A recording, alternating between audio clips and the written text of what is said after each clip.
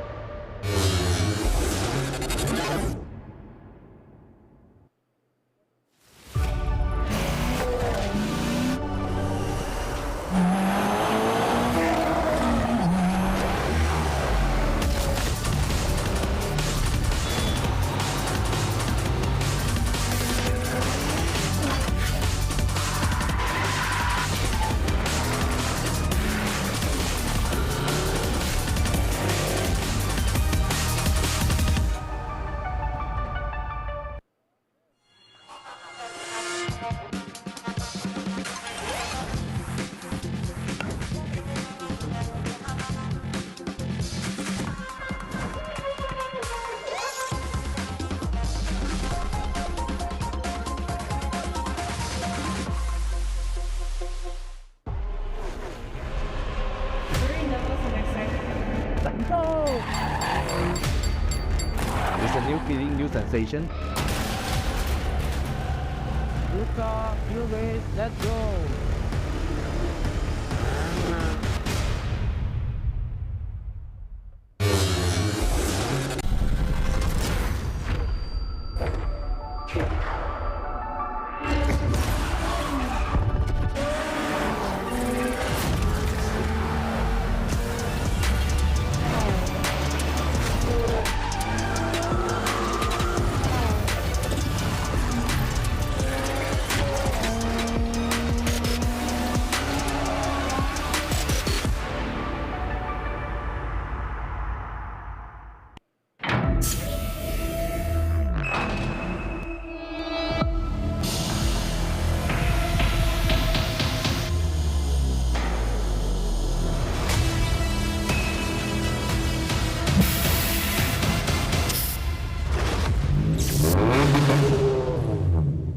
Oh, honestly, it was pretty hot. Happy to bring the car home in first place and cleanly.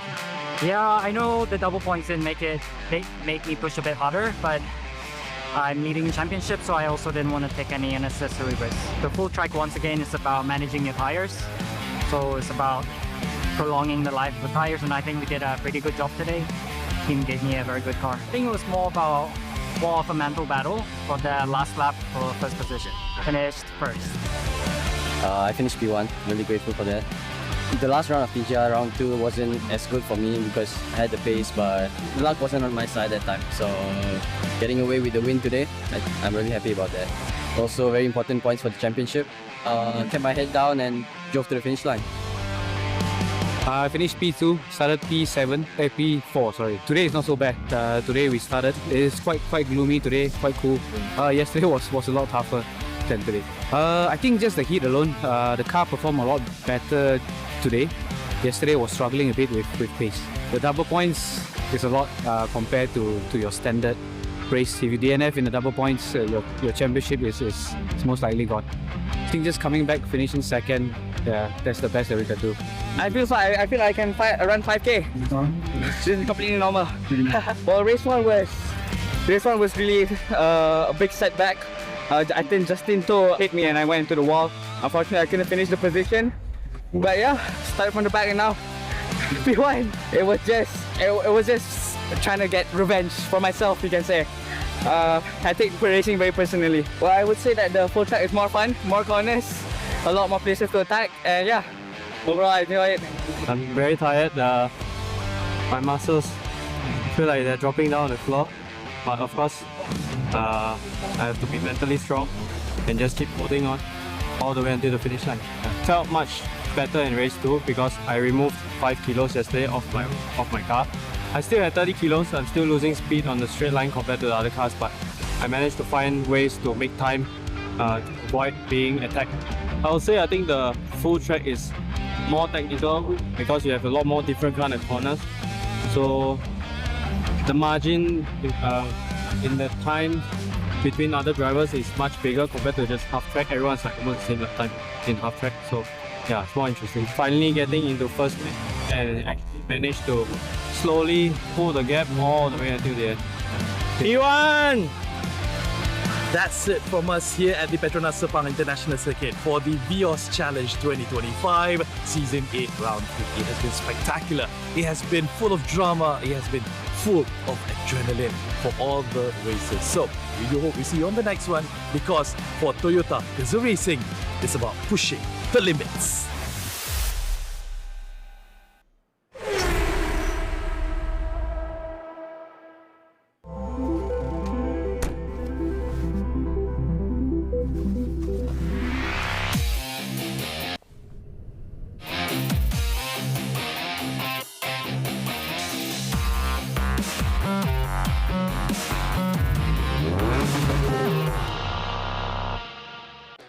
Hi there.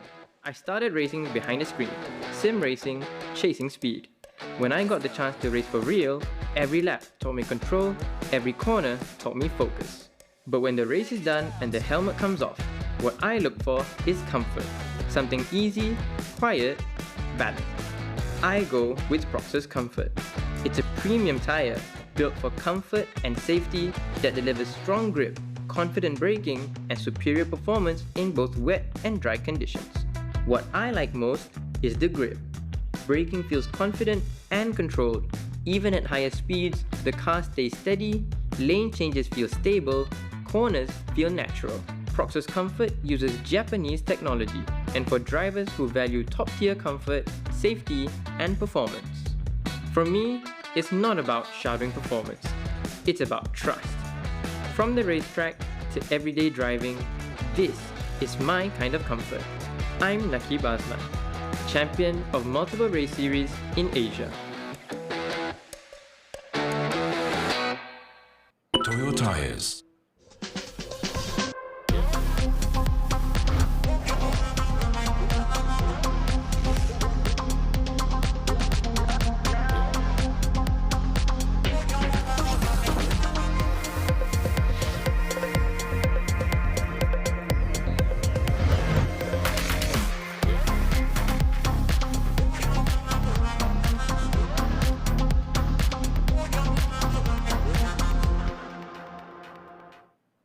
Second.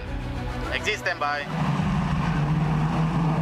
5, 4, 3, 2, 1. Go grid. The goal is always to win. It's a long race, so let's see what we can do. Over 6 seasons, every year, 45 racers compete for a place on this podium. This is Gazoo Racing. Good race. Oh my god, that was the hardest race I've ever raced in my life, man. Oh, up to the last corner. Oh. This is where champions are built. Yeah! Ready to race. Talents uncovered. I mean, tomorrow is a new race. Plenty of opportunities starting from P3, so I'll try to make it work. It's a new day.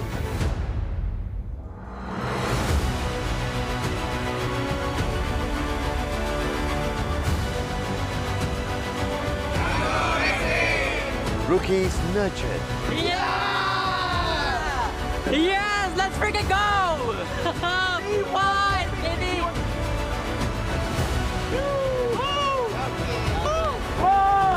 Let's go!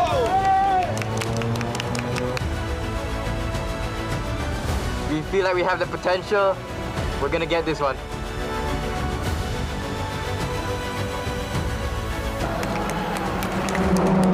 This is Gazoo Racing.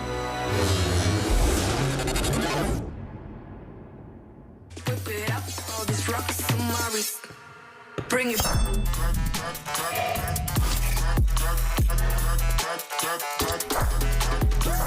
Keep it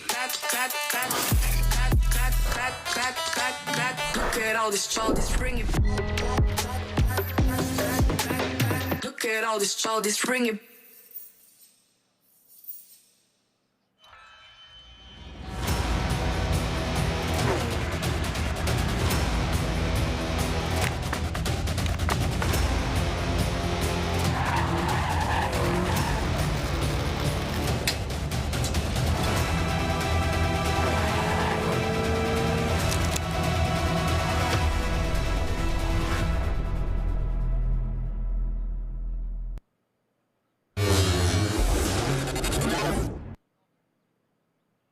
Just what on earth is Gazoo Racing? Gazoo Racing is a spirit.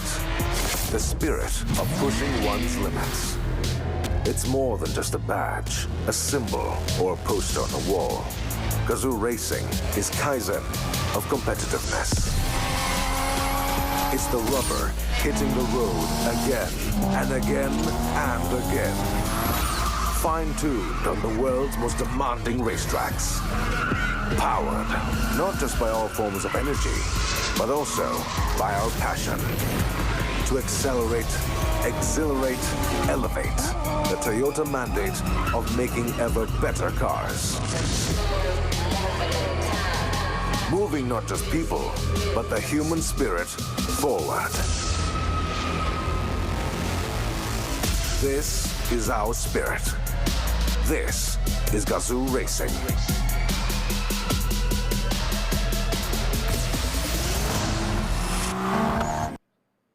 Toyota. Move your world.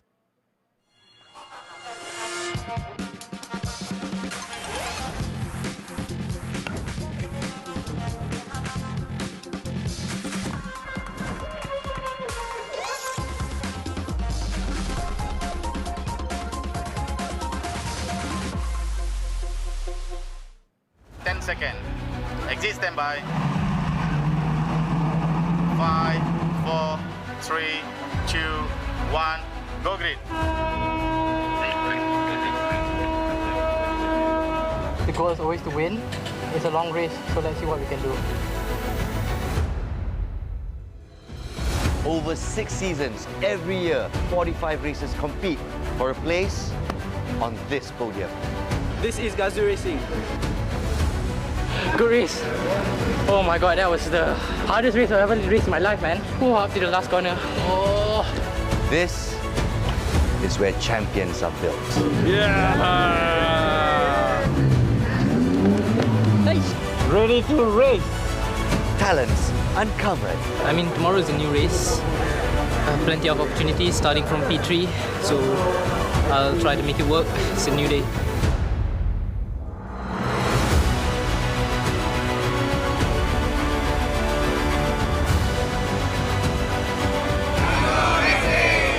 Rookies nurtured. Yeah! Yes! Let's freaking go! P1, baby!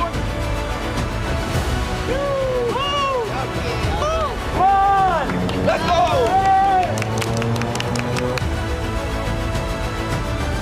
We feel like we have the potential. We're gonna get this one.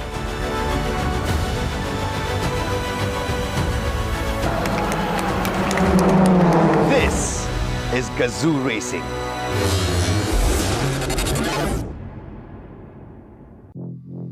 Gravity. It can't hold us back if we keep moving forward. Limits. We stretch them, break them, set them. Our passion, unbeatable. Our devotion, unstoppable. They call us speed chasers, the fast lane philosophers. Engineers of ever better motorsports bred cars. Driven by endurance, precision, and raising bars. Designed for the spirit of racing within us all. Running the perfect lap, closing the seconds gap. Then, doing it again, but faster. Nothing stops us pushing the limits for better. This is Gazoo Racing.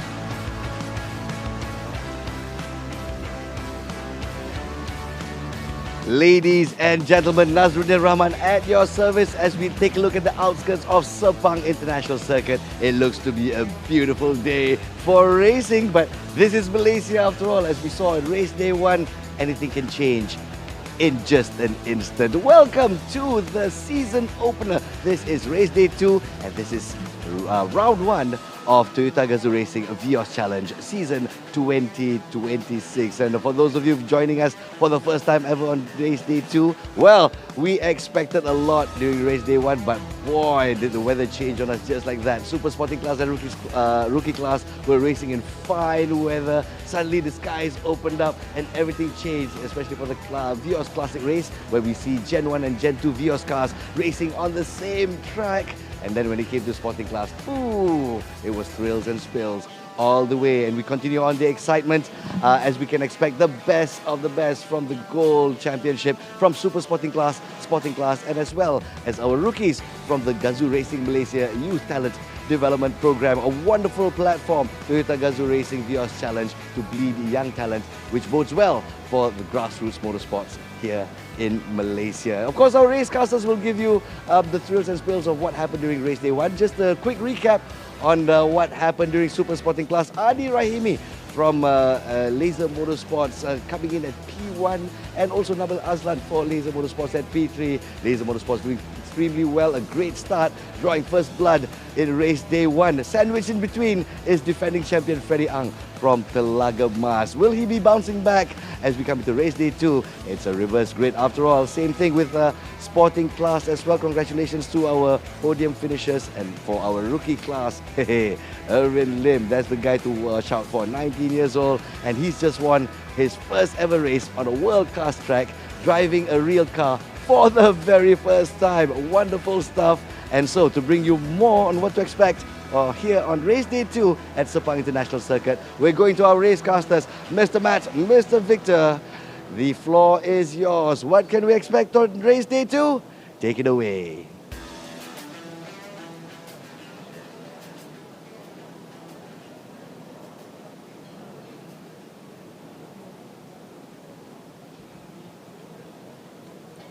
Mic this.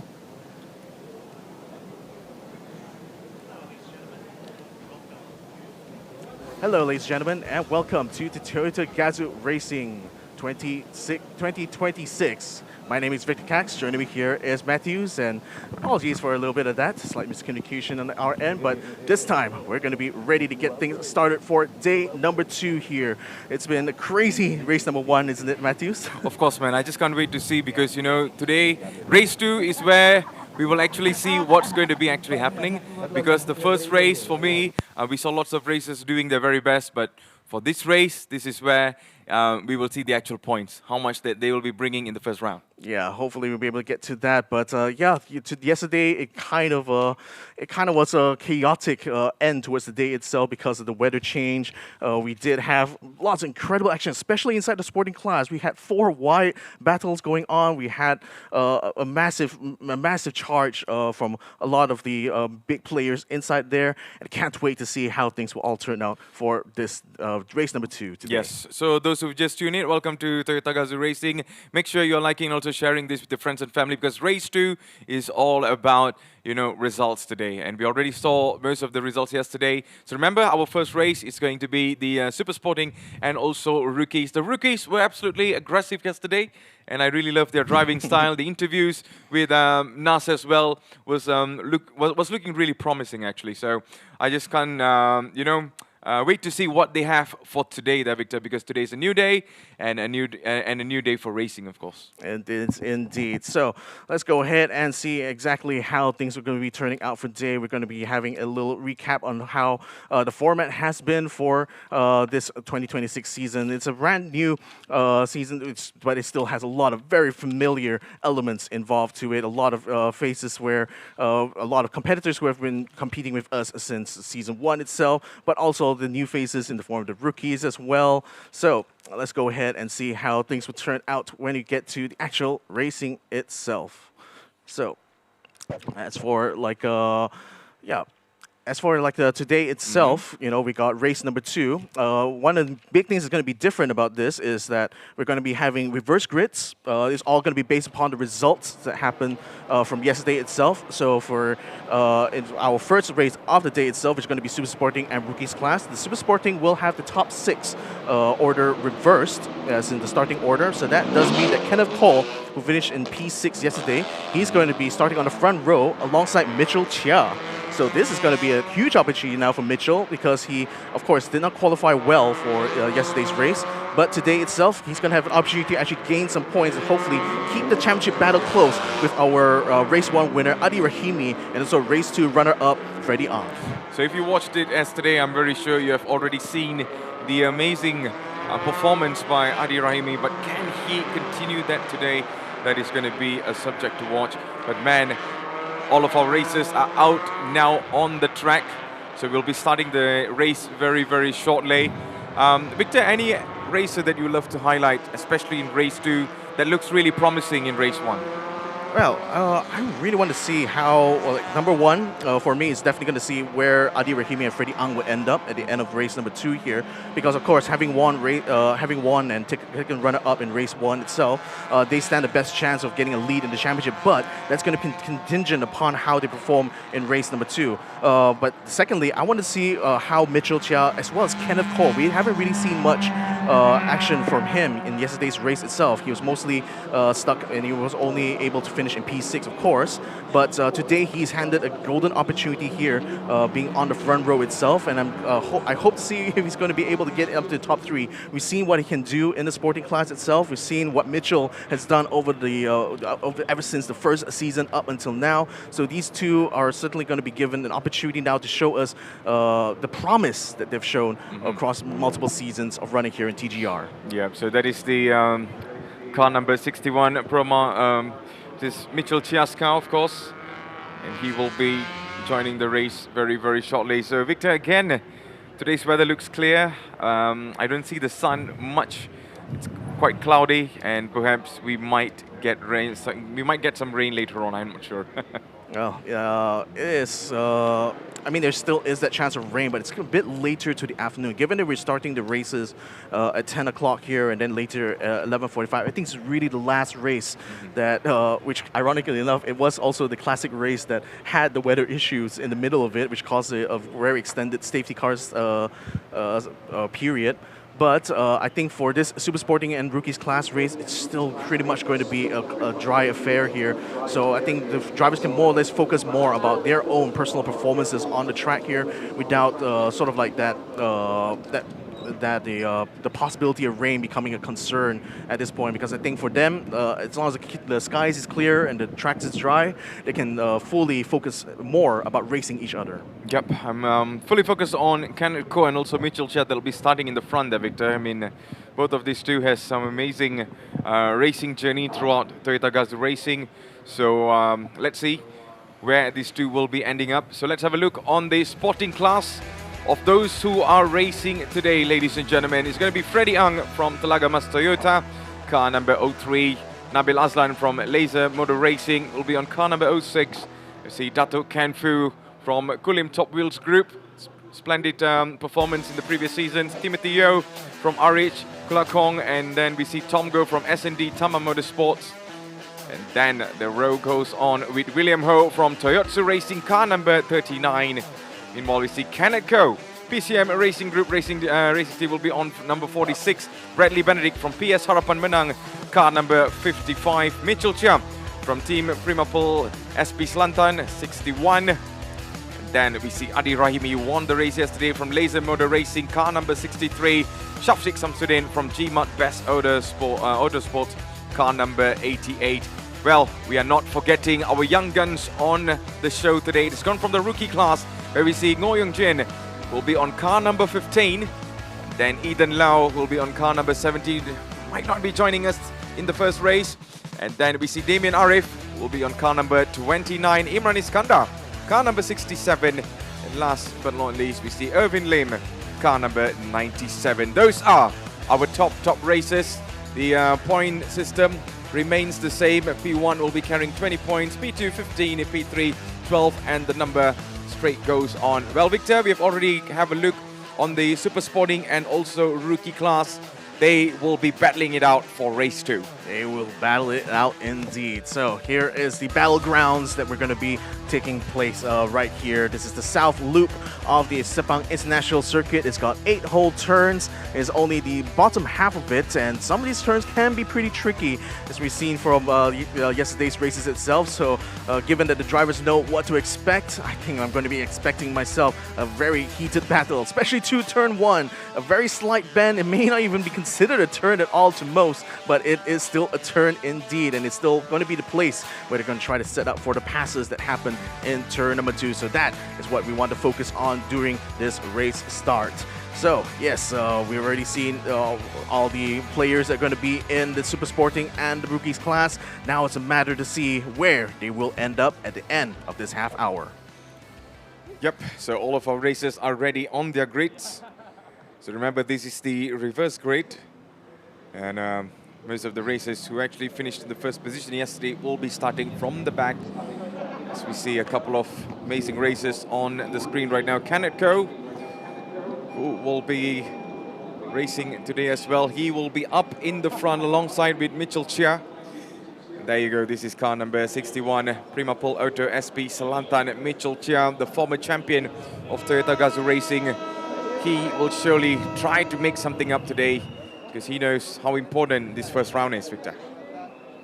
Yeah, there's Bradley Benedict. He also had actually a brilliant run, all things considered. His past season had not gone his favor because of various issues, but this time looks like everything is up and running well. And being on that second row, this is also a good opportunity for him alongside Kenneth and Mitchell, both of whom are actually good friends of his as well. So a bit of friendly rivalry, I expect, going on in that front row. While we see Nabil Aslan, also a very hopeful driver here. First time in this new team here in Laser Motor Racing, and he's starting in front of yesterday's winner here. So he's going to be carrying the hopes, I think, going into this first lap. Yes. So those are the names that you are seeing on the screens on where they will be placing themselves in the grid. So ladies and gentlemen, of course, this is the race 2 of the Toyota Gazoo Racing Super Sporting and also Rookie class. First race of the day. Remember, we got Sporting and also the Vios Classic Challenge that'll be coming up. We're on board with Freddie Young, car number 3 from Telagamas Toyota. Then he will be trying to put on some performance today. And this is car number 63, the beautiful livery of Adi Rahimi from Laser Motor Racing. What a performance he had yesterday, Victor. Oh, what a performance indeed. Qualified so well. A 1:23.3 is one of the fastest times we've seen in the first day of practice and also doing qualifying itself. So really hopeful to see he's going to be able to do the same thing when he comes here today. And given that he is starting in that third row itself, he's got a lot of work to do should he wants to recapture the lead and eventually the win. So a lot of hopes are going to be resting on him from Laser Motor Racing itself. Here is the big boss, Mr. William Ho. He's certainly very excited to be starting here in 7th place, just right behind where all the front runners are. And given that he is in that position, he's pretty much going to be the gatekeeper, I feel, for most of the others in the grid. Tom Goh is going to be starting alongside William Ho himself. Had a mildly disappointing qualifying run, but did manage to make it up in the race and hopefully be able to go on the up and up when it comes to race 2 itself. Here is number 10, Datu Ken Fu, who has gotten the promotion coming up here into Super Sporting class after a brilliant run as runner-up in last year's Sporting class. Then, of course, last but not least, we had Timothy Yo on screen there, who unfortunately had to retire yesterday after his car suffered a mechanical fault, but certainly no fault of his own. Today is going to be redemption day, hopefully, for Timothy. Yes, yesterday was a disaster for him. Hopefully, he recovers from what he was promised to do, and let's hope he does his very best. That is Alex Hume, a former F1 driver from Malaysia. The only one, of course.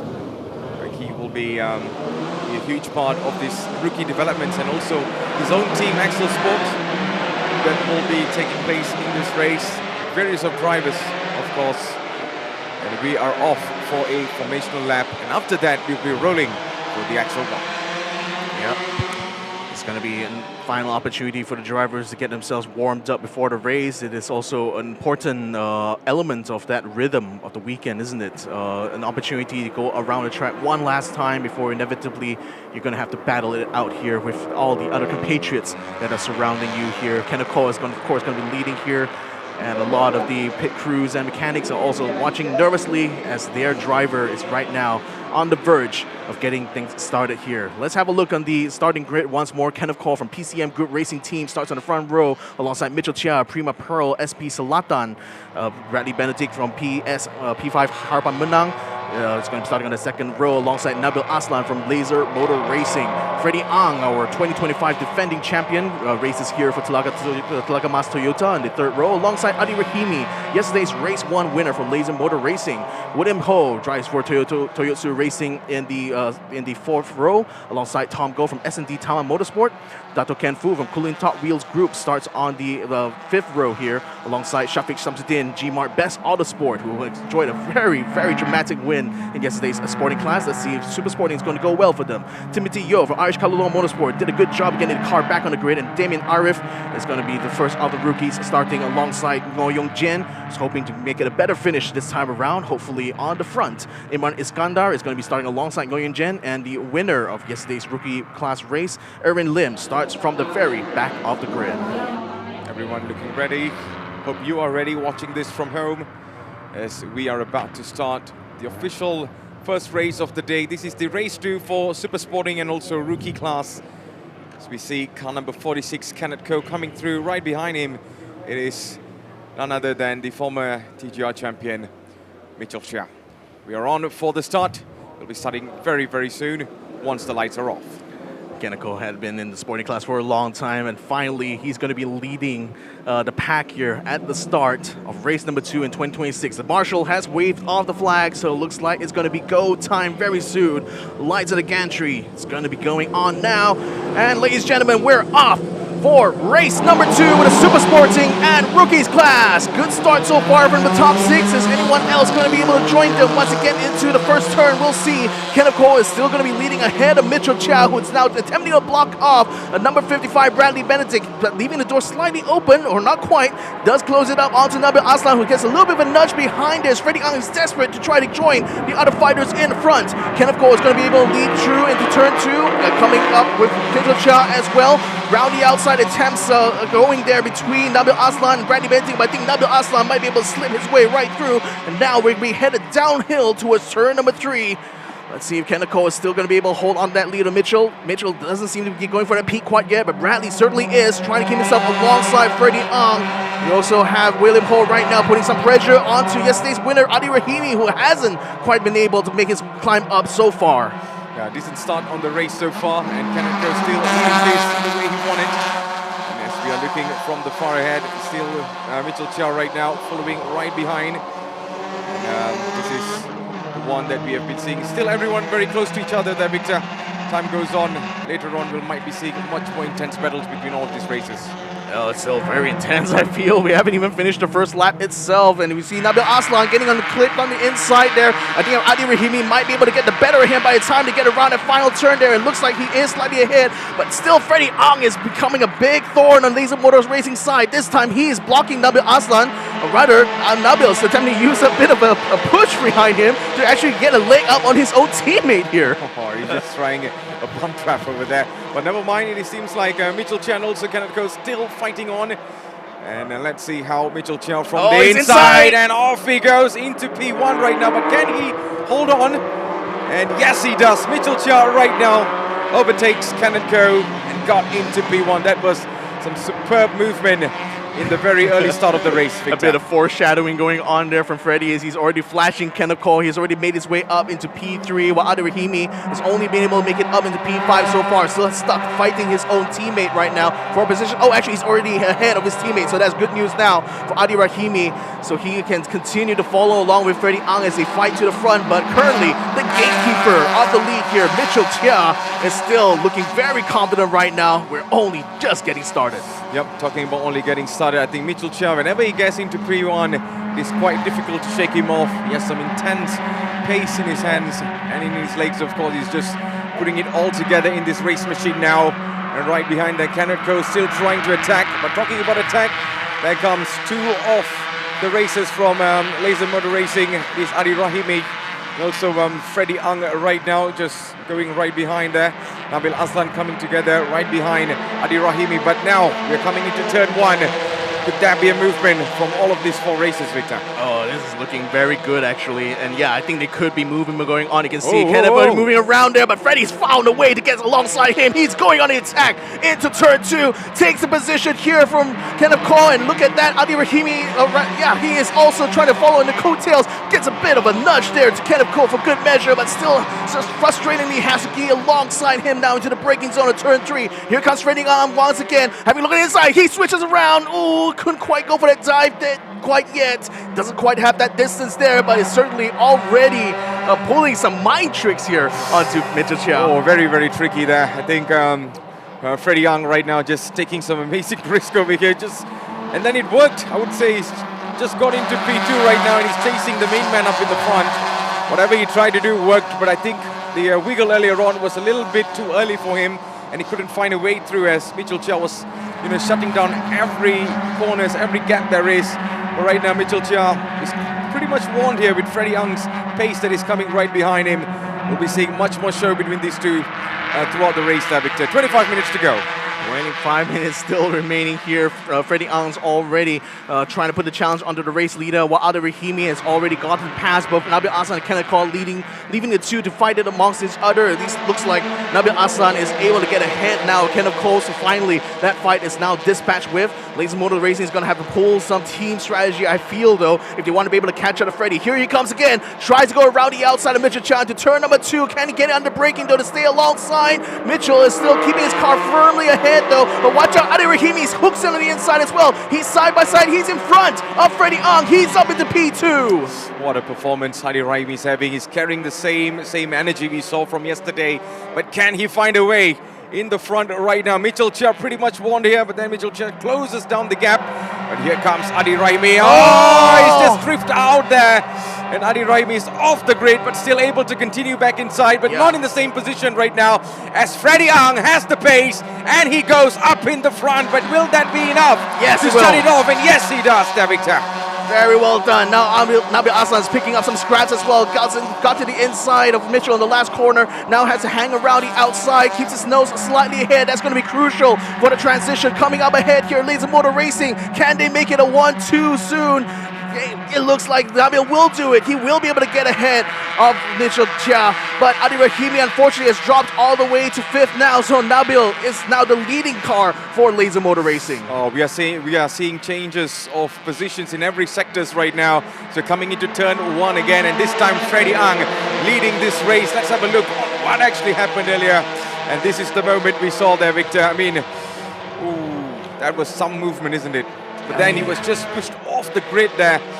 He wasn't expecting that car number 63, Adi Rahimi. I think Mitchell, he was really trying to keep maximum speed through turn 3 just now. And, especially with Freddie Ang pressuring hard like that, he is forced to go a little bit wide. And unfortunately, Adi Rahimi was pulling some IQ moves there, trying to go around the outside while letting the two drivers scrap. But unfortunately, got caught out there by Mitchell going wide and thus had to take off of the road in order to avoid coming to collision. So very unfortunate for Adi Rahimi.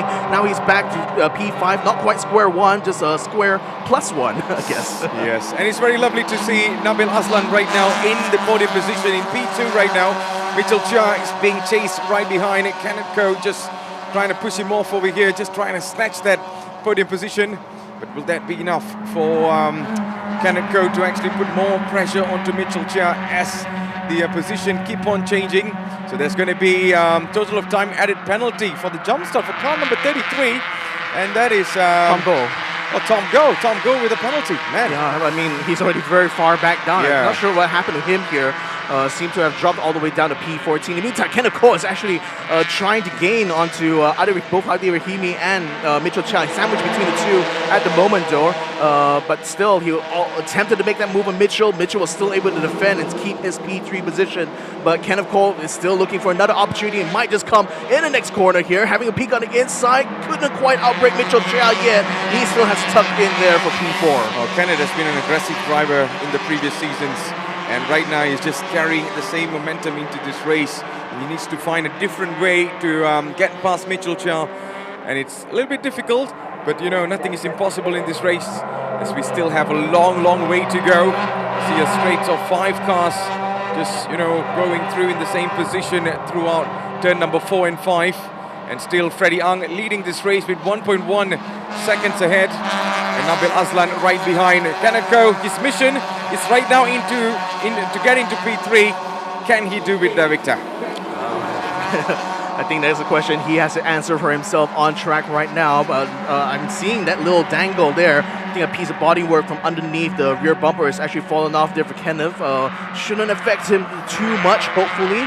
Seems as not affected his ability to fight at all with Mitchell Chia, so constantly keeping close even into the final corner. But he's still also got to be mindful of Adi Rahimi, who's still looking to try to regain positions behind. He's actually getting closer to Kenneth this time on the main straight. This could get a little bit hairy now going to turn 2. Yeah, Adi Rahimi just pretty much locked into Kenneth Ko now, while Kenneth Ko is locked into Mitchell Chia as we're coming into turn 1 and 2 again. Everyone is on a razor focus on the screen and trying to see where this race is heading to, as Mitchell Chia still holds into P3. We see Adi Rahimi just lurking behind, just waiting for an opportunity. Meanwhile, Freddie Ang is trying to get away from the rest of the pack with 1.4 seconds gain over here. And Nabil Aslan still trying his very best to close the gap, Victor. Also seeing Timothy Yeo still having to struggle right now in P8. He did qualify in a much higher position yesterday, how he hoped he was going to be a monster top 4 in the fight today. Let's have a look at the rookie class as well here. Imran Iskandar has successfully wrestled the way into the lead here for the rookies, while Ngoyon Jin is back into P2 once more. Look at that, around the outside here goes Elvin Lim, trying to fight against Shafiq Samsudin.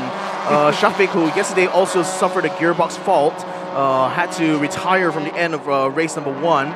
But he's going to be back fighting here, but unfortunately he's going to be a little bit mixed up here amongst classes, so hopefully he'll be able to catch up to the rest of the Super Sporting soon, although Tom Go is also on the same quest as well. He's actually caught up to Shafiq, so looks like we may have a battle between the two of them here as they attempt to try to jostle it out for 12th place.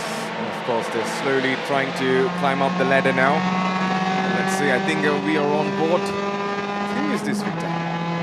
Oh yeah, it's Dato Kanfu. Yeah, he is the only one who'll always have that the inside. Yes, the view from the camera there, of course. And right now, still Freddie Ang leading this race in P1, and that is Dato Kanfu, where we saw the POV of driving from the inside, who's always giving us the pleasure of seeing what's happening from his point of view. But there you go, this is the race leader, car number 3, Freddie Ang, with 19 minutes to go. Can he be the one winning this race, especially in race 2, the opening race for day 2, I would say. Right now, Telaga Mas Toyota would be really proud, but we still got a long way to go, while Kenneth Ko still on a mission to hunt Mitchell Chia for P3. Still on a hunt indeed. It's still getting close enough, but not enough though to make the pass yet. You can really see a big gulf is forming between Mitchell Chia and Nabil Aslan, who is continuing to pull up ahead into P2 this time. So that's going to be an improvement from race 1 here. But Adi Rahimi is still frustratingly stuck behind these two drivers. He thought he had an opportunity going around the outside of turn 3, but that ended up with him taking to the grass and unfortunately losing a lot of momentum as a result, putting him back into P5. So now he's definitely going to be a lot more careful to see when will be the best opportunity to strike, especially when you know that Kenneth Ko is still trying his best here to fight Mitchell Chia. He's hoping that the scrap, or rather he's hoping to stay out of that scrap, I should say, for Adi Rahimi here, so they can at least slip on ahead, join his teammate here on the top 3. Yep, it's all about the mental and physical focus for these 3 racers right now, because one slight mistake could cost them. And right now, Mitchell Chia still holding on the P3. Can he able to get the podium position he wanted throughout this race? And look at how Freddie Ang right now has gained 1.7 seconds, leaving Nabil Aslan behind as he is extending his gap in his race lead. Meanwhile, we are razor focused for the P3 now. This is the 3-way battle between Mitchell Chia, Kenneth Ko, and also Adi Rahimi, who's just coming right behind in P5. Yesterday was a spectacular racing by Adi Rahimi. Qualifying was a really masterpiece of a performance, and even on the track was just sweet. But can that be repeated again today with 17 minutes to go?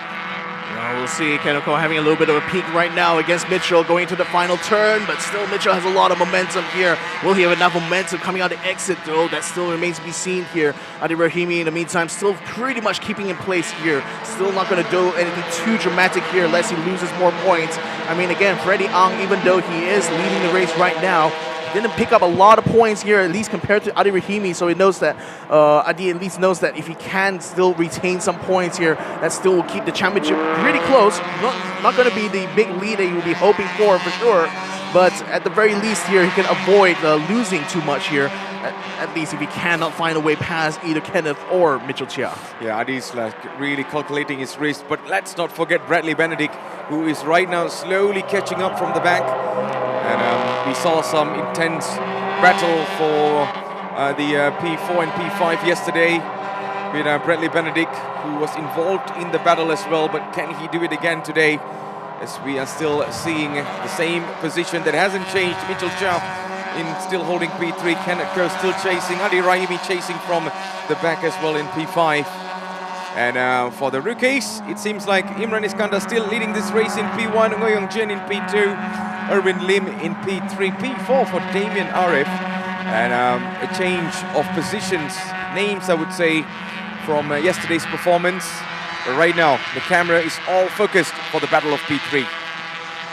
Still very focused on this one here. I mean, I was saying that it looked like it was holding place. Not quite. It's actually putting a lot of pressure onto Kenneth Cole.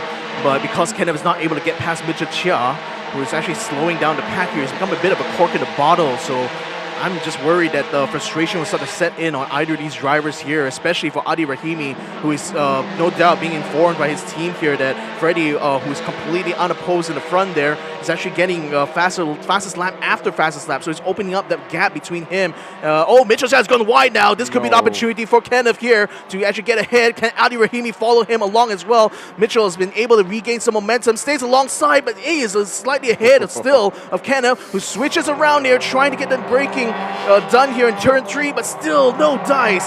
Somehow Mitchell survives another round here, and oh boy, Kenneth Cole is now putting more and more pressure. He actually is touching Mitchell going into this corner here. Is it going to be a bit of a bumper run here? I hope not. But Mitchell still is holding tight, so is Kenneth. Adi Rahimi also waiting in the wings here, still looking for the opening, still looking for the opportunity. Oh, that was some tricky movement earlier on. And Mitchell Chia, like what you said there, Victor, he survived that disastrous of a mistake. And we almost thought Kenneth Cole might be capitalizing on that, but he did not. So we saw Mitchell Chia able to recover that as fast as he could. But right now, Adi Rahimi is the one that is putting extra pressure onto Kenneth Cole. And this straight here might determine that. Let's see how things will unfold as we are coming into turn 1 and 2. Very shortly here, Mitchell Chia still holds on into his position, which is the podium position in P3. Meanwhile, we see Kenneth Ko and also Adi Rahimi just lurking behind, waiting for an opportunity. But so far, it seems like Mitchell Chia is in control of the situation. And also, it's also worth noting, actually, for the audience at home, that Adi Rahimi is carrying an extra weight on his car, 20 kilograms, I believe, which is the success ballast that he earned from yesterday's race win. So that's also another thing that's hampering Adi here, because otherwise, I would actually have... I would also actually have thought that he would be able to get past this battle here, but yes, the extra 20 kilograms of weight is actually enough to sandbag him so far in this fight here. Not able to get any advantage against Kenneth, against Mitchell here.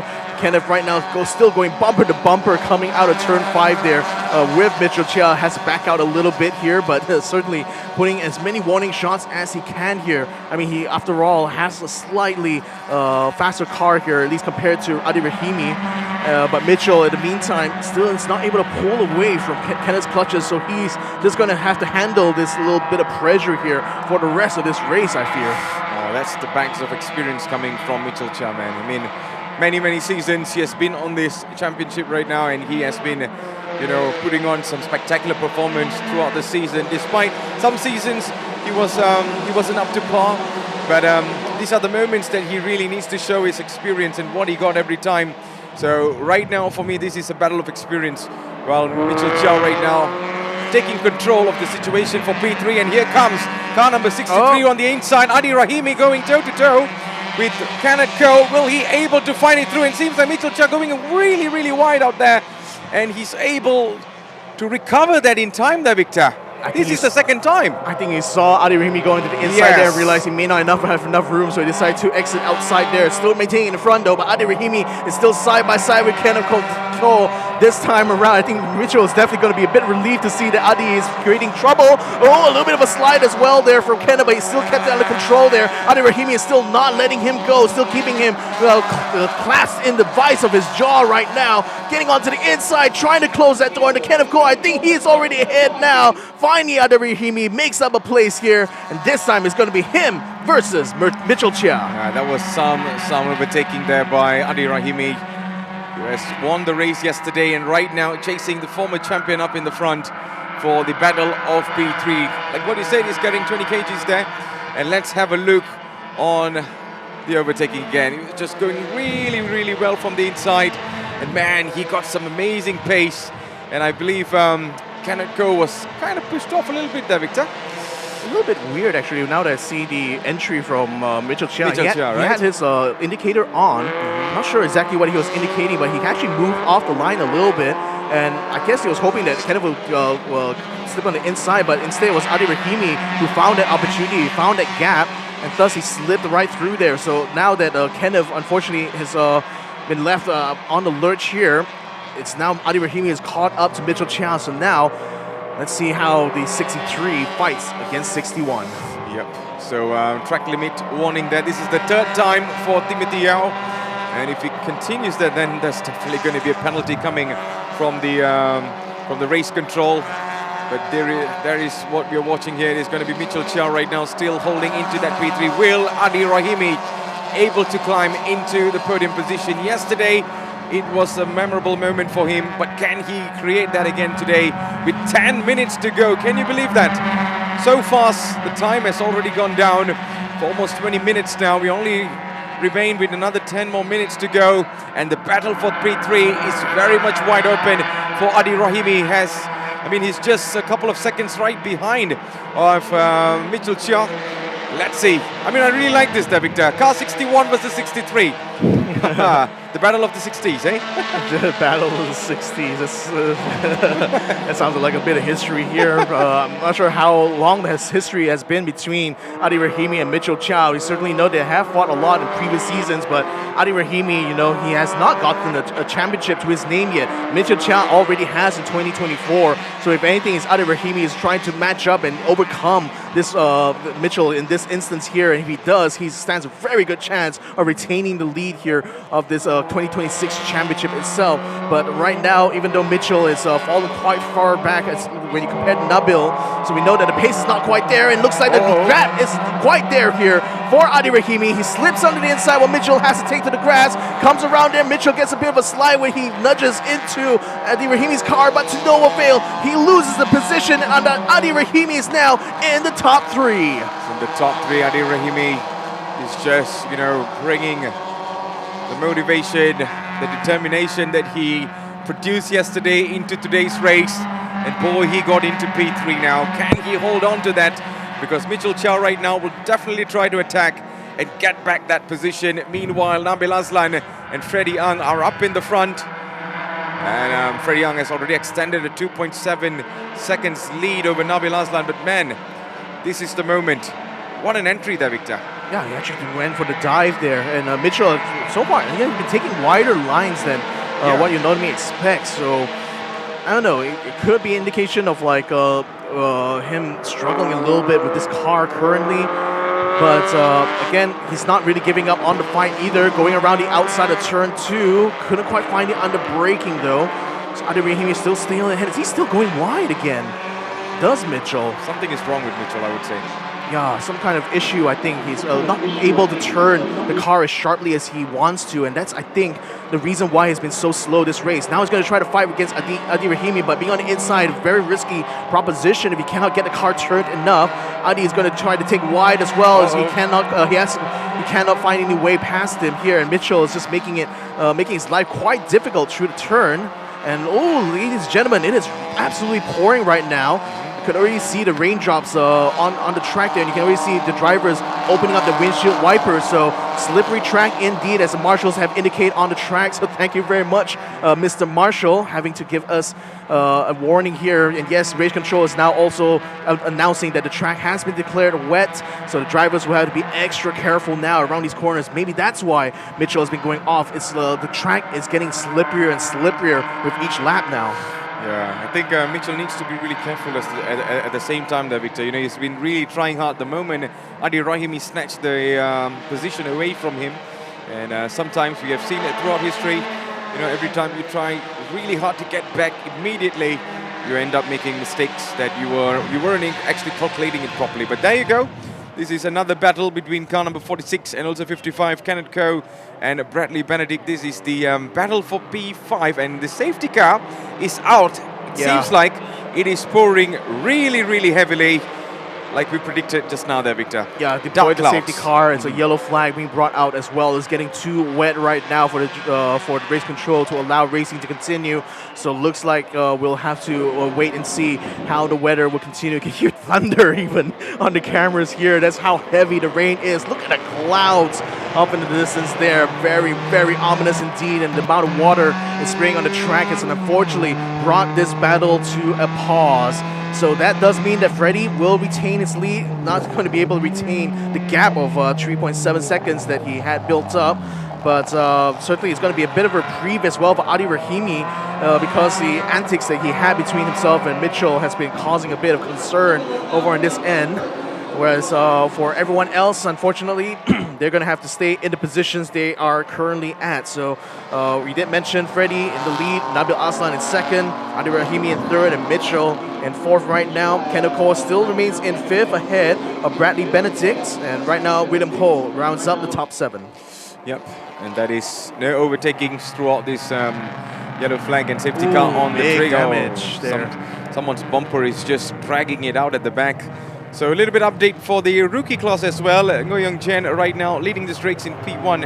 Imran Iskandar in P2. P3 for Erwin Lim. And P4 for Damien Arif, who will be at the very back. So that is a small update on the race leadership so far. For the rookies there, Victor. But man, will this affect a lot for the race there, Victor, especially when the safety car is out and there's a possibility of this race ending with safety car. I mean, the biggest effect certainly is that there's not going to be an opportunity to fight for positions now. With 4 minutes and 44 seconds remaining, unfortunately, if the weather does not let up quickly, the track condition does not dry up sufficiently here, we may not even see the racing resume here. And as for the car that we saw having the big damage, there was Tom Goh, who had a rookie behind him. I certainly hope for that rookie's sake that he did not run into the back of Tom Goh when that safety car did get called out, because that would be very, very unfortunate there, especially for the rookie here. Getting into contact with a car from who you're not actually racing in is a big, big no-no. And, well, I hope Tom wouldn't be too angry about that, considering the fact that right now we're pretty much on a pause here thanks to the weather conditions. Yep, very, very wet conditions on the track right now. This is car number 15, Ngo Young Jen, the race leader for rookie class. And seems like a good day for him, especially, you know, with another 3 more minutes to go and he's in the front. Unless we see the racing resumes again, then we might see a couple of last-minute battles like what we saw yesterday. But so far, this is what's happening, ladies and gentlemen. We just tune in. This is the Toyota Gazoo Racing Vios Challenge Season 9. This is race day 2 as we are underway with the first race of the day, Super Sporting and also Rookie class. And we are just minutes away to find out where all of these races will be putting themselves in the leaderboard side.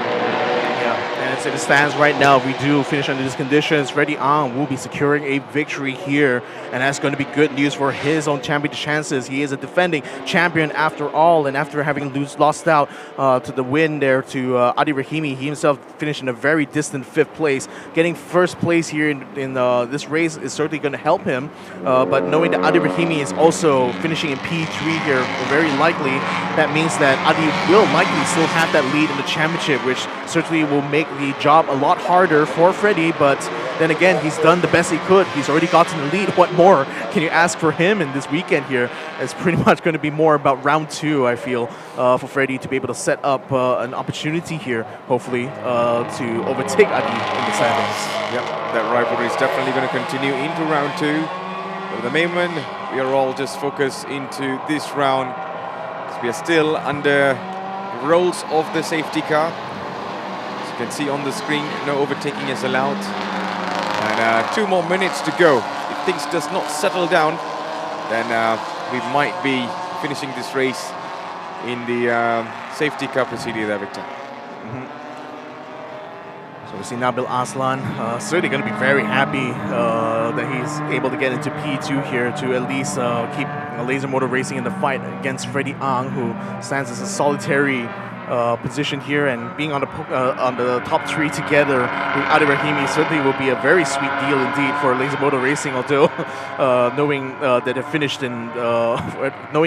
in this kind of situation, being on the top 3 but not getting the win so many times in past seasons, certainly it feels deja vu very much for Laser Motor Racing. In spite of the fact they're sporting a brand new livery and a brand new title sponsor, last lap is brought out here, ladies and gentlemen. So I don't think we're going to be going for a resumption of the race. Looks like we will indeed be finishing after safety car. Yep, the safety car is the one that actually in the front. And I think, I do not know there, Victor, how do you think about finishing this race with the safety car being out? I mean, it's like inevitable. Like sometimes, I mean, we had the opportunity yesterday because the rain did let up in the middle of the classic race. We were still able to see some racing action towards the end, but unfortunately, because the rain situation is such, the race control is not able to release the safety car here, and because we've run out of the time here, the race will have to conclude at the end of this. We don't do overtimes like in other kinds of sports. This is motor racing after all. So unfortunately, we will still finish on the safety car. The results will still hold. I mean, it does mean that number 1 still will go here to Freddie Ang and the Telagamas Toyota team here. So they're very happy with that anyway. And certainly, I mean, again, it's all about it's all about the whole race. It's not about who battles it out in the final lap. If you're in that position and you're leading when the checker flag comes out, you are automatically the winner. And Freddie Ang will be receiving that. Definitely would hope to be receiving that at a much faster pace here as the safety car pulls in the pits to allow the drivers through. No overtaking will be allowed until they get a control line. But once they get a control line, the race is effectively over. So Freddie Ang is now cruising along with the rest of the group here, and he's got his hands out the window to celebrate victory. The first for him in 2026. The defending champion wins race number 2. Coming in hot here together with Nabil Aslan, Adi Rahimi. Laser Motor Racing makes it a 2-3. Mitchell Chow makes his way up into P4, while Kenneth Cole finishes P5 to make it to the final step of the podium here in TGR. Yep, splendid racing in the super sporting and also rookie class. And the ending had to be finished with our safety car over here there, Victor. Despite, what was happening earlier on. But we saw some amazing battles from the start. And it was absolutely entertaining until it was pouring heavily. And then the safety car had to come out and, finish this race in the way that what you're watching on the screen right now. But this is the man of the moment, Freddie Ang from Telagamas Toyota. The team will absolutely be proud of his performance. And what a start of the season for Freddie Ang, Victor. What a start indeed. I mean, again, definitely would have hoped it would be a better start. He was hoping to finish a lot higher in race number 1, but a race win in 2 certainly could be a good one as well. All things considered, it's still a good weekend for him, in spite of losing out in the first race to Adi Rahimi. For Adi, though, I think more crucially for him, being able to get past Mitchell and Kenneth Cole before the safety car came out is a big boon for him, because finishing in P3 here means that he keeps that championship lead. He goes into round 2 as the defending championship leader here, and that's certainly a position that is unenviable for some, given that you have a bigger target painted on your back. But for Freddie Ang, the target for him is certainly going to be a repeat of 2025. So hopefully this is going to be the first of many steps to come.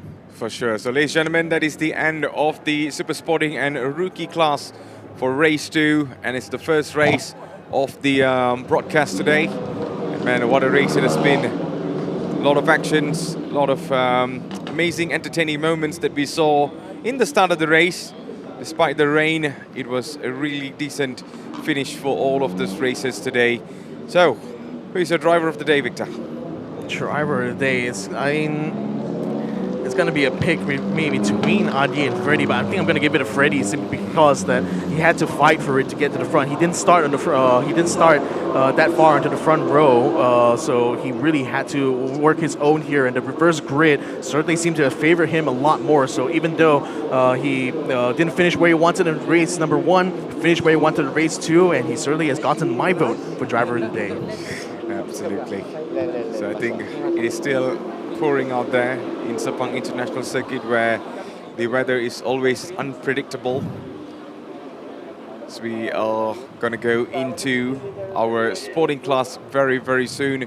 Well, Victor, your final takes on the Super Sporting and Rookie class. Yeah, I guess I'll leave the final take here for the rookie class because, we're having the results come up again, so let's recap once more.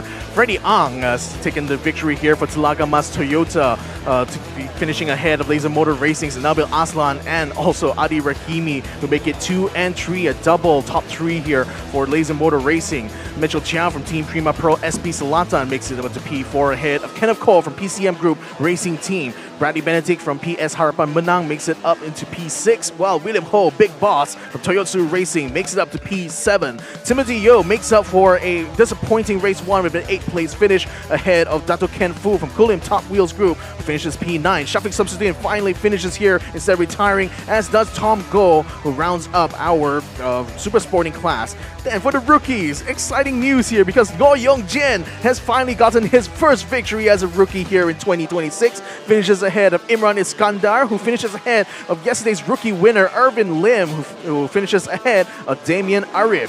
So, yep, that is all the results here, and here is our winner of race number 2, Freddie Ang, just climbing out his cockpit, feeling very elated as well. He's all celebrating right now, man. I mean, what a performance by Freddie Young today. The team, Toyota, I mean, Telaga Mas Toyota will definitely absolutely be proud of him. And let's hope he carries this winning momentum in the next round, of course. Well, Victor, now you can tell your final thoughts. Yeah, now the final thoughts. It's good. It's actually a good comeback here for Freddie Ang. All things considered, like he did qualify in P2. You know, I should mention that he still had the pace this weekend, just didn't quite finish where he wanted in race number 1. So this victory here certainly will keep his defending champion hopes alive here. But knowing that he has a lot of things to do here, it's certainly really a welcome reprieve to be able to see the highlights once more. Now, this is on board with Dato Ken Fu, where we saw Tom Go fighting alongside Timothy Yo, going downhill in the very tricky part, which is Sector 2. Then this is where Adi Rahimi tries to go around the outside of Freddie Ang and Mitchell Chia. Mitchell, unfortunately, caused Adi Rahimi to go off, and that was what dropped him down to P5, forcing him to lose out in that fight with Freddie Ang to be able to get into the lead. Then in the meantime, we saw Kenneth Cole and Mitchell continue to scrap out what Mitchell was being a cork in the bottle for both Kenneth as well as Adi Rahimi, constantly going wide. So I do suspect there still is maybe that turning issue, because I'm also seeing that as well, even when the track was still dry. And this is where Adi Rahimi managed to slip onto the inside of Kenneth Cole, successfully wrestling away the position from him. And then all he needed to do was to find a way past Mitchell Chia, which he does do so on this part here, and finally was able to finish in P3. Then, immediately after this, a bit of rain started to pour as well, as drivers continuing to fight it out. Adi Rahimi still managed to hold off Mitchell Chia long enough for the safety car to come out so he can confirm his P3 finish. But more excitingly, especially for Telaga Mas Toyota, they were able to finish in first place here for race number 2 under the safety car, of course, but a victory, still a victory nevertheless. Yep, ladies and gentlemen, that is the end of the Super Sporting and Rookies. That is the recap of what actually happened throughout the 30 minutes race. And I hope that you've already captured all the moments that you might have missed throughout the race with this highlight. And it seems like a splendid, splendid performance and result for Telaga Mas Toyota, which is Freddie Ang and his team. So you are back with us on the studio. Well, Victor, now you can actually, tell me what you can expect in the sporting, because we're pretty much done with the super sporting and the rookies. The rookies, I just want to say good luck on to the next one, because this is the first step towards greatness.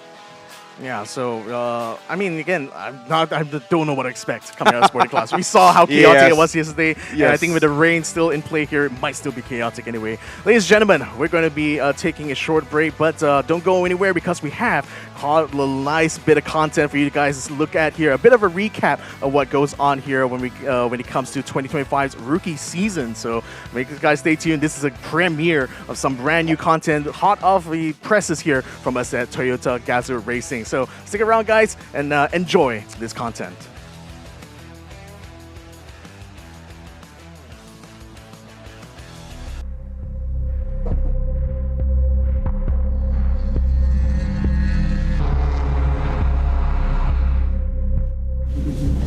Okay, so first time here? Yes, my first time here. Okay, good to have you. Just tell us a bit about yourself. So my name is Harkesh. I'll be turning 20 this year. I'm from Ipoh, Perak. My name is Justin Rakodev. I am 20 years old, turning 21 this October. Hi, my name is Ian James. I'm 22 this year. I was born in Kuala Terengganu. I'm raised in here, KL. And I'm here for an interview to be a part of the Toyota Gazoo Racing Rookie Program, Season 8. And I'm currently pursuing a degree in biotechnology under India International College School. If you were selected for this rookie program, would you have time to commit to it? Yes, I'm ready to be fully committed to this program. Because you're in college, right? I just finished my foundation. Because we're also looking for drivers who are committed, serious about this. Sometimes, and I know school's important, but you need to find a way to attach your dates. I believe that I am at that phase of my racing career where I need to take things to the next level. I look at this program as a perfect opportunity to kickstart someone's racing career once they've done simulator karting, and also once they are ready to get to the next stage. And obviously, it's been a dream of mine ever since I started racing to be a part of this program. I think Toyota Gazoo Racing is a very good platform to do that. I am ready to put in the work and push my limits for this.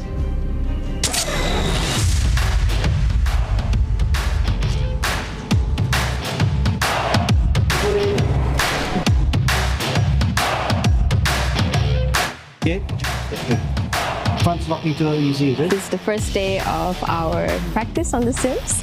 And right now we're on the Formula 4 cars, we're on the Okayama circuit. So we're just getting used to the track, learning the lines, and because it's a different car and all cars handle differently, especially a single-seater, it's more sensitive. So we're learning how to really adapt, from a touring car into this. So a lot of adjustments. Jamie, maybe we turn it over here? Maybe a brake bias is a bit too much to the rear as well. Alex and our mentors, Nabil, they are just taking a look at it from the back and seeing just how we're doing on the sims, especially on our pedal work as well as what our hands are doing. And then after that, just going some theory and going through, our data and what we did, and just try to apply it again and try to be better. Real bit under braking, make sure you make it silly line. When you swing it, we go like this, it's hard to be active and so she's building, keeping the grip. Never going beyond the slip angle of the tires, This is why we do the data. That's why all of you listen to the data, because you always need to hear what others are saying, because you get 6 times more information than if you're just doing it by yourself. So right after our sim training, obviously I think the next step will be to hit the track. Do you know how to drive a manual? I do, I keep forgetting. So at the moment, the rookies are just feeling out the car, just getting a feel of how a Vios exactly is, the manual one. How's it feel? I think you're a bit far away. You could probably go a bit closer if you ask me. Try and heel and toe. It's a bit of a stretch. That'd be better. Just be wary that sometimes your leg moves faster than your hand. So like when we're trying to pull it in, we end up letting go a bit too quick, and then it messes with the synchro. So other than that, just get a feel of it, get as comfortable as you can with the car. If you have any questions, let me know. It's our first time meeting the rookies as well. Well, it's my first time meeting the rookies. What we want to do today is, I think, get them familiar with the car, get them up to speed with, I guess, how to get a lap around Sepang first, right? Before getting quick, how to finish the lap. Well, basically, for a lot of them, it'll be the first time on track. Some have maybe driven on track before, but for at least half of them, it's going to be a new experience. So we'll just help to guide them and any questions they have. These cars, the steering wheel, once you start the car, they're quite light, power steering. The gears, one thing about the gears, they're quite manja, so you don't want to like smash through the gears. Voluntarily agreed to participate in the Toyota Gazoo Racing School, organized by UMW Toyota Senambara. You've met the instructors already. They've showed you the car and the Vios that we'll be racing at. These are last year's rookies cars, and what we're going to do this morning is just get used to driving it in the car park first with the instructor. You need to make sure you know how to change gear, don't do anything bad to the car. These gearboxes will last a whole season, no issue. But if you're a bit rough with the gearbox, don't get the timing right, you can break the synchro mesh quite easily. Third gear can get... It's quite normal for rookies to be a bit brutal, but that's what this first 3 days is learning how to drive the car in a nice, safe manner. All right, for day one, let's ballot the keys.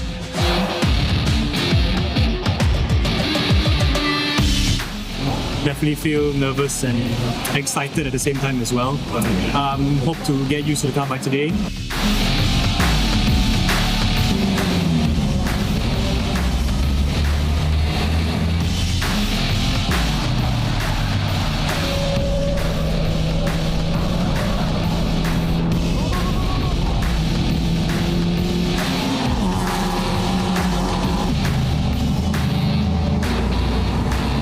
How's it? I like it. You like it, right? I like it. Good, good. Last corner, you're not using all the road, are you? Driving like far out? About the shifting second to third. Okay. No, then shift up early and just use all the road. Turn in a little bit earlier. So like turn 4, attack the curb on the right. Keep the weight on the front and then it will rotate. So still braking? Yeah. So it looks like it may rain later. I must admit I am a bit excited for the rain because it really tests a driver's ability to really handle the car in all kinds of situations, and I'd rather it rain now than during the race for the first time.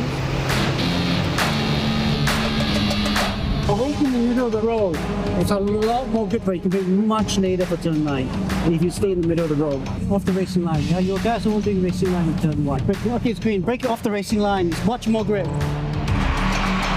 Got to turn in, trail brake a little bit. Once the car's turned, as soon as the car's turned, off the brake, full throttle.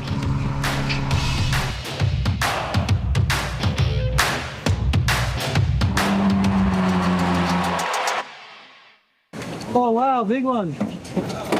What happened? Well,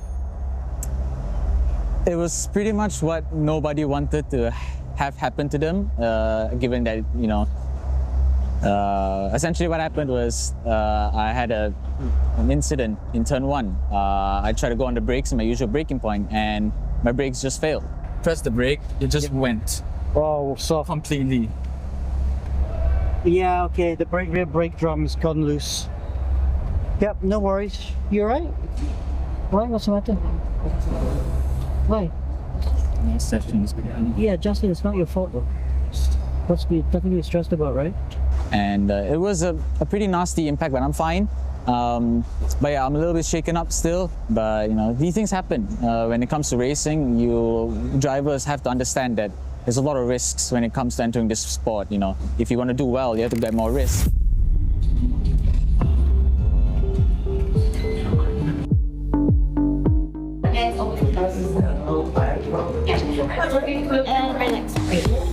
So ladies and gentlemen, we are here at the physiotherapy center right now. As you can see, all of the rookies right now are doing their fitness testing and stuff like that. So this is a upper body agility test.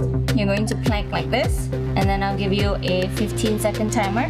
You're going to have to tap outside. You have to tap outside your hand, not inside, not on, outside. 6, 7, 8, 9, 10, 11, 12,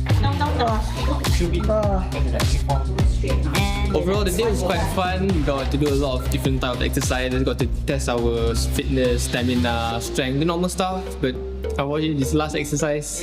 Oh, really killed me.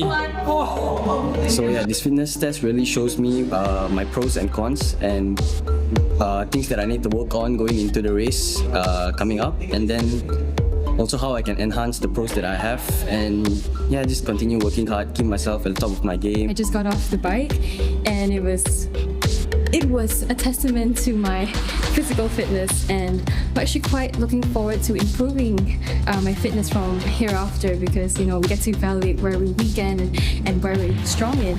So feeling a bit tired, but nothing out of the water, and stretching down, cooling down, get up.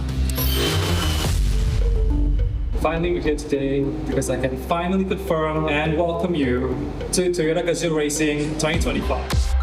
So I came in today not actually knowing I was going to be officially a rookie, so that was actually a pleasant surprise. We just had our photo shoot, the official photo shoot, so the stuff you see on social media, our faces, our Vios face and all that stuff. We pretty much just did that. So after our photo shoot, we actually met up with Dr. Ravi. He's the president of Toyota Malaysia. And he gave us actually quite a bit of advice, as well as some of his life stories.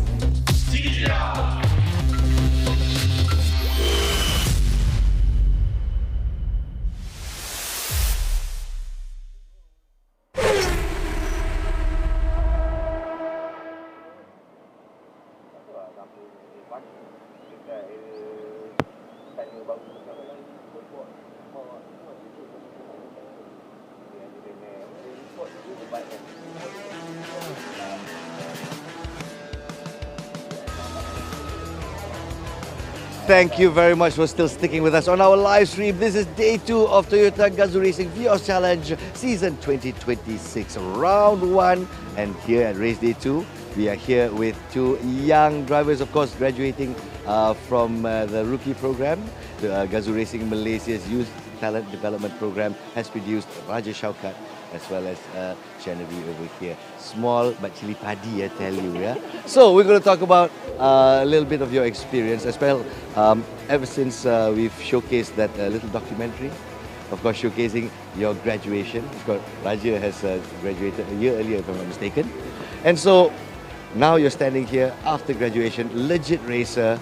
How did you feel for the Vios Classic race? You guys were racing in Gen 2 and you were leading really well yesterday until some engine trouble came. So walk us through that process. Raja, how did you feel? Because you started the race.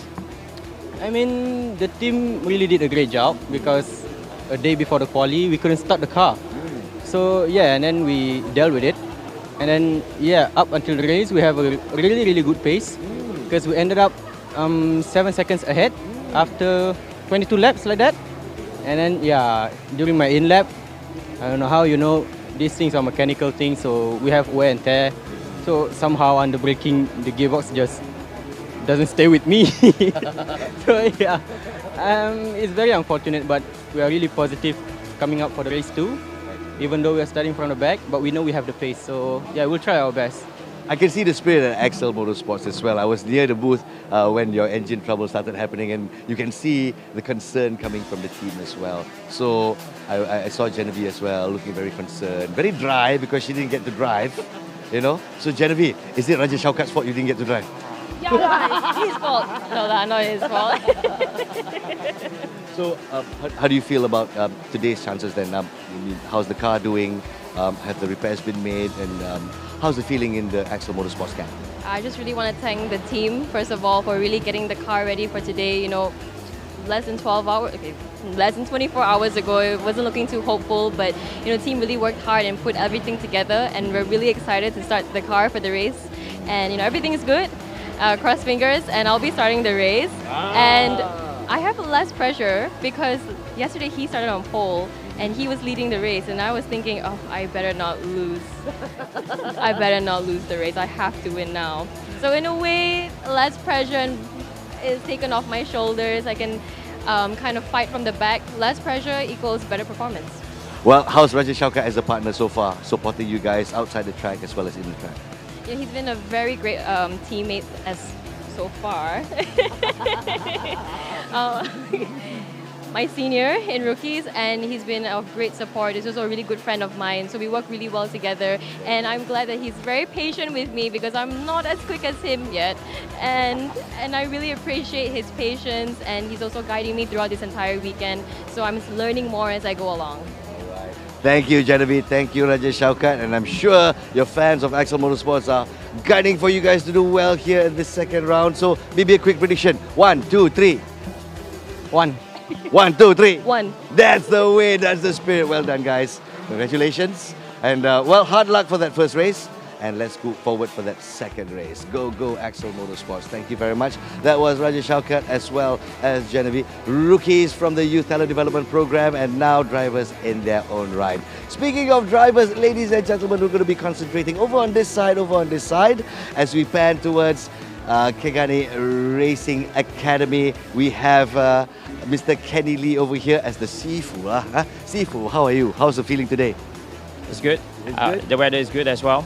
Well, it looks like Kenny Lee likes wet tracks. And Yin Yi, you did a fine race yesterday, coming in second place, the both of you, for the Vios Classic race. It rained halfway through, and it looks like maybe because Sifu likes wet weather. Is this true?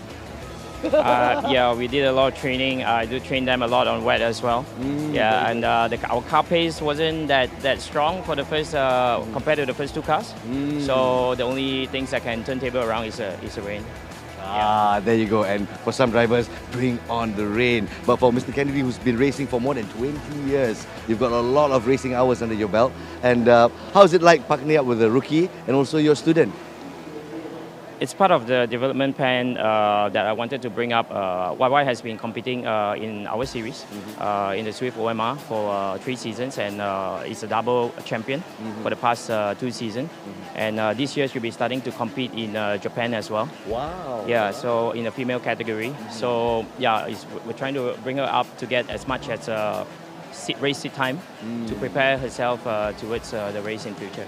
Many people feel that the Toyota Gazoo Racing Vios Challenge is a great platform or training ground to bleed young talent. So for young talent yourself, Yinyi, how does it feel like racing in the TGR series? And how do you feel it's improved your racecraft? I mean, for Toyota Gazoo Racing is very fairness, and then we can really compete very competitive. So I think we can learn a lot of close fight and racecraft over here. How long have you been tutoring under Kegani Racing Academy? It's my 3 years with Kenny. What, 3 years and you're so young? You started 9 years old, is it? I don't know. I hope so. I hope so. Well, speaking of hopes, of course, coming in second place for the Vios Classic for the very first race of the season. What are we looking at? We just finished some wet weather right here. It looks like conditions are quite favorable for Kenny. Hopefully for yours, Inji, as well. What are your expectations for this next race? I hope that the safety car won't intervene the race. Hope that we can enjoy the weather. I think the trickiest part of the race is always when it's damp condition. Track is ever changing, so I think that will take a lot from the driver. That should be fun. So I think it's a good test for young drivers as well. Very good. Looking forward to that. Yinji, how about you?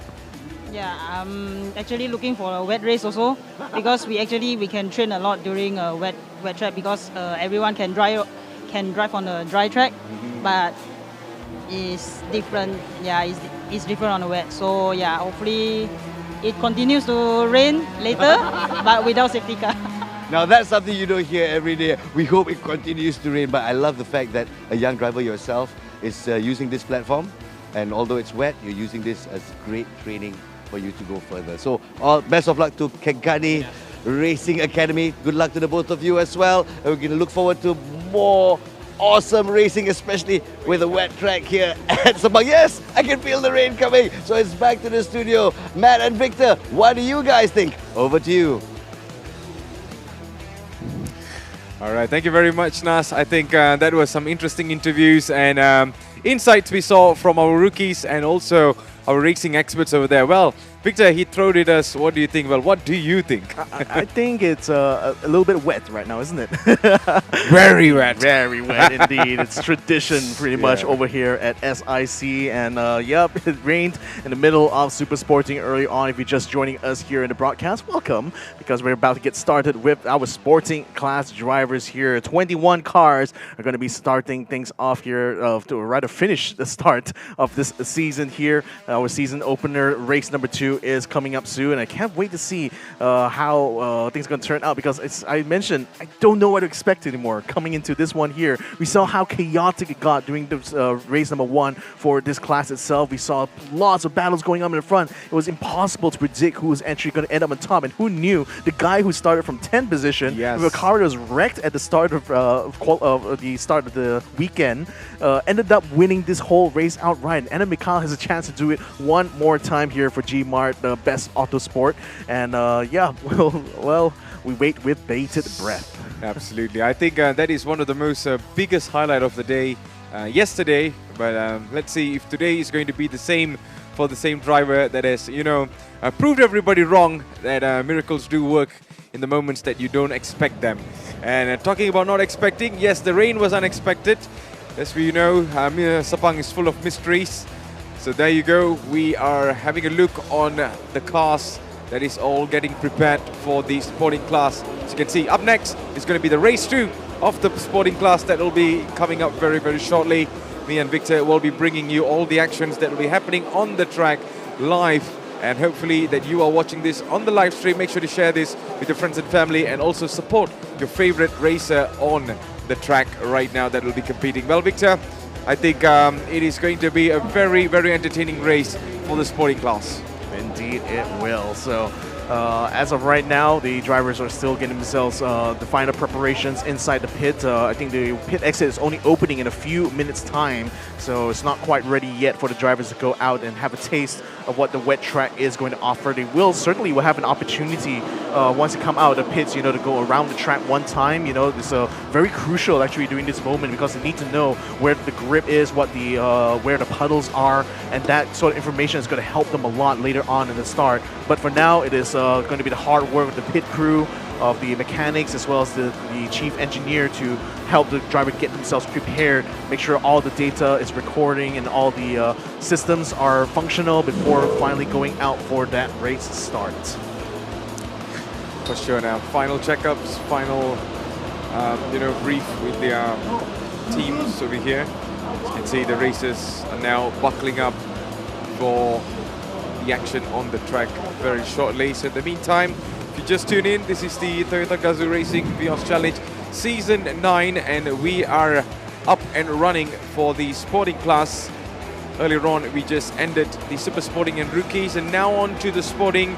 And just to remind you again, there will be the Vios Classic Challenge that will be happening right after the sporting class. So stay tuned for that as well. We've got some interesting performance and names that will be participating in that as well. And yeah, Victor, I think some of the cars will be out very soon.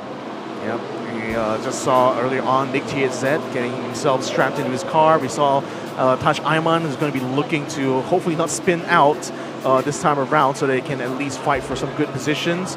Here's car number 99, which I believe is Arvind Azmi of KMS 333 Motorsport.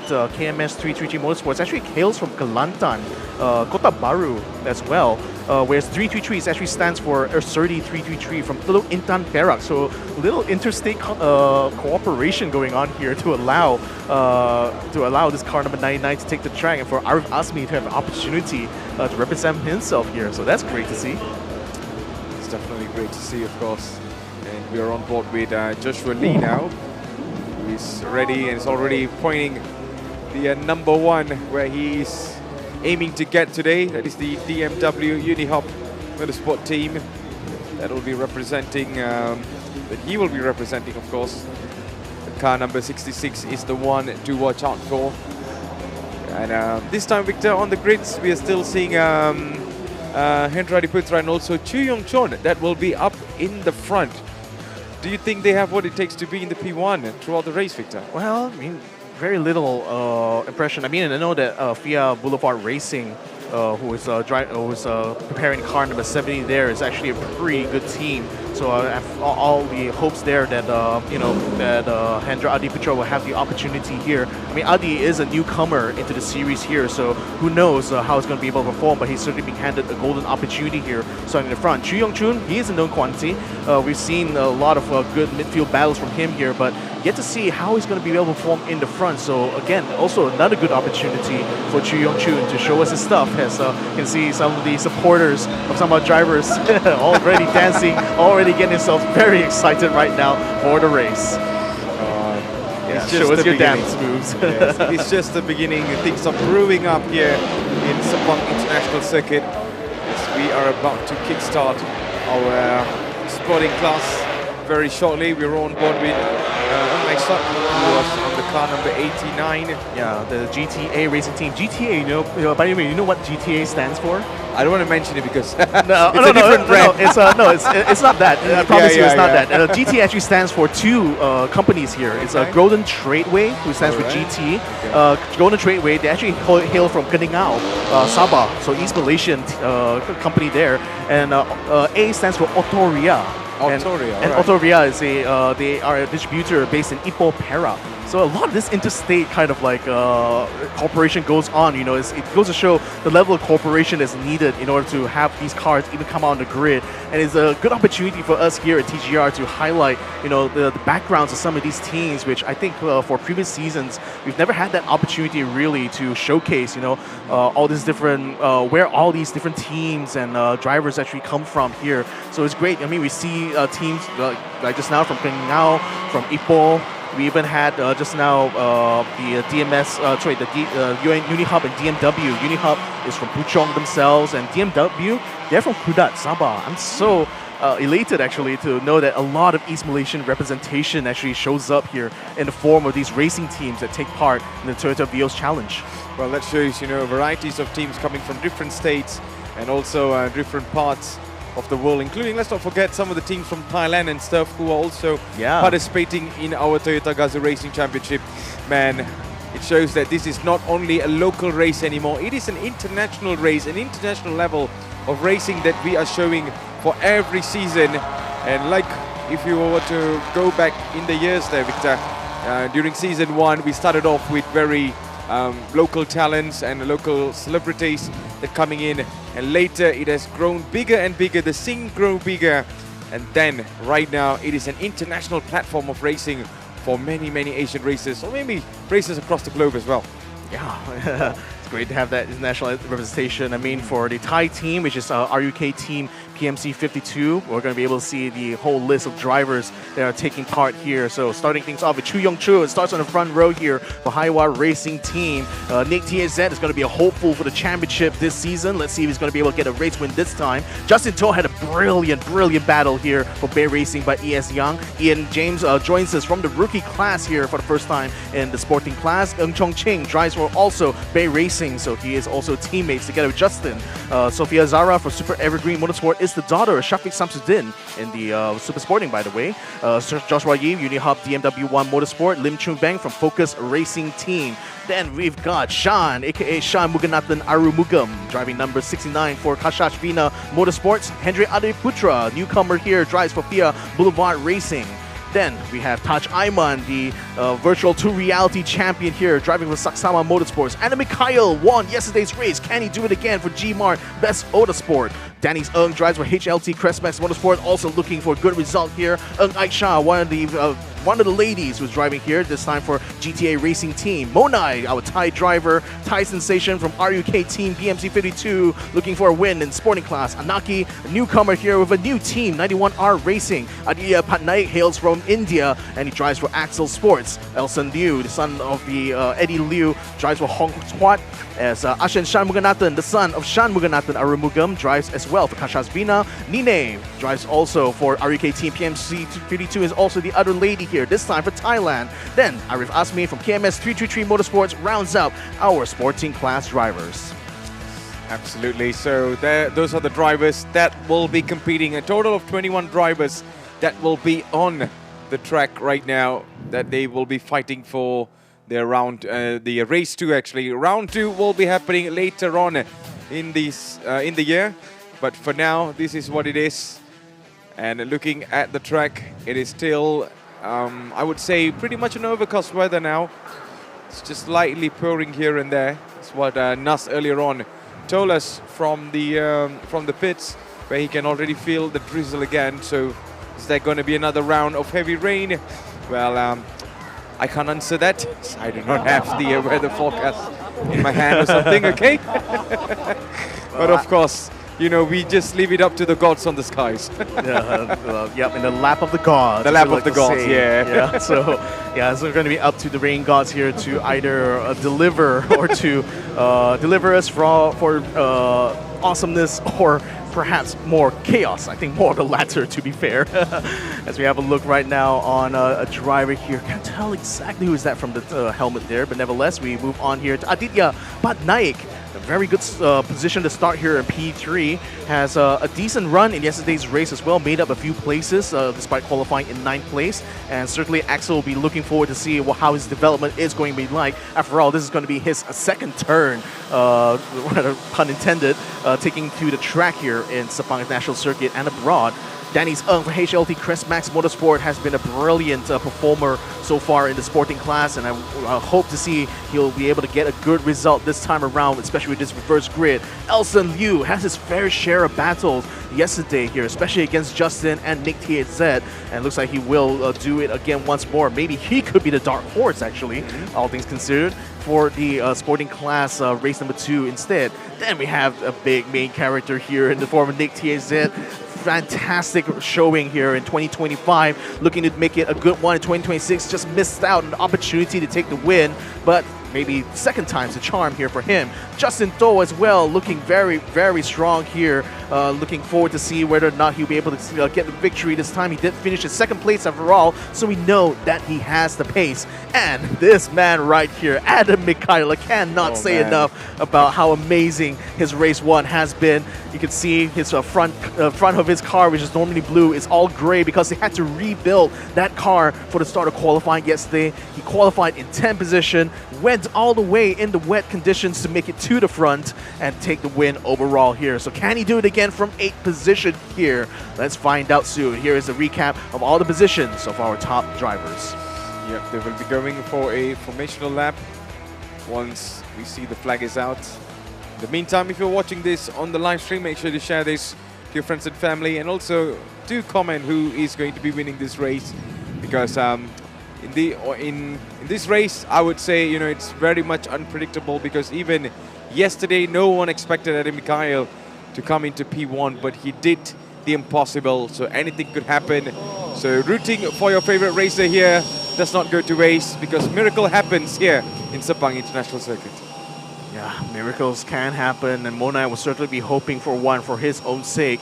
Qualified very high up, but now he's going to have to focus hard here, starting from P10, and knowing that there's a reverse grid as well, so some fast drivers will be within his vicinity during this first lap itself. Car number 66, Joshua Lee from UniHub X UMW Motorsport. See whether or not he's, he's certainly having a lot of good spirits in his end here, even though he's starting somewhere in the middle of the field here. Then we got Ariz Asmi here, KMS 333 Motorsport, looking pretty confident, even though he's starting in the 6th row effectively. So a lot of cars between him in the front and the back as well. And we're also having a look at Merkat Kareta Kanananda, aka Nine. Definitely much easier to call her Nine in that regard. She unfortunately got stranded, so she has to start from the back. Ng Chong Ching is here with us here for Bay Racing by ES Young. Very far off from where Justin is, but knowing how strong Bay Racing is, I'm expecting that he's got a very good platform to work things out from this position. Well, everything is just, you know, being really calm on the track before the storm kicks in. Yeah, and a bit of a storm, actually. I just got an update from production here that we have a delay to the start, and I expect it's because race control needs to have a check on the race conditions here. There we go. The marshal helpfully showing the drivers as well, informing them that the start has been delayed. So we're going to have to take a little bit of a breather right now as the teams no doubt going to be reacting to this here to see to just watch their weather radars really to try to eke out if they're going to be able to get a good start soon. And yeah, you can see it's still, you can see some puddles. This is actually closer to one of the curbs here, I believe at turn 2 or turn 3. You can also see it's right there next to the tire barriers. Oh, okay, so actually this is not on the track. That's actually a puddle on top of the tire barriers here. And there comes the safety car. Whoa, look at that. Even a slight little fishtail as it comes around to enter the pit lane there. No, I was about to say even the safety car isn't safe. With that slide, you know. But no, I'm just joking anyways, ladies and gentlemen. We're going to be starting this race very shortly. Yeah, I mean, the safety car is definitely one of the jobs, they have to do besides, helping control the race during unsafe conditions is also to judge the safety of the racetrack. And, yesterday I saw that when they were going out to do their recce, you know who was actually driving the safety car?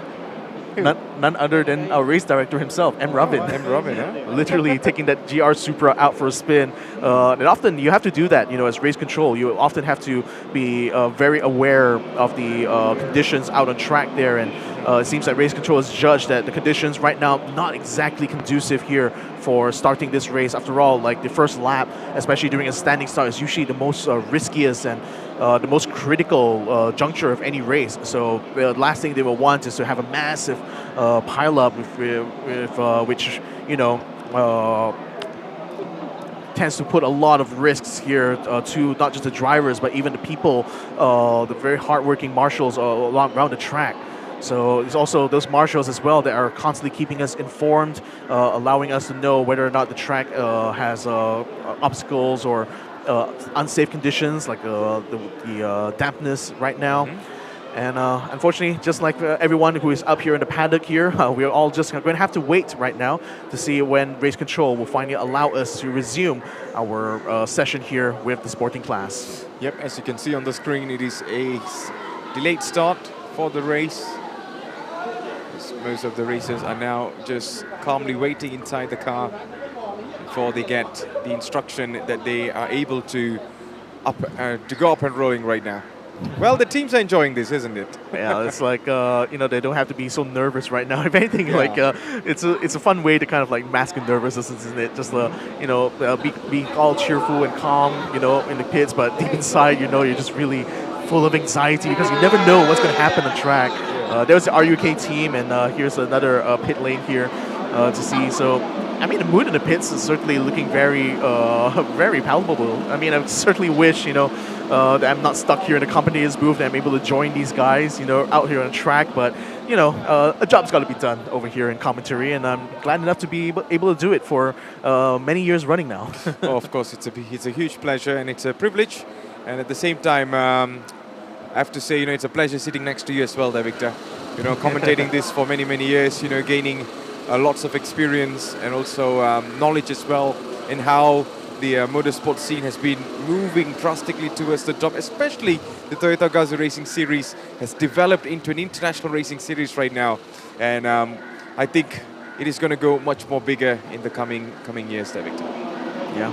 Well, here are some of our VIPs straight from Toyota's home office itself. It's been excellent, getting the support from them, to be able to run these programs. And if it's not for these people here, we wouldn't even be here in Sabang International Circuit. So kudos to the hardworking team at UNW Toyota Malaysia here for bringing us all this excitement, and also a great shot to see as well the Wing Hin Motorsport van. That's rather the trailer, I should say. It's a very big van, if that's the case there. But Wing Hin also been very instrumental in organizing all of these affairs here, so you guys all at home can enjoy some Vios on Vios action. So, race will start under the safety car according to race control. So it looks like the delay is going to be rescinded soon here.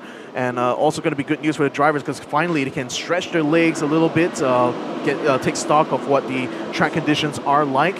And then for the teams as well, they're going to be finally glad that finally things are going to be underway. Talking about underway, I think we will be starting the race very shortly. As you can see some indications coming from the race control. And there is 1 minute to go in this race there, Victor. Before we start the race, sorry. Before we start the race, maybe even longer. So the one of the other functions right now doing the safety car start is to judge conditions to see what the visibility is like. You know, especially when these cars throw up water and create the spray on the track. They want to also make sure that the drivers can actually see each other. You know, during their first lap. So starting on the safety car is definitely a good way to ensure that we at least get some racing action. A standing start, of course, especially when the track is very wet, can be very hazardous indeed for our drivers here, you know. So in the pit lane right now, the crew chief is also having a good look there. That's actually Oliver Young, who's on the comms there. No doubt working very hard. Been seeing him all over the place, really, in the paddock, even yesterday itself. And it's great to see that he's still very active and still very, very passionate. You know, he's certainly a very passionate man when it comes to motorsports itself. So lights on the gantry comes on. The safety car is going to head off first, and then all the other cars will follow along. Off we go. Yeah, I'll give you guys a little bit of time to enjoy those engine sounds. Certainly sounds so nice, especially when we had that flag off earlier this morning. We had all 30-odd cars out on track at the same time, firing off their engines. It's a sight to behold here, and you get a little bit of a taste of that here from behind your screens, whether it be mobile or TV. Hopefully, it'll be certainly very interesting. Someone's watching this from the theater right now, isn't it? You definitely enjoy that surround sound. They can actually finally say absolute cinema. Absolute cinema indeed. Here are our actors for this show right now. Hendra Adeputra from Via Boulevard Racing alongside Chu Yongchun Haiwa Racing Team in the front row. Aditya Panaik from Axel Sports, Dennis Ng for HLT Crest Max. Elson Liu alongside THTAZ, Honghua X Armada KK Racing and Awesome Racing Team. Going to be on that third row. Justin To from Bay Racing by ES Young. Adam Mikhail, G-Mark Best Auto Sport. He's going to be starting here in the fourth row. And he won the first race, of course. Ian James, Wheel Corp, and Monai from RUK Team PMC 52 on that fifth row. Then we got Joshua Yi and Arvin Asmi in the sixth row there. Then Chong Ching from Bay Racing by ES Young. Ashin Shanmuganathan from Kashash Vida Motorsport Racing. Anaki from 91R Racing. Shanmuganathan Armurugam from Kashash Vina as well, starting just behind his son. Lim Chun Beng from Focus Racing Team and Ung Ai Cha from GTA Racing Team going up in that ninth row. Then Sofia Zara, Super Evergreen Motorsport, alongside Taj Isrin Ayman and Nine to round out our starting grid for the sporting class. Now, having a look here, that's Ali Rahimi right there on the left-hand side.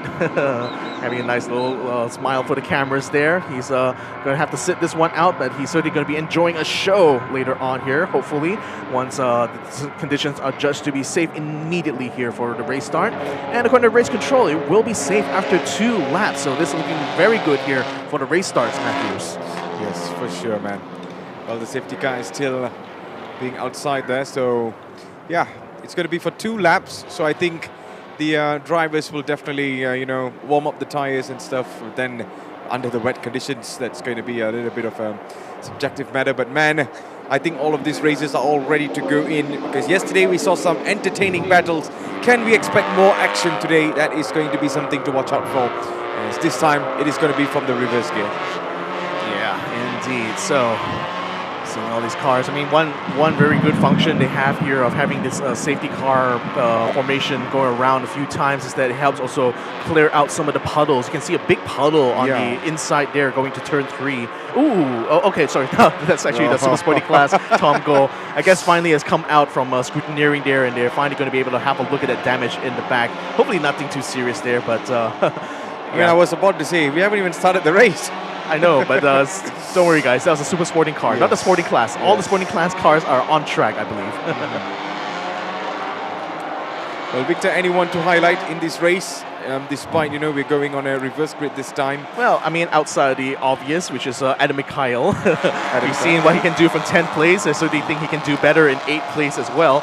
I'm going to be looking forward to seeing Hendra Adiputra, a newcomer into this season here, not a really known quantity, at least for me at least. So I'm very curious to see what he will be able to do from that front row. Chu Yong Chun as well, starting on that front row is a huge opportunity, as we've mentioned.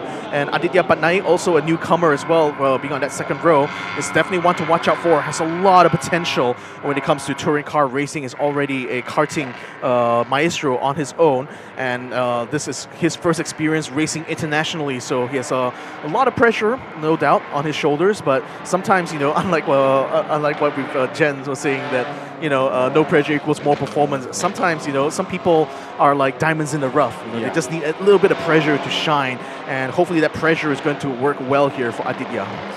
Yep. Let's hope everything goes to place for all of these racers that actually, looking forward to make up something in this race 2 of the sporting class. See, all cars must reduce speed immediately. No overtaking. The safety car still out here on the track. Well, Victor, I think maybe from the screens we could not see how heavy the rain is, but I think with this over here we can already kind of like predict a little bit. It's pouring heavily, isn't it? Like, between these two states, who do you think is going to be the winner here? The biggest state in East Malaysia, which is Sarawak, which is represented here by FIA Boulevard, or is it going to be the biggest state in West Malaysia, which is represented by Haiwa, which is from Johor? Well, if I say this, then there's going to be a war. There's surely going to be a war. I mean, so is the war going to be like a Malaysian war, or is it going to be East versus West war? Yes, sir. So me coming from the West, so okay, I see where you lie. Why I do not want to comment on that. Yeah. All right, but one thing for sure is that all of these races are here to win. That is their main goal. East or West. Hope the rest will do the very best here on this track. But the safety car is off there, Victor. I think we're on for a show. We're on for a show indeed. Hendra Adiputra is going to be leading the cars now to the control line. They cannot pass until he's already through there, and I think he will. And we'll see whether he's going to be able to hold on to that lead. Will Chu Yong Chun has some ideas. This is going to be a rolling start right now. All the cars will be able to go on while they still have momentum on their side. So you can already see a little bit of spray being brought out here while Hendra Adi goes into turn 1, taking a nice wet line there. Taking it quite wide indeed here to make sure that he maximizes the grip coming in the corner, and looking good so far for him. Meantime, Aditya Patnaik going to have a bit of pressure here from Danny's own, so having a peek around the inside of coming out of turn 2, but Aditya will be able to block him off. But watch out, Elson Liu is already coming in hot, already getting past Danny's Ung now, trying to take the position from him in turn number 3. He's also got Nick Tianset slipping onto the inside as well. Brilliant bit, but Nick is going to be very aggressive to force Elson Liu off of the road there, but still, Elson continues on, still is unfortunately going to be tucking in behind Nick, while Danny's Ung is defending his position around the outside of turn 5. Can he actually hold on to it though? Will Nick be able to get through? I think Nick will still be able to stay alongside him now into the downhill section. Going down to turn 6 here. You can see Aditya is just watching his rearview mirror, trying to see who's going to be the one challenging him into the next turn here. But I think car number 91, he's still very much keeping himself ahead of Nick for now. But Nick's going to come around the outside here. Let's see if he's going to be able to get past Danny's this time. Danny's still going to be holding up behind. Elson Liu still waiting in the wings as well. The HLT car going a little bit wide. That's going to allow Nick now to go all the way in. And oh, disaster here. Tragedy for GMR Benz Autosports. The car is in the pits from the first lap. It looks like they will not be able to take part in this first lap of racing. Let's hope that Adam Mikhail will be able to come back in later on. Meantime, though, Nick is still out fighting alongside Danny's Ung, still trying to cut into the inside of turn 1, but Danny still cuts him off immediately here, but Nick is not going to be abated at all. He's going to go ahead and dive in for the second turn, still trying to fight the position away here from Danny's Ung. And watch out as well for Elson Liu. He's getting in on the action, getting onto the inside of Danny's as well as Nick finally gets through. He moves up a place into P4. Now the leaders are battling here. Chu Yong Chun coming onto the inside. Hendra Adi is not going to be able to do much to block his positioning here, going to turn 3, so he has to fight alongside now, going uphill through turn 4, now going into turn 5. Adi is doing his best here, getting wheel to wheel, but Chu Yong-chun is still going to slip outside and take the lead of the race here. Brilliant move from Chu Yong-chun. Oh, that was some move by Chu Yong-chun over there, despite sliding a little bit, but still under control there, Chu Yong-chun. Hendra Adiputra did not expect that coming from that corner over here, but man, what a move by this man over here. Car number 5, Hua Racing Team right now will definitely be happy about this, but it's all about being consistent up in the front. So Chu Yong-chun leading this race in P1. Whoa, big slide. Oh. Big slide from Aditya as Nick THZ was putting pressure on him in the final corner, but looks like Aditya was able to cover very nicely there. Well done to him. But now he's going to have the prospect of Nick breathing down his neck for the next bit of this track. He's going to have a little bit of momentum and no doubt some shaken nerves as well. Can he still hold on? Yep, with 20 minutes to go, this is the battle for P3 as we are watching on the screen. Meanwhile, Chu Yong-chun right now leading in P1, P2. Where we see Hendra Adiputra right now coming in with some intense speed. But let's have a look on the movement again there, Victor. Yeah, and I think Hendra actually kind of like understeered a little bit, so that was just more of like trying to push hard against Chu Yong-chun, but he did lose out the momentum, and Chu Yong-chun did a pass right outside and drifted right in front, almost like flexing in front of Hendra there, and saying, yeah, this is how I'm going to take the lead away from you. And indeed he did it. He does it, isn't it? So Chu Yong-chun with some incredible move in the early part of the race. Can he continue this with the remaining 20 minutes that we have on the clock right now? There's a little bit of a push on car number 93 and also 85, Dennis Ng and also Elson Liu. We saw some intense racing by Elson Liu yesterday, and right now he is back again for more action. And now he has just got past none other than Dennis Ng, keeping himself up here in P5. Can he consistently keep that for the remaining time that is on the clock? Meanwhile, it's going to be some battle over here for P3. Aditya Patnaik and also Nick THZ are right now battling all out. Elson Liu coming in from the back as well. So right now, let's see how things unfold in this race. Because even though it is still early in the race there, Victor, we see lots of overtakings and incredible actions from all of these races as we are on board with the Thai international Monai. Yeah, Monai looking to try to improve on his time right now. I think Monai hasn't really made much gains so far in this race. He's still stuck in P10, so the same place where he started with when we did that safety car start. And it seems like Adam Mikhail continues to be stranded in the pits right now. His car seems to have a very terminal issue. Is not able to continue racing here. And that's such a shame for the winner of race number 1. Well, that is how things have been unfolding so far in this race. Ladies and gentlemen, if you just tune in, this is the Toyota Gazoo Racing Vios Challenge. Season 9, as we are underway for the sporting class. We got one more race to go later on, where the classics, the nostalgic Vios, will be up and running for the challenge for a 1-hour endurance race. In the meantime, we see there's a movement coming in from the back. Elson Liu still battling it out. And we see Aditya Patnaik from car number 91. Axel Sports right now is getting involved in more intense challenge. Still, there's a tussle between car number 93 and also car number 85. Denny Sung and also Elson Liu there, Victor. Yeah, Denny was forced to take onto the grass just now, so let's see whether or not he'll be able to fight back. No, he's going to let Elson through, so Elson moves up now into P5, just behind Aditya Patnaik. And just going around the outside of Justin To as well. Justin, what exactly is he doing in that position there? Is he actually slowing down? Is he entering on the same lap as them? I'm actually wondering that because it seems like they passed him right around the outside. In the meantime, Nick THZ going up against Hendra Adi. Looks like he's in a good position now to try to snatch second place from the 70 car going to turn 2. In the meantime, just behind Elson is still trying to keep the door closed. Bit of contact between 9 and 70 here, but Nick is still having the inside line, still having the track position here, and will close the door on the 70. Or will he be able to keep the door closed? I think Adi may still be able to keep a foot through that door right now to try to stay on the outside going to turn 3. Yeah, this is the battle for P2. Nick THZ versus Hendra Adiputra. And is there a moment for Henry to come through over here as he's coming pretty wide over here on the entry. There's a push towards out of the track there by Nick THZ. Still side by side over here. And it seems like Nick TZ got much more better pace on the exits, but then you're warned over here as car number 91 coming through. It is Aditya Patnaik from Excel Sports being the fox in the box right now, and that's a surprise in this battle, Victor. He's taking advantage right now, seeing that Nick is putting a lot of problems here for Hendra Aditya is looking to try to pick up some scraps as well from the battle, so Hendra is now having to defend against the driver from India here.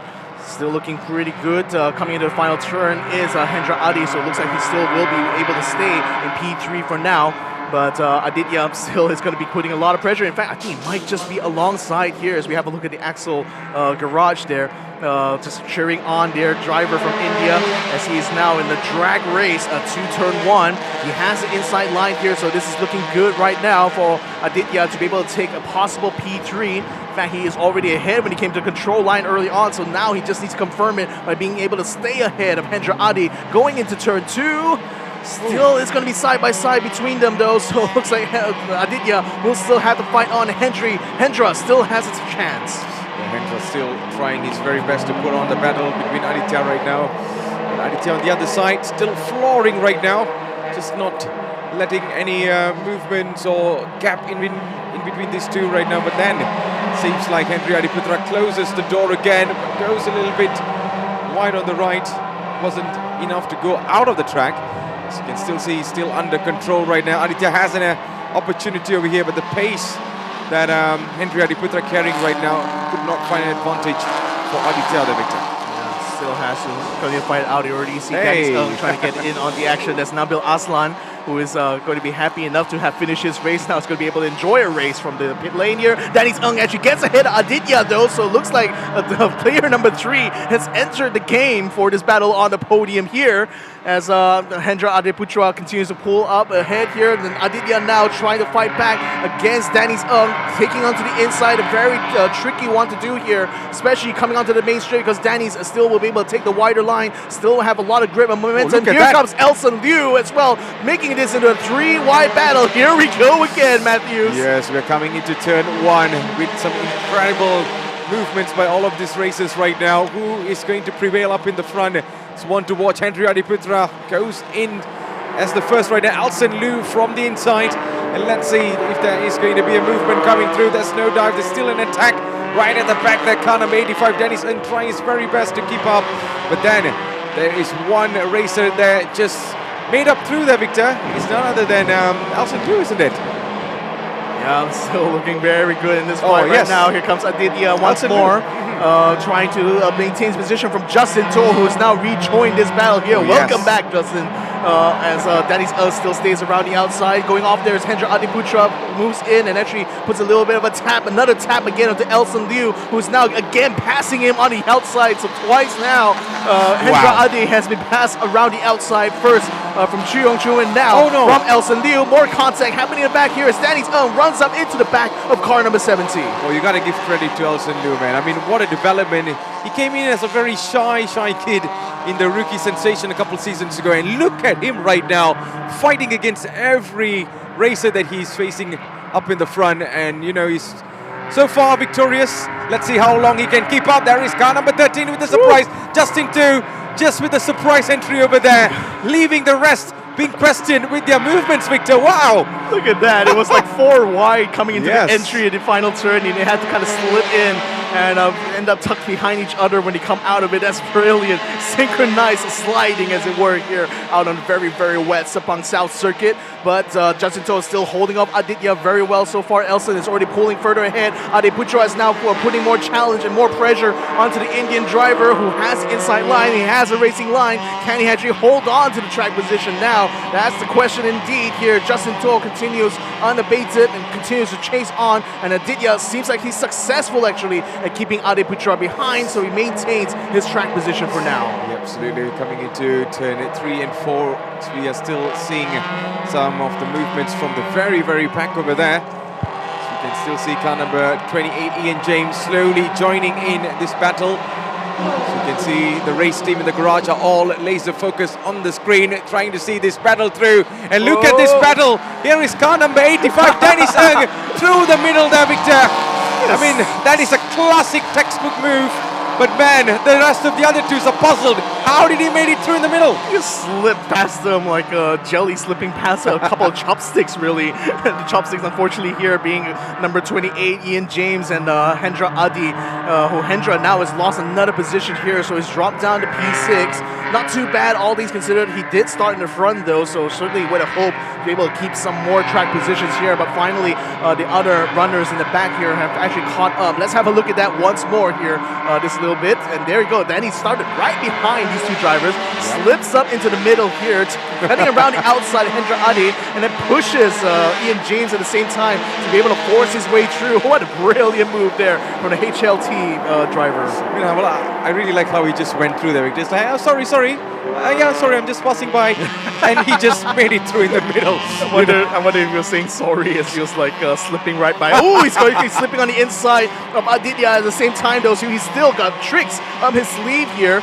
Now going up, couldn't quite confirm it on the exit, though, as Aditya is still able to block him off to maintain fifth position. But Danny Ng is certainly looking like a big threat right now, coming very hot, and he wants to be able to get into the top 5. Yes, very tricky driver, Dennis Ng right now. He's all just focused onto the Excel car right up in the front. Aditya needs to be warned over here, as we saw how much that Dennis Ng has came through from the back, and right now his aim is definitely to get past the India International right now. And let's see if he's able to do that, as we only got 10 minutes left in this race, Victor. Time is just flying away, like how these cars right now flying past. There we go. Still seeing the way that he's going to be able to go around. Ian James continues to try to chase up, but Dennis still putting the pressure here. Here's Arif Azmi, who has made his way up into P8. So good, so far so good. Already got him past Hendra Adi as well, and he's dropped all the way down. Hendra has dropped all the way down to P9, so things are still looking very grim indeed for the driver who started on the front row. But this is good fortune even for Arif Azmi, who now only has to focus on catching up to Ian James himself. In the meantime, Aditya still facing a lot of pressure as the number 85 has his headlights on, still putting up the warning signs, as it were, here onto Aditya. He wants to come off to that fifth place, goes around the outside. Aditya still is very calm on the brakes, still keeps it nicely done here, still keeps himself tucked in front of the HLT Chris Max Motorsport car. Yeah, no way through for Dennis Ng yet.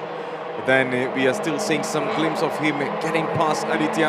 Aditya has a different plan and blocks every movement. There is car number 28 coming through. Ian James now has joined the battle right behind Dennis Ng. Can he mix it up? Debuting into the sporting class from the rookies last year.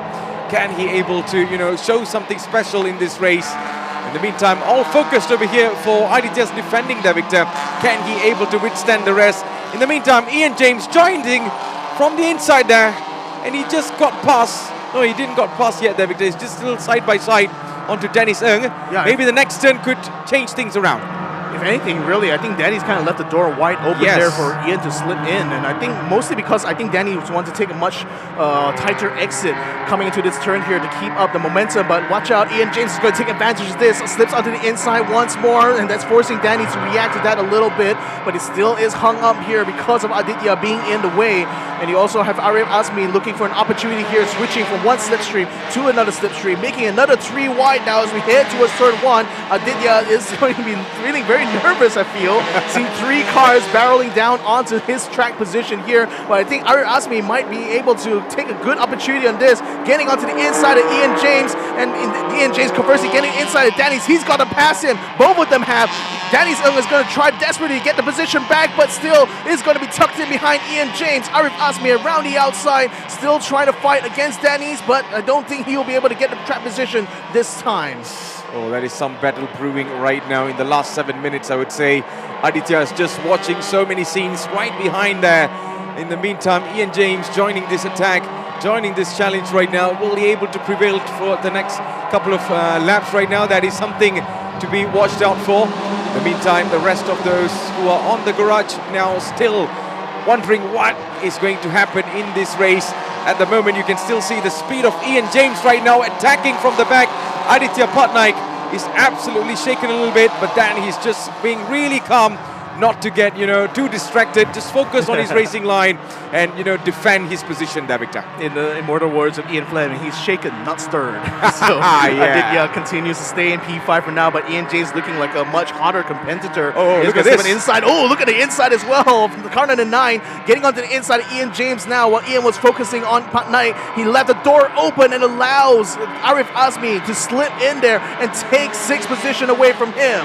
What an entry by Arif Azmi right now. Car number 99, as you're watching on the screen right now, just flooring towards the turn 1. Is there going to be another change? We're on board with the Thailand International Monai from RUK team PMC 53. And let's see if Monai is able to do something about this. All right. Having a little bit of camera trouble over there, but nevertheless, you can still see much more wider view of what you can expect from the inside view of the car there, Victor. Some say that for racing drivers, time slows down. As things get speed up. I was thinking for a moment there we were seeing a real life representation of that on our onboard, but nevertheless, no. Monai is still in real time with us right now. No problem at all. Still trying to fight his way from 10th, but it's still looking like a very, very long fight indeed. We only got another 5 minutes to go here. He has not made any progress at all to make up places here, so it looks like P10 is likely going to be the best they can do under these conditions. While Arif Azmi, in the meantime, a very successful charge, from P9, as we saw earlier on, all the way up into P6. I believe he started even further down from the order here. He actually started in P12 of all places, so a huge comeback here from Arif Azmi, and a brilliant one at that. Yep. Just to highlight again, our race leader, Chu Yong Chun, right now still in P1 with a 0.9 seconds. As we see Nick DZ coming behind in P2, P3 for Elson Liu. What a performance by Eddie Liu's son over here on the track. And right now, let's see if Chu Yong Chun is able to, get his win over here, as he's just 4 minutes away from the checkered flag. Exactly. I mean, what an amazing turn of events, isn't it? I mean, and Hendra Adiputra, the newcomer, first time out in the front row, couldn't quite hold on to it. He's dropped all the way down now P10, as Monai has finally gotten past the car number 70 here. So he's dropped 10 places, while Chu Yong Chun has maintained himself, starting from that front row, and is now leading the race. But with the final 4 minutes coming up, looks like Nick TZ is slowly but surely closing in onto the position here, although Nick unfortunately will have to report in with the stewards of race control after this race here. So maybe a little bit of the antics we saw going through turn 3 early on, maybe race control is not too pleased about those antics there. Things are getting spicy now. And here comes Elson Liu right now. And this is the car number 13. Sorry, it's Justin Toh actually. And Justin Toh right now currently in P4, chasing Elson Liu up in the front. Can he make it over here from the inside? But no, it seems like Elson Liu still has the pace despite going a little bit wide. So you can still see they might be coming side by side over here towards turn 1. And this could be a really changing moment for both of these races. Can we see Justin Toh somehow makes it up into the podium position and snatch away Elson Liu's position? He has the advantage on being on the inside line, and let's see if he's able to do something about this, while Elson Liu from the outside. And as we are going into turn 1, it seems like Justin Toh has much more better advantage on the entry and also on the exit. Snatches away and got into P3 now, Victor. Indeed.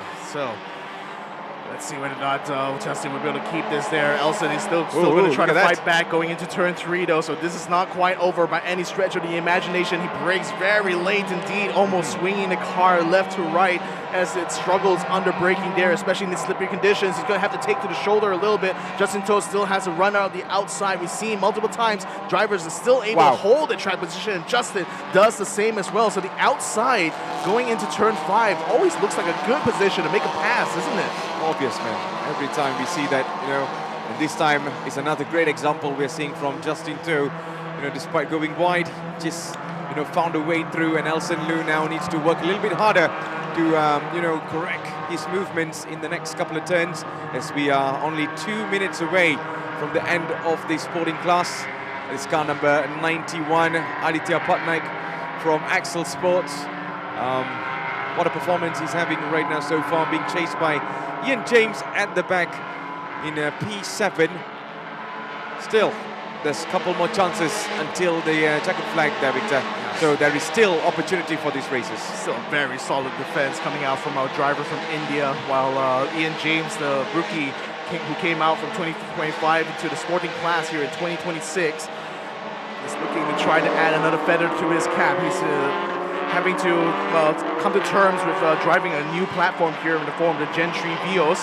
Seems to have gotten the handle of it so far in this battle here, but unfortunately not going to be able to close the gap up enough here to Aditya to challenge him for that position, while Arif Asmi continues to sail on ahead here. In the meantime, Elson doesn't look like he's going to be closing the gap here to Justin To, so I think this battle is put on a cooler as well. Yeah, I think this is the last minute, one last final minute, perhaps the final lap that will be shown very shortly on the screens, of course. This is the battle for P3, Justin To versus Elson Liu. Elson Liu was holding the P3 for some time until Justin To shows up.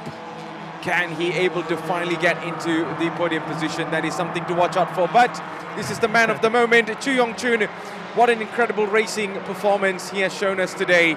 The moment he got into P1, he was unstoppable. Nick TAZ makes it up into the podium position as well, as they are coming towards P1 right now, towards the turn 1 now, Victor. Last lap on this race. Kicked off here as only 10 seconds remains as he comes across the start-finish line.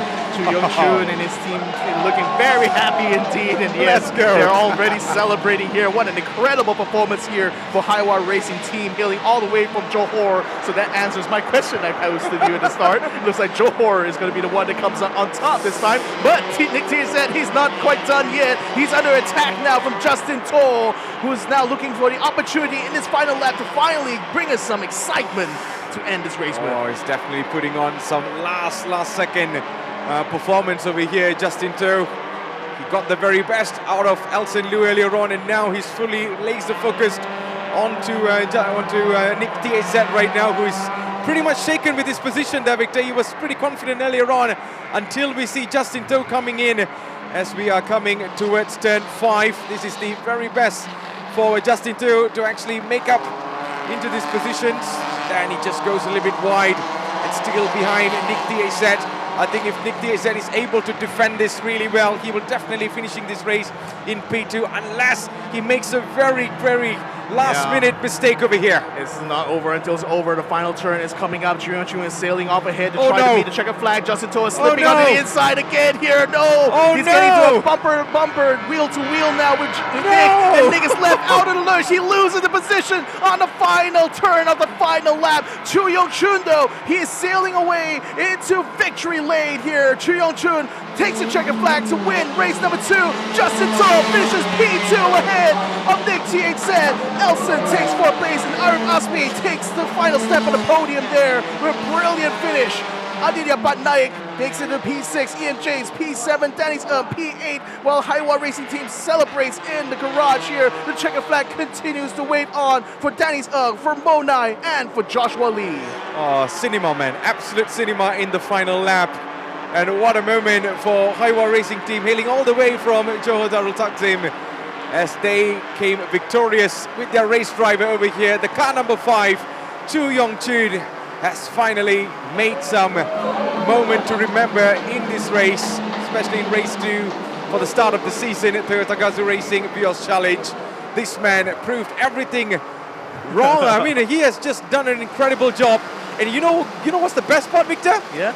He did it before the heavy rain right now. I know, it's absolutely pouring right now. Yes. Almost as if the heavens decide to celebrate along with Haiwa Racing Team, hailing all the way from Johor, and Bay Racing as well. Johor Power at the same time here, by the way, as Justin To slips in and snatches away a brilliant P2 finish ahead of Nick TAZ, making it a spicy championship battle, I think, for the rest of the year. What a performance by all of these races, and I would say sporting class has been an absolute pleasure to witness all the actions in the start of this season. Ladies and gentlemen, what a race it has been. Chu Yong-chun wins this race in P1, P2 for Justin To, and Nick TAZ, I mean, Oh, that race. I mean, that moment in the final few corners over here, especially in turn 7 and turn 8, we saw some incredible movement by Justin Toh, who was a surprise in this entire race. And man, he just made it into P2, leaving Nick TZ, clueless, wondering how that mistake happened. The pressure just got onto him, but nevertheless, he will be carrying the points towards the next round as we are ending the spotting class right now. Yeah. Well, now just waiting for the provisional result there, Victor. Indeed, and I think we already know who is the winner of this outright here. I mean, Nick only has to meet up with the race stewards. It's not exactly any penalties involved for him, at least at this stage. But Haiwa Racing Team certainly is going to be very, very proud to see their driver take the checkered flag first, for sure. And I can't wait to see how our driver will celebrate once he climbs out of the cockpit. The marshals are braving the rain right now as they salute the cars making their way to scrutineering. Oh, I mean, I kind of predicted earlier on, there's going to be a round 2 of heavy pour. And there you go. It is raining really, really heavily. But there you go, Victor.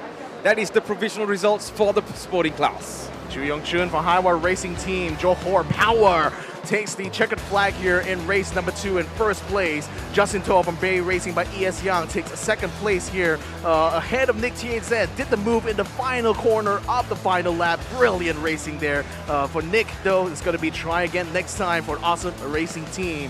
Elson Liu will enjoy a 4th place finish for Honghua X Marder KK Racing. Arif Asmi from KMS 333 Motorsports takes 5th position. Aditya Patnaik from Axel Sports takes a 6th position ahead of Ian James from Wheel Corp. Danny Eung takes 8th position for HLT Crest Max Motorsports, while Mo Nai, the Thai driver, at least makes up a place here to finish P9 for RUK Team PMC2. And Joshua Lee in the final dying moments here gets the 10th position here for Unihub X BMW 1 Motorsport Team. Taj Aiman from Saksama Motorsport finally finishes on the lead lap here in 11th place ahead of Danny's Eung Chong-ching from Bay Racing. Eung Chong-ching from Bay Racing here in car number 32 for P12. Anaki from 91R Racing, a new team and a new coming here for Anaki, car number 19 for P13. Nine finishes the race here in P14 for RUK Team PMC 52 as well. Ashin Shanmuganathan, Kashash Vina finishes P15. Lim Chun Beng for Focus Racing Team finishes P16. Eung Aik-sha, the lady, drives very well here for GTA Racing Team in P17. Sophia finishing ahead of Sophia Zara, Super Evergreen Motorsport in P18. Shai Muganathan Arumurugam finishes in P19 for Kashash Vina, while Hendry Adeputra, he started in the front row, has to end in the back row here, unfortunately, in P20. And Anand Mikhail was our only retirement of this race here and had to retire literally on the first lap. Well, that is the provisional results for the sporting class, ladies and gentlemen. What a race it has been. There you go. Cheers of joy for the Haiwa Racing Team right now. Number 1, isn't it? Haiwa number 1 indeed here. They're definitely going to be celebrating all the way back to Johor with that for sure. So there we go, ladies and gentlemen. A look at the highlights here. The drivers had to contend with a very wet start here. In fact, we literally had to start under the safety car, so no standing start for the sporting class this time here in race number 2. As the drivers get around the track, finally the safety car was called in after 2 laps of formation here, allowing us to get started with race number 2. So things started off with Hendra Adiputra facing a challenge from Ju Yong-chun, 2 drivers who have started for the first time on the first row, and contact continues to happen in the mid row as the faster guys, but due to the reverse grid, had to battle it out. Elson Liu being forced off the track there. Ju Yong-chun taking a move on the outside of car number 70 of Adiputra, and this was the beginning of the woes really, as Ju Yong-chun was able to continue drift his way into victory lane from that point on. Mo Nai, in the meantime, was very much stuck in P10. The conditions, unfortunately, not favoring him this time around. But Hendra Adiputra had to face challenges coming from Justin Toh, from Aditya, from even Elson Liu as well. And the race continues on. Danny Eung was getting to scraps of his own. This was a brilliant move here, slipping into the middle of 2 cars. Hendra on the inside, Ian James on the outside, but in front of them was Danny Eung by the end of it. Then Chu Yong-chun faced a little bit of pressure towards that end, but I don't think he was really sweating too much, certainly, because he was able to sail his way continuously in front of Nick. And then Justin To, who, by the way, really we didn't see much of him in the front when he came to the start of this race. He managed to make a decent run towards the middle, and especially at the end when he put in finally the pressure onto Justin To, gets himself wheel-to-wheel him into the final turn of the final lap to claim second place and to be able to get a good haul for his championship here. So well done to Chu Yong-chun, well done to Justin, well done to Nick THZ. I think for me, Justin To has been the underdog today there, Victor. You know, no one expected him to come into podium position, especially, you know, getting past Nick THZ, who's been consistently running in the P2 until the final lap, where he made some incredible changes and surprised everybody that has been watching and witnessing what was happening on the track today. Well, that is the end of the highlights. That in case you have missed, you can actually watch it back later on our broadcast. But man, what a racing it has been there, man. Sporting class has been one of the entertaining races so far in the start of the season. Yeah, and what a rain indeed. You can see even from our wide shots here how absolutely drenched right now Sepang International Circuit is, and that rain came to celebrate the end of sporting class, but unfortunately not quite the end for us here. We still have one more class of racing to go here, ladies and gentlemen. The temperature is still pretty high and the rain is pretty pouring hard right now out on track here, so let's hope that we'll be able to get underway with racing soon, and we'll be waiting on race control really to get that update. But that was a brilliant race. I mean, again, after yesterday's racing, you know, we saw how chaotic again. It still remained chaotic even coming to race 2, isn't it, Matt? Oh, for sure, man. I mean, I would say this is one of the most entertaining races for the start of the season, because usually things heat up in the middle of the season, but we're already, you know, all fresh and brewed over here in the first race itself, in the first round itself. So I'm expecting more action in the coming rounds, but I just can't wait to see what will be happening in the future between the super sporting rookies and also the sporting class later on. But remember, ladies and gentlemen, that's what Victor mentioned earlier, we still got one more race to go, and that is the Vios Classic Challenge, where your favorite Vios cars will be on the track and they'll be fighting. If you have missed yesterday's one, today is the best time to witness that. So make sure to watch this live stream, share it with your friends and family, and give your very best support to your favorite driver over there, because there's a minimum of 2 drivers in each cars, right? Maximum. Maximum. Yes. Rather, it's like there's a minimum of 1 driver. Minimum of 1 driver. There's plenty of solo drivers as well, but I think the more exciting thing is that we're going to be able to see Gen 1 and Gen 2 cars fight against each other head to head. So that's going to be pending right now, the rain conditions. But yes, it's been amazing so far to see sporting class. We're going to be taking a very short break. Yeah. Yep, a pretty short break here, but we're going to continue more of the premiere of this brand new episodes coming in here for our rookie class of 2025. So stick around, ladies and gentlemen. We'll go ahead and enjoy the show. Hi there. I started racing behind the screen, sim racing, chasing speed. When I got the chance to race for real, every lap taught me control, every corner taught me focus. But when the race is done and the helmet comes off, what I look for is comfort. Something easy, quiet, balanced. I go with Proxus Comfort. It's a premium tire built for comfort and safety that delivers strong grip, confident braking, and superior performance in both wet and dry conditions. What I like most is the grip. Braking feels confident and controlled. Even at higher speeds, the car stays steady, lane changes feel stable, corners feel natural. Proxus Comfort uses Japanese technology, and for drivers who value top-tier comfort, safety, and performance. For me, it's not about shouting performance, it's about trust. From the racetrack to everyday driving, this is my kind of comfort. I'm Naki Basman, champion of multiple race series in Asia. Toyo Tires. This my moment, I'm gonna take it. Got one chance and I will not waste it. All of my life I had a dream with patience. Independent winner, but I came from the pavement. Who really wanna come test me, dawg? I'm a ticking time bomb, don't set me off. Don't think I'm sweet, I ain't nothing like y'all. Been a long time coming, but I got that call. Think I got that call, pass the ball. Don't you ever doubt me, man, they knowing I'm raw. They all want my fall, I ain't never gonna stop, it was me and God. Headed straight to the top, like made it big time, but I did it my way. I'm a man, I'm a word, always do what I say. I was taking my time, do it day by day. In buckets, I'ma get a play by play. Back then, I was just doing my thing. I was stacking, ballin', then I maintained. I came up proper, I ain't gonna change. I came in, locked it, know my name. Stand tall, I don't fold. All my brothers, they trained to go. Now next up, ready for the throne. Don't test me, cause I'm in my zone.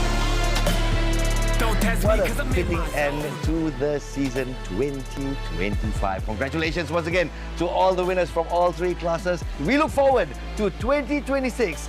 This is Gazoo Racing.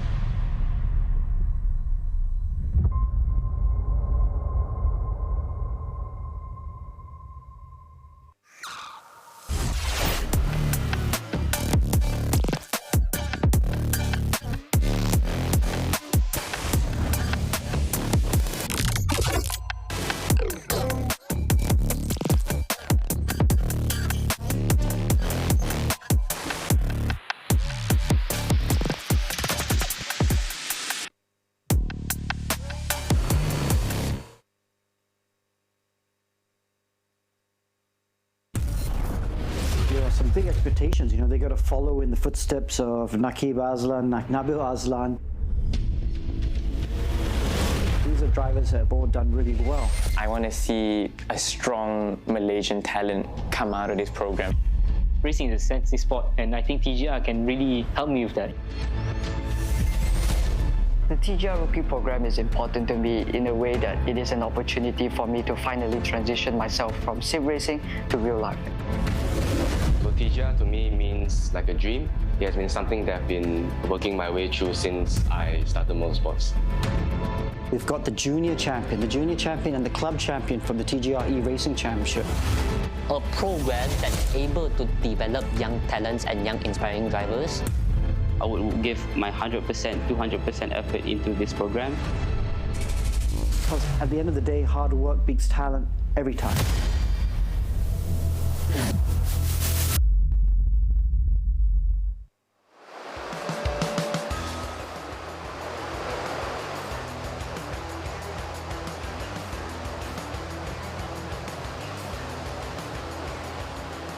Hey Matt, hey Victor in the studio. I was just wondering, what have you guys been doing bringing the rain every day for the past 2 days, man? Over here we've got intermittent rain, the roads, the track is wet, we've got some standing water as well. Looks to be an exciting Vios Classic Challenge right after this. But meanwhile, we'll be speaking to our driver from Laser Motor Racing. Look at the beautiful livery they have this season. Nabil Aslan, their new driver as well.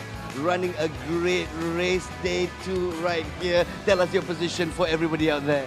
Yeah, so in the end we finished P3 for race 1 and P2 for race 2.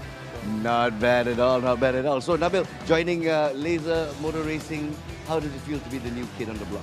Yeah, no, massive thanks to Laser, Wayne's Laser Motor Group. They've been really supportive and very welcoming me to the team. You know, it's a new journey with them. Meeting also the supporting group from TechCo also. You know, first round ended well, P3 and P2, good points. Not the heaviest car in the grid, so you know, looking forward for race round 2. So that's Nabil Aslan is already looking forward as well. So walk us through that first race yesterday. Do you feel that you had enough pace to actually overtake Adi? No, actually, I was struggling a bit with the car in race 1, but I was still happy to get P3. It was a very simple race in the end. So we started P3, just held a position from there, and then just from today's race, it was really good. Managed to start from P4, then got up to P2. Just stayed out of trouble, kept our car clean for the first round, and really good points for the team. Massive thanks again to the team. Really supportive from them, and just can't wait for the round 2. Overall, I'd say a good outing for Laser Motor Racing, that's for sure, right? And looking at the fact that race 2, of course, was disrupted by quite a bit of rain. Of course, the safety car came out as well. Did you feel that put a damper things weather aside as well? I think if the safety car didn't come out, it was going to be an interesting one. I think everyone was still adapting with the track. It was going to be interesting, but having the safety car and just making sure everyone is safe. In these kind of conditions now, it's very you can't tell whether it's going to have a heavy rain or light rain. So you just have to stick to it, and I'm just glad that we finished P2 under the safety car.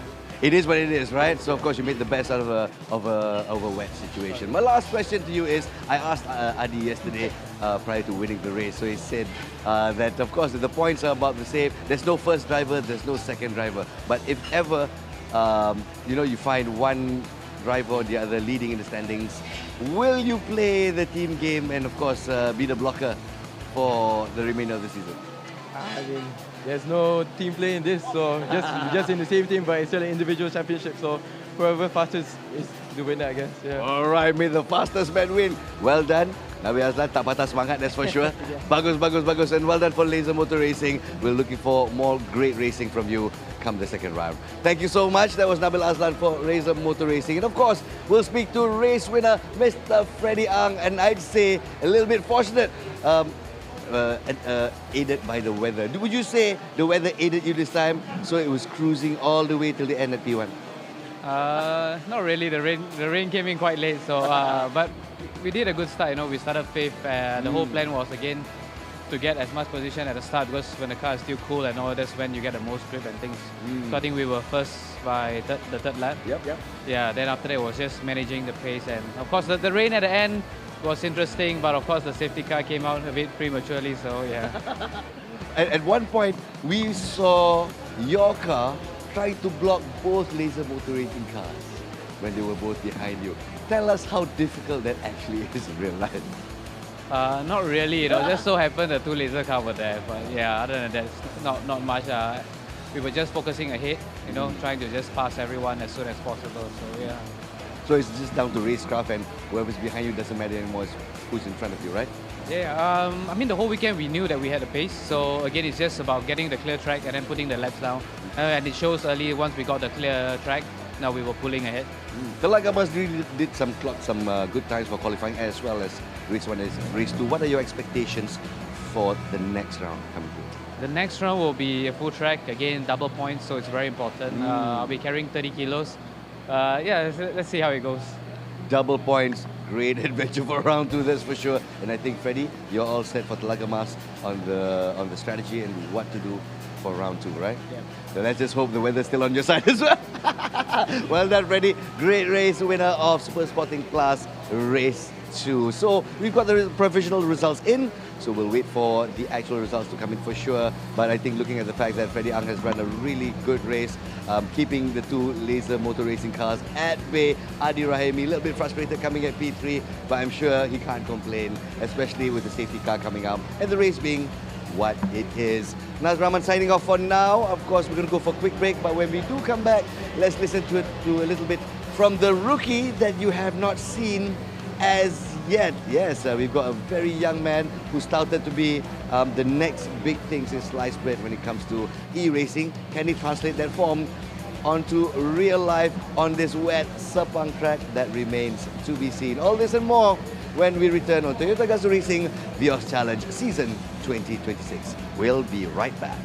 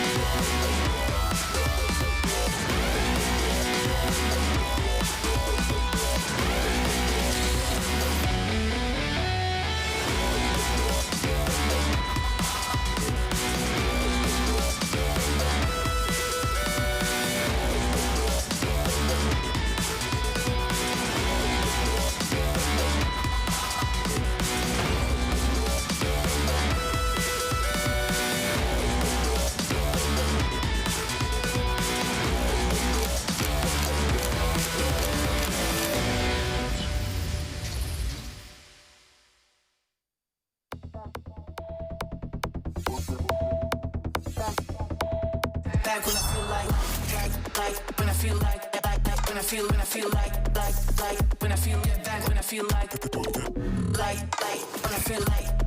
I feel when I feel like don't give me when I feel like when I feel like.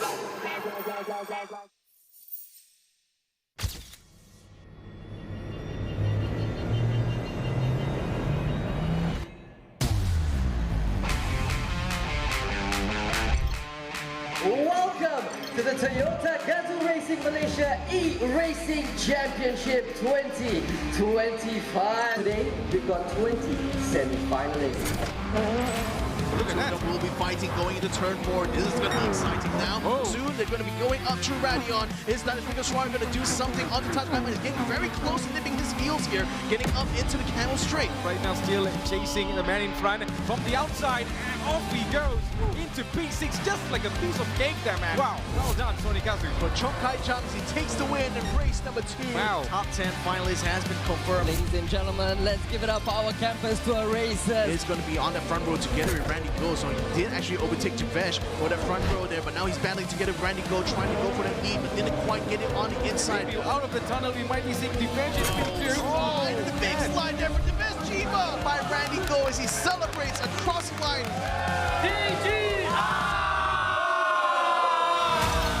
We have already seen today is our grand finale, but today we have our top 10 finalists. A little bit slow, gets bumped out the way there behind him and straight into the wall. No, control there, right on the Degner curve. Hanif still champion. Farid has the tire speed on his back right now. Yet a bit of a bump behind Farid. Oh, yet again loses control in the same place as he did earlier. Dives straight in, but then gets a bit of contact with Zoe as well. Now we're gonna check out our top 10 finalists for the 123,000 ringgit prize pool. Chong Kai Chung in P3, and it's right now Tajis Runaiman, the 4-time champion. Taj Aiman right now might be putting on something special over here side by side. Masuji Iqbal takes the win in our first race. We will be going into race 2 of the grand final. But he doesn't get a hook onto the inside. On the exit there, up into P3, here goes Naqib Aslan. 3 cars now go into turn 1, but only one can stay ahead. Going to try to get alongside here. The checker flag might just be up. It's going to be a race to the end here. As the checker flag comes out, Touch Aiman wins it. Grand final races come to this. Balsuji fighting side by side, and right now he just could not find a way through. Chong Kai Chung still defends his position. Touch is in Aiman now trying to look away around the outside here. Iqbal Suji tries to weave there, tries to hold him up. Into the next turn he goes, and he's back into the lead. Touch Aiman does. Touch Aiman takes the win in our grand finals race number 3. Now remember, our top 3 champion will be representing Malaysia in Bangkok, Thailand in November. Stand here to give the prizes to our top 3 overall champion. Give it your loudest round sound of applause to your overall champion!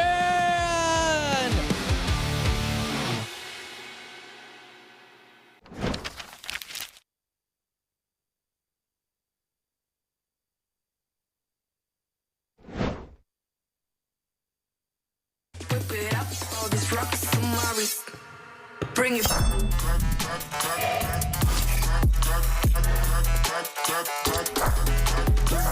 Keep it clap. Look at all this bring it. Look at all this bring it.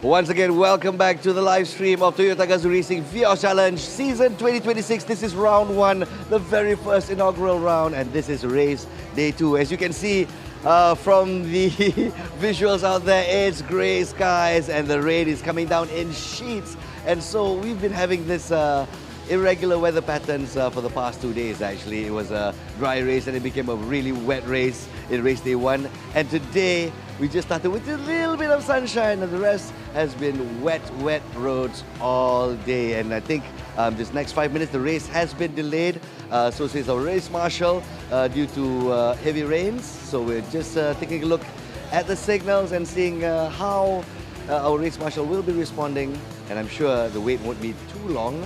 It's Malaysia after all. Once a big shower comes in, it's going to be a quick one. But we did not expect it to be coming repeatedly and unexpectedly. But then again, it is racing after all. It's what it's all about. So you did see, before we came in the live stream once again, some of the highlights of the TGR Racing Championship. And with me right here, they also happen to be the rookies this year for Toyota Gazoo Racing Rookies class.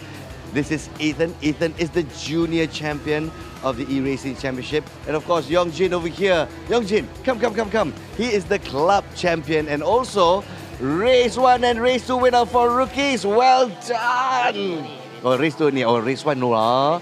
Yeah, race 1 P3. But I think yesterday's interview, he did say we're going to do a lot better this race, and he has fulfilled his word. How does it feel to get your very first P1 for your very first round?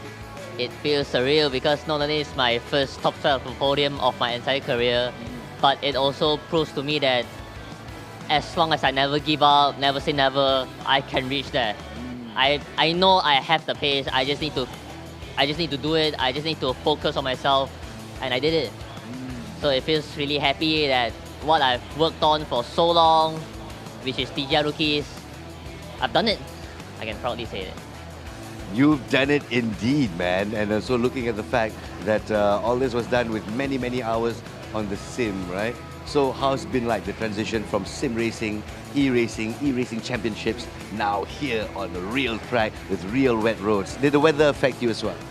For me, because Alex has already told us about wet lines and the techniques about braking and stuff like that. So I think the only difference between a real car and the sim racing is basically the G-forces, because G-forces will affect how you drive and you get tired in the real car, because in the car you'll be driving under the hot temperatures. I can assure you it's very, very hot inside and you might need to roll down your window while you're driving. So yeah, I think most of the sim racing techniques is able to be translated into real life, and I am an example of I and Justin and an example of sim racing is okay and very, very competitive in real car racing. Absolutely, you've translated it very well. But of course, we're taking a look at Ethan over here, our junior champion. How old are you? Because I cannot believe when somebody told me, I need you to tell the camera right now how old you are. I'm 16 this year. 16 years old, can you believe it or not? It's so cute, so cute like this. His mustache also haven't come out yet. And I understand it's just been 6 months since you first learned how to drive a manual car. Is this true? Yeah. The first time I drove a manual car was in the Sepang track day. It was conditions like this, which is pouring rain. Of course, it's tough to learn a manual in the pouring rain. And being first time on track, there's a lot of info coming in. But over the 6 months and with TGR Rookies training, I was able to get used to driving the Vios nicely in the manual and as well as handle the wet lines. Excellent, excellent. So, unfortunately, there's been some technical issues and you were not able to race for this round. But coming up in round 2, what are your expectations, especially after looking at, your abang-abang going on track and performing really, really well? What are your expectations? Yeah, I think the TGR Rookies are performing quite well this season, especially this round. So, it's definitely a tough competition for me, but I also need to prove myself that I'm able to be competitive with them, even missing a round of practice. So yeah, I really have a lot to work on to prove myself next round. Absolutely, especially being the youngest of all the 5 rookies over here. Do you feel you're at a disadvantage? Like, wow, they're also bigger than me, they all have more experience than me. What do you think? Not really. I always keep a mentality of being age is just a number. I always keep a mentality that even at a young age, I can do whatever the older brothers are doing, and the older drivers, their skill can be very developed and they have experience, but I would like to get that at a very young age and be competitive with them and be special. My goodness, the maturity being shown by the 16-year-old astounds me as well. And Yongjin, as a 21-year-old, I think you speak really, really well. I think you articulate your thoughts very well. And I do feel that the discipline that you've inculcated will bring you glory on the track. So, any words for fans out there who are like, wow, this is going to be a new star. So everyone's looking at you, looking at maybe the rookie champion for season 2026. What will be your words to your fans out there? I would say just don't give up if you fail. Never say never. What if you succeed? Just put in the hard work in the sim, and you get there. Hard work in the sim, Yeah. All right then, hard work and the same guys, that's their secret and it could be your secret as well. So thank you very much to our rookies. Terima kasih, thank you so much. Ethan, we're looking forward to seeing you on the track. Well done boys, well done. Okay, go get prepared and we'll have the prize giving ceremony in just a few moments, all right? So, ladies and gentlemen, that was some words from our rookies. We'll be speaking to yet another racer who's graduated from the GT Cup. So, this particular man, I've been following his career for the past 3-4 years. Whenever I see him on a sim, my goodness, this man is flies, okay? And I've never seen a man who's been 2-3 positions behind. And he's so cool on the sim. He's so cool. He'll be cutting them one by one. Next thing you know, Taj Aiman, once again, number 1. Then the GT Cup is a lot different from Toyota Gazoo Racing Vios Challenge, right? So far, this is your second year racing. Sporting class out there. You've got better placing here at race 2. Are you happy with your race this time around? Yeah, first of all, I would like to say thank you to Satsama giving this opportunity to get race my second year with the team. To be honest, I'm quite satisfied with the qualifying. And then my race 1, a bit of hiccups here and there, and then it's kind of different lah. We say from sim racing to river racing. And it's actually the rain condition is a bit different, which I never had experienced it, and this is like learning curve as well for me. Yeah. Okay, I wanted to ask because when I see you racing, I've seen you race in all conditions with sim racing. Yeah, wet conditions, no problem. You manage your tires well. You manage your race very, very well. What's the biggest difference when you talk about weather and that particular variable? Sim racing versus actual real wet track. Safety car comes out, things get thrown out of pace. How have you been handling it so far? To be honest, coming into river racing is the same as a sim racing. It's just you need to be aware, like in sim racing and river racing is so much to be said as the same lah. But what it's just you need to be be more more like in the real world. It's a real thing for you, so you have to be more focused lah during every time you're driving. Yeah. Ethan also mentioned you have to be physically fit as well, because it's one thing concentrating in front of the sim, you know, and getting your lines right, getting your braking zones right. It's another thing to be physically fit and to get that right as well. How tough has the transition been for you? For me, as before, I not really tough. I mean, I could say I'm not really physically fit. I was working out a lot, doing more doing more fitness, doing more like running, jogging, like doing a short fitness test for myself lah, just to test it out how I'm able to carry forward to endurance race or short sprint race. So physically, mentally in racing and sim world is so much helps if you do a lot more physical training. Yeah. All right. Well, you're getting tougher, that's for sure. I mean, he's a lot more buffed up than for the past couple of years. He doesn't look like a kid anymore. He really looks like a racer nowadays. And so, round 1 is done. What can we expect from you in round 2? Oh, definitely. As round 1, I just take a positive things. Round 2 is double points. Especially, I want to aim it higher. I want to get a better position. The pace is there, to be honest. I was doing quite good on quali. It's just quite unfortunate in race 1 and race 2. I will keep this positive thing to bring it up on second round lah, and give a fight for the top 5. Excellent, excellent. So, well, we shall see that Taj Aiman's spirit has not been broken. So we see that GT Cup champion in there somewhere. It's time to bring it out on the track. Taj Aiman, we wish you all the best. Saksabang Motorsports, all the best as well. There you have it. So we've got 3 racers over here who have just grown up on sim racing and have brought those skills onto the track as well. So this is where we appreciate racers like Toyota Gazoo Racing Vios Challenge, especially it's a great platform for young drivers to build their skills and to grow our grassroots motorsports. And we have our next racer coming in. Congratulations, well done. Please introduce yourself to our fans out there. Hi, I'm Joshua, car number 66, Team UniHub BMW. Yeah. And of course, Team Uni is very, very happy to have you on board, I guess. So, what did you expect here, race day 1, race day 2? I didn't expect this much rain for sure. How about you? Yeah, it's the first time in Vios raining for myself. Really? Yes, it's the first time, yes. How was that experience for you, honestly? Was it a harrowing experience? Was it very different from what you expected? Yeah, very different car. Yes, it is, right? But it's good that we get the feeling better and better. Yeah, so at least I maintain the pace, keep the car safe and come back.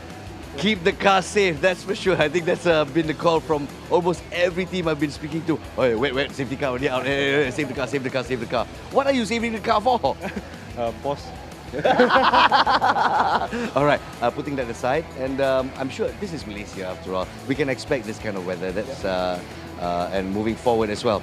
So what would be the team strategy going into round 2? Well, maintain the pace because actually this is my first Gazoo race. All right, yeah, I'm an old rookie here. So yeah, just catching up, familiar with the games. So I hope I can push my pace better and better.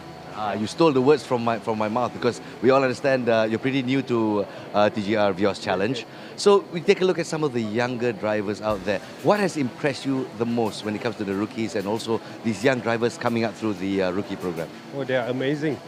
They are very young, right, and they are very committed also. Yeah, I can see them on the track. So yeah, but I'm lucky I'm still be able to compete with them. That's an honor. Wow, very humble, Mr. Joshua, very humble. So here's the thing, as an old rookie as well, I'm sure you've taken to sim racing, and as a veteran, as someone who's grown up and who's gone through the whole 9 yards, that means you've done your go-karting, you've done the hours that's needed on the track versus the hours on sim racing. What's the intrinsic biggest difference? I think it's continuous practice, right? You need a lot of hands-on practice. No other way. You know, if I slack a little bit for myself, I need to catch the feeling back. It takes time as well. Yeah. You need to catch the feeling back, yeah? So that's something I'm filled with, because I'm not a racer, ma. That feeling of pace, that feeling of invincibility, what feeling is that? The focus that you need to put on, right? That you need to race, you have to push, right? And the feel of the car, the grip. So if you are not consistently doing the thing, you lost the feel, you see. Yes, that's the thing. Well, round 2 is coming up very, very soon. I hope you don't lose the feel as well. Joshua, congratulations. And well done. Old rookie, young rookie, you still do your very best on the track. Well done, Joshua. Thank you so much. So these are some of the comments from some of the drivers across classes. And you can see many of them are excited. For some of them, it's a new experience at Toyota Gazoo Racing Vios Challenge. Some are already veterans, as you can see them burning the paces on the track and of course getting the podium finishes that they deserve. But make no mistake, Toyota Gazoo Racing Vios Challenge is a platform for all Malaysians across the country, from north to south to east Malaysia as well. Every state, almost every state, has a team that is represented here at Toyota Gazoo Racing Vios Challenge. So, what are you guys waiting for? More awesome racing, that's for sure. And looks like by the time that we finish all these interviews, the rain has let up. So let's hear from the race marshals and let's go back to the studio to Matt and Victor. What say the race marshals? Can we move on with the Vios Classic Challenge or not? It's over to you guys. All right, thank you very much, Nas. I think we still have to wait until the decision making from the race stewards and stuff. I mean, I was going to like suggest it's going to be easy enough for us to say in this air-conditioned commentator booth. Maybe ask the marshals themselves, but they're unfortunately all the way outside the track. So I mean, spare a thought, our audience here, for our hard-working marshals and race officials who are working very hard behind the scenes right now to get some action back. But until we get to that point, though, let's go ahead and give a little bit of focus right now to the main players, as it were, for our Gazoo racing action going on here this weekend here. We're going to be having our classic race coming up soon. That's going to be our Gen 1 and Gen 2 cars, so a throwback to the past, isn't it? Absolutely, man. Just can't wait to see how things unfold, because they made the debut last season and now it has been officially on our racing series right now, and a 1 hour endurance race. And this is the best moment to see some of your classic Vios, like what Victor mentioned earlier. And, you know, it brings so much of memories throughout the years that we were commentating on that. And that time we had different series of racing inside. We had these celebrity races and stuff. And things changed, you know, things evolved into much more serious racing right now as we, you know, approaching towards greatness, I would say. Yeah, greatness is certainly, it's so near yet so far at times, right? I mean, we saw a near, like, perfect race there, you know, for car number 21. And unfortunately, it suffered, well, not says engine issues. Specifically, it's the gearbox part of the engine that failed mid-race. And it was very heartbreaking, especially for car number 21 and his drivers, Genevieve as well as Raja. Genevieve had been practicing and, like, really re-updating herself, you know, about the South Loop, you know, all weekend long. And fortunately, when it came time to race, things will happen, and that's motor racing sometimes in a nutshell. You know, sometimes the luck works for you, sometimes it works against you. And right now we're going to be praying for the luck right now to allow the pit lane to open, and I think we might be having a bit of an update from race control here. All right. So let's hear what the race control has to say there, Victor. Yep, the pit lane opening in 12:55, so that's another 5 minutes actually, or 6 minutes give or take. So that looks like we'll be able to see some action soon anyway. Absolutely, I think Nas is right. I mean, he's on the pit, of course. He can definitely see if the rain is slowing down or not, because earlier when we were having the break, it was pouring really heavily, and now it is slowing down. So since the race control says we will be up and running on another 5 more minutes to go, then yes, absolutely, there's going to be some actions coming through for the Vios Classic Challenge, which everyone is excited about. Well, Victor, I think going into this is the, as you can see on the screen, this is the new race category in case you have missed it. And yes, it's built for the Gen 1 and Gen 2 Vios cars. And yep, this is more information on what this Vios Classic Series is all about. You know, it's dedicated for this TGR category since 2017 to 2022 Vios race cars. And in case, or if you have been following up our race series for many years, you will definitely know what it's all about. So the race format, as usual, it's a series of individual races, up to 2 races per car, and it's a 1-hour endurance race, no stopping, and no championship points for this especially. So yeah, it's no championship points, but they're racing for money, and that money is distributed at every round, as I found out from yesterday when I saw Peijing Yao with her a very big 4,000 ringgit check that she received at the end of race 1. So race 2 also has money on the line. So that's actually more exciting, I think, for the drivers, knowing that, you know, the performance from this one-hour race alone has prize money at the end of it as well. So here's the pit stop rules. It's a little bit different because of the 1-hour race. They have a mandatory pit stop that has to be taken by all of the cars with a minimum time of 120 seconds. But if you're a driver who doesn't have a teammate, and we have quite a few of those in this classic race, they will have another 15 seconds added to that. So they have to wait in the pits for a total of 135 seconds. And that's not including any penalties they may incur when they're on track here. Right.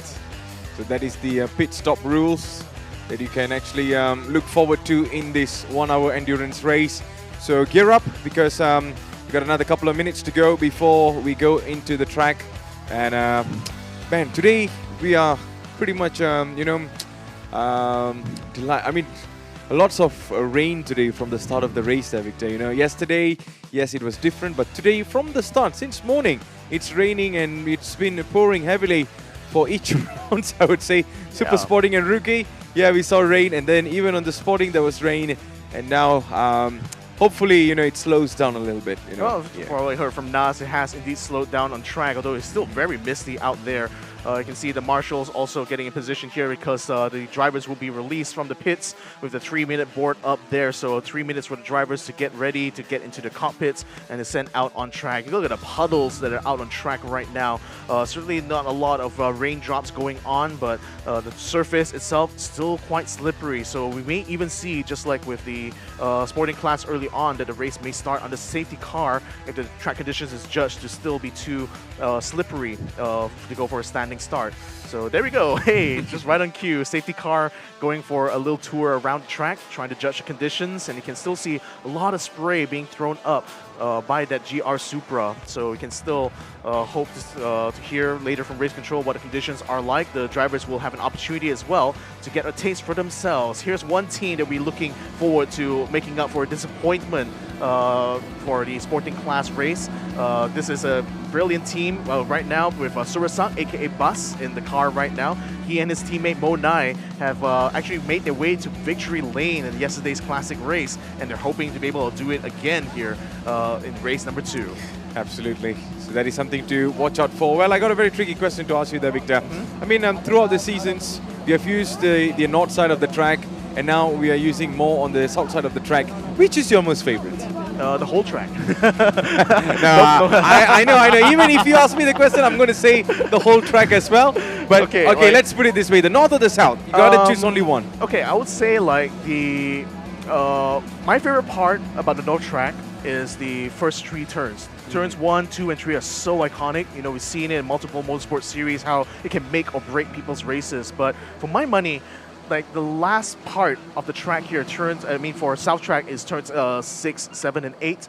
It's one of the most trickiest parts actually to get right. And drivers who do take the time and effort to get it right often end up getting good results. As we saw with Justin To's brilliant move at that final turn, isn't it? So I don't know. It's really hard for me to say.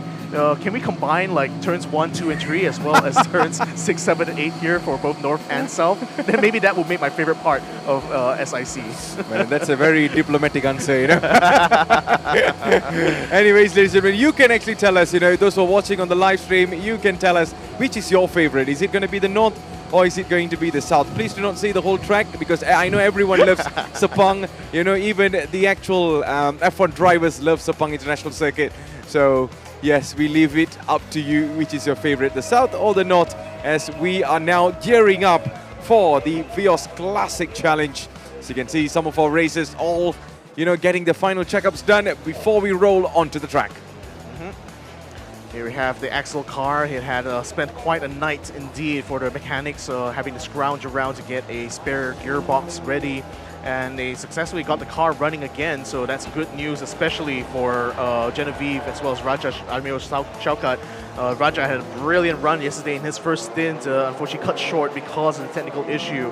But this time, I believe it's going to be Jen who will be starting things off, and let's hope for the best for her, especially after seeing how enthusiastic she was during her interview with Nas early on. So the pit lane is now open. The drivers are allowed to take to the track now. They're going to have this opportunity to go ahead and have a judge of the track conditions themselves. So again, here you can hear all the Gen 1s and the Gen 2s roar to life once more here in the Sepang International Circuit.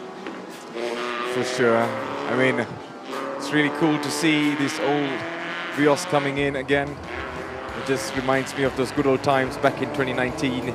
Until how many years we had this Vios there, Victor?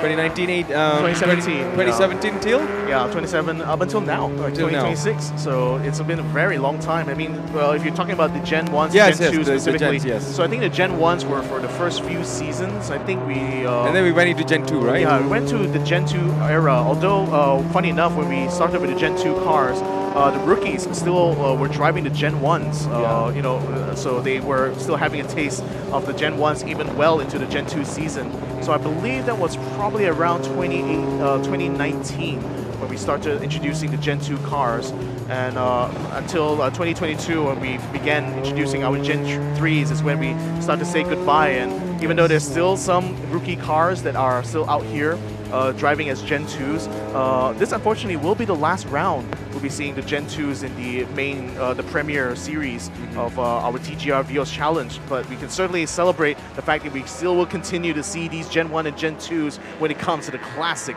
racing series. Oh, I recall those good old days, you know, not very good old days, because during the 2019 till 2020 we were struck by COVID. Yep. And yeah, so due to the pandemic and stuff, things got a little bit difficult for us here in the Toyota Gazoo Racing. Although the race were continuing, you know, I had a couple of problems as well getting in because the security protocols were really, really tight. And I remember that, you know, I had to skip a couple of rounds due to some suspect of COVID back then. Yeah. So yeah, I mean, imagine all the things that we go through, and TGR is still continuingly strong. And here we are in the 2026 season over here, season 9. Man, we have been through thick and thin, man. Yeah, through thick and thin, and we'll continue to see how they will continue to stand up to the challenge, as it were, out here in this classic race. So drivers are now taking to the grid here, being attended to by their individual teams. We got the RUK team, of course, being up close, well, not really close to the front. We do have a reverse grid actually for this race here. So let me go ahead and pull that up to let you guys know what the starting order will be like for our classic challenge.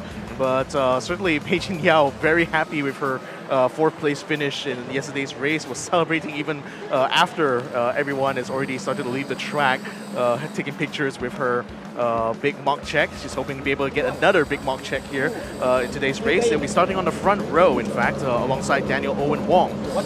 So Daniel, in fact, also had a very interesting story during yesterday's race because, you know, in spite of the fact that the safety car came out and affected a lot of people's races, it actually helped him a lot because he was the last person to actually take his mandatory pit stop, and he did so while the safety car was out. So he jumped up, you know, from P9 all the way to P4. Although, unfortunately, he finished the race only in P6 when we resumed the race. But still, that's going to allow him to enjoy a front row start right here at car number 76, right here before your very eyes. For sure. So that is Daniel, who is in the... he's already waiting to get into his race, of course. Yep, and here is Rock Racing. Yes, sir. Nurul Auni, I believe, is the one inside the car right now. Number 44. Yep, number 44. I wonder if that's a Lewis Hamilton reference. For sure, it's got to be. Yeah. So the big super fans of the, some will argue, will be the GOAT of current modern day F1. I mean, imagine the answer when we asked, you know, so the number 44, maybe signifies Lewis Hamilton, and we got an answer from nope. I'm more of a, Verstappen fan. That would be weird. That would be absolutely weird because I'm not sure who picked the number, sometimes. Yeah, because you know why, Victor? I came across people like that. They love the number 44, and when I asked, so you're a Hamilton fan? So, no, I'm a Verstappen fan. So like, whoa, okay. Maybe Nas will be able to help ask and settle this debate once and for all. Here's another driver that we need to have a look at here. Mirza Shabi Mazan with Kainur Adi driving in car number 80 here. And yeah, they have a pretty good battle going on in yesterday's classic race up until the safety car period came out. Then we have here Loking Yi / Kenny Lee, the two Kagani Racing Academy drivers that we saw with Nas earlier on. Younger driver with a senior driver. I think that is I think that could be Kenny in the car right now. Not exactly sure, so don't quote me on that. Nevertheless, they will be starting right now in the 3rd row. Then the RUK team, the winner of yesterday's classic race, Surasak behind the wheel here as per usual. He normally starts off the first stint before handing things off to Monai. There you go. Let's speak of the devil. He's all ready, isn't it? Yesterday's performance was a delight to watch, of course. And there you go. This is all the names that you can see from the race grid, where they will be starting throughout the positions from the front till the back. And this time we'll be seeing Rajesh Shaukat all the way at the back. And Bus and also Monai will be in the middle this time, Victor. Yep, so we know what kind of pace he certainly will have when it comes to the race, so we'll be expecting a lot in the first lap of racing here. So now having a look on Ashen, I believe indeed it is Ashen behind the wheel here. A very unique helmet design with a very fierce looking teeth right on his face covering there. And then here is his father, also sporting the same kind of teeth design right in front there. So the father and son team are also taking part in this classic race here, and we certainly hope them all the best here in this race. So as we go onto our main grid right now, you can see the medical car already pulling in. The crew is already being instructed to pull out of the grid area right now so that we can let the drivers get ready for the race start. So let's go ahead and have a look at some highlights from the previous race. We unfortunately were not able to deliver much of that. So here we go. Here are the drivers, Genevieve Oy and Raja Ariel Shaukat in car number 21. Surasat Dakeng and Monai for RUK team, car number 22. Then we got Look Yin Yi and Kenny Lee for Kangai Racing Team. Nura Auni and Peijin Yao race for Rock Racing here. Afik Fadli and Alvin Chu driving a privateer team, in fact, going into this race. Shanmuganathan Arumugam from Kashashbina Motorsports joins along with Daniel Owen Wong, another privateer in this entry. Lucas Leong Jie as well as Jordan Hua Yu Hong will be driving car number 79. Mirza Shami and Karnu Adi will be driving the orange-colored car roof motorsport car, while Ashen Shanmuganathan, the son, is also joining his father on the grid here in car number 96, also from Kashashbina Motorsports Racing. Ooh, still raining hard here, isn't it? This is heavy now there, Victor. Yeah, starting to pick up a little bit now during this potential start. We'll be having the safety car start procedure here as per usual. It is a wet race after all. We need to ensure that the conditions are ripe and ready for these drivers to take to their battles here. We want to make sure as well that the track itself is conducive in that regard. So we should be coming around to the 1 minute board. There we go, our marshal already standing ready. There we go, right on cue. 1 minute remaining until we get started with our safety car start procedure. Yep, 1 minute to go. These wet conditions in Sepang International Circuit. Ladies and gentlemen, you're watching Toyota Gazoo Racing Vios Challenge, and this is the classic Vios Challenge, I would say. As we see, all the previous generations of Vios will be lining up for a battle on a 1 hour endurance race.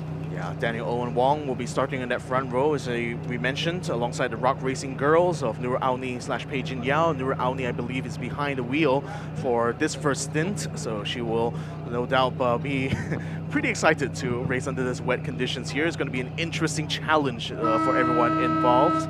The Gen 1s certainly have been showing up quite well. In fact, I just only realized we have 2 Gen 1s who are going to be starting in front of all the drivers here, so this would be interesting. Here is Mirza Shami / Kai Nur Adi. We'll see who will be able to bring the car to victory here as the safety car pulls off first, and all the other cars will follow along. So here we go.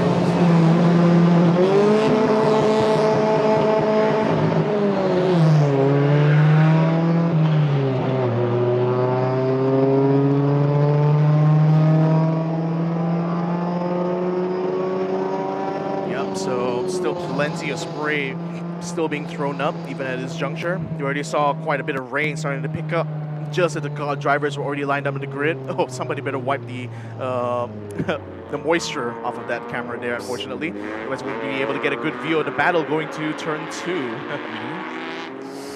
look at that, Victor. It's pretty much very foggy. You just can't even see anything much, but there you go. This is all of the races. Daniel Owen Wong. We see Nur Aini also, Peijin Yao, Lucas Leong, and also Pao Ying Hung. And then we see Mirza Shami and also Kai Nur Adri, Lo Ki Yin, and also Kenny Lee. And in the 6th there we see Surasak Daking Bus. Oh, there you go. And it is going to be Monai, where we saw some amazing performance yesterday. So they have been rolling a really good one. Let's see the remaining. It is going to be Ashan Shanmuganathan from Kashmina Motorsport Racing. And the father, of course, Dato Shanmuganathan. And last but not least there, it is going to be Genevieve Oy and also Raja Mirul Shakat there, Victor. Yep, there we go. So more ladies in the pit garage here, no doubt cheering on their drivers on track here. We'll see how they will perform here under this very wet classic race. It was dry during the start yesterday. It's going to be a wet resumption, and the safety car still continues to play its part in today's 1 hour race. So 1 hour to go for this one here. So the pit window is going to be around 1:30. So that does mean that the first half hour is going to be very crucial for our first stint runners here. We're on board with number 22s with Surasak Dakeng, aka Bus. He's going to be ferrying his team along here for the ride in this first half hour, and let's hope it's going to be able to make up some good places as a result. Safety car will continue on. They have not quite mentioned yet how many laps he'll be doing, probably until race control is satisfied that the track is good enough. Hopefully, as the rain continues to pick up a little bit, hopefully that the weather will start to let up to allow us to get started with racing. So still, you can see even from Bus's perspective, like how the spray thrown out by the cars. You know, you got a windshield in front and a windshield wiper just chugging away there to hopefully displace all of that water. But especially under race conditions, the visibility may not be that great when you got so many cars bunched up for the start here. But hopefully by the time that things get underway, once the drivers get a bit of momentum and the field starts to spread out a little bit, the visibility will improve. But as of right now, we'll still remain behind the safety car until race control deem it ready for the start. Still getting everything sorted out. After that, we will be going into this race very shortly. So coming down into turn 4 and 5, then towards the uphill later on. So, who do you think is going to be winning this, Victor? Very hard to say. I mean, for Bus, he's got a lot of work to do here. I'm more interested to see what the pace will look like once Monai comes in. Our meme boy is continuing to meme it on in front of our RF cameras here. Great to see that the spirits still remain high, even though things are very damp out on track. I don't know. It still could be a toss-up. You know, I still think there's a good chance for even Mirza and Lucas, or rather car 80 and car 79, to get a good result in. Safety car is going to be coming in, ladies and gentlemen. So here we go for the start of classic race number 2. Daniel Owen Wong will be kicking things off once it gets across the control line, and then we can get started with the overtaking maneuvers. Nuro Auni is going to be following behind, trying to get the slipstream off. A lot of other cars actually fell back a little bit from the front runners here, so it's going to be Nuro versus Daniel going into that first turn. Who's going to be able to get that braking done well? Daniel is going to be very late there indeed, trying to take a wider line, the wet racing line as it were. Car number 44 though, we trailing behind, still keeping it very close and still good enough to try to challenge him into turn number 3. I just got a question there in turn 1 and 2. The fog there, Victor. I mean, what is that up there? Not sure. Let's see. Not sure exactly. Yeah. Nuraunin though managed to find a way past Daniel even in the braking zone, and watch out, 79 Lucas slash Hua making the way through as well. Daniel's lost 2 places in the space of 1 whole back straight. It's not even in the first lap, and he has already lost a couple of positions right now. Nurul and also Jin Yao right now still leading this race. Right behind it, we are having a look on a much more closer view as things are getting intense over here, Victor. Buzz is trying to slip in alongside the Kagani Racing Academy car, but couldn't quite get the job done out of turn 5, so he has to tuck in behind. Look at the amount of water being thrown out by these cars here. Nuro Auni is leading this race here, while the car number 79 is continuing to follow along. Then we've got Daniel here trying to hold up a challenge coming from Mirza. Onto the inside goes the Car Roof Motorsport car, as it now looks to be able to take the position away from Daniel, so he loses another place. Watch out for the other 2 cars behind as well here, because Bus looks like he's going to get in on the action here, trying to hold off Ashen Muganathan as the Kagani Racing car is coming in to try to take 2 closer to the wall here against Daniel, making it a 3 wide into turn 1. You got car number 80 on the outside as well, and the Gen 1 being sandwiched by 2 Gen 2 cars, but the Kagani Racing Team Gen 2 will be able to pull up ahead going into the braking zone for turn 2. That is some intense pace we saw from all of these 3 races right now, but still it is uncertain where things will end up over here as we're coming into the exit of turn 2 now. Yep, I think I just saw Bus be able to slip onto the inside there, and I think he should be reflected right now. Moved up a place ahead of Daniel coming into the turn. There we go. That's the car number 22 now following closely the car number 79, so he's also being able to get past, or rather is following along where, wait a minute, where is number 80? Number 80 is fallen all the way back. Mirza slash Kyer has actually dropped multiple places now, and they ended up behind Ashin. So now Bus is going to try to hold off the other cars as they charge their way into turn 5. It's very tricky in these conditions. I think Bus is a little bit too wide there, but still managed to stay somehow within track limits though. So cool. So full credit to Bus for that. Oh, Bus is just buzzing through, isn't it? Yeah, so we're on board with car number 22. The team from Thailand right now just rolling things right now. This is the battle for P3. We still see here comes Daniel. Daniel with the surprise.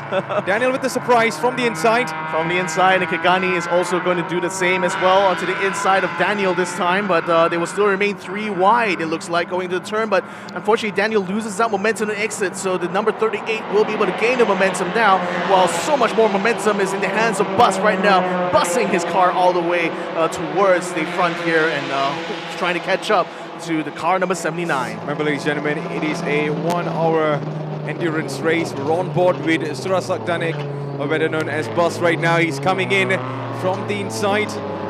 Well, on the other side, we see Lucas and also Pua, I think. Might have got past them, both of them, Victor? What, sorry? Did he just got past both of them? No?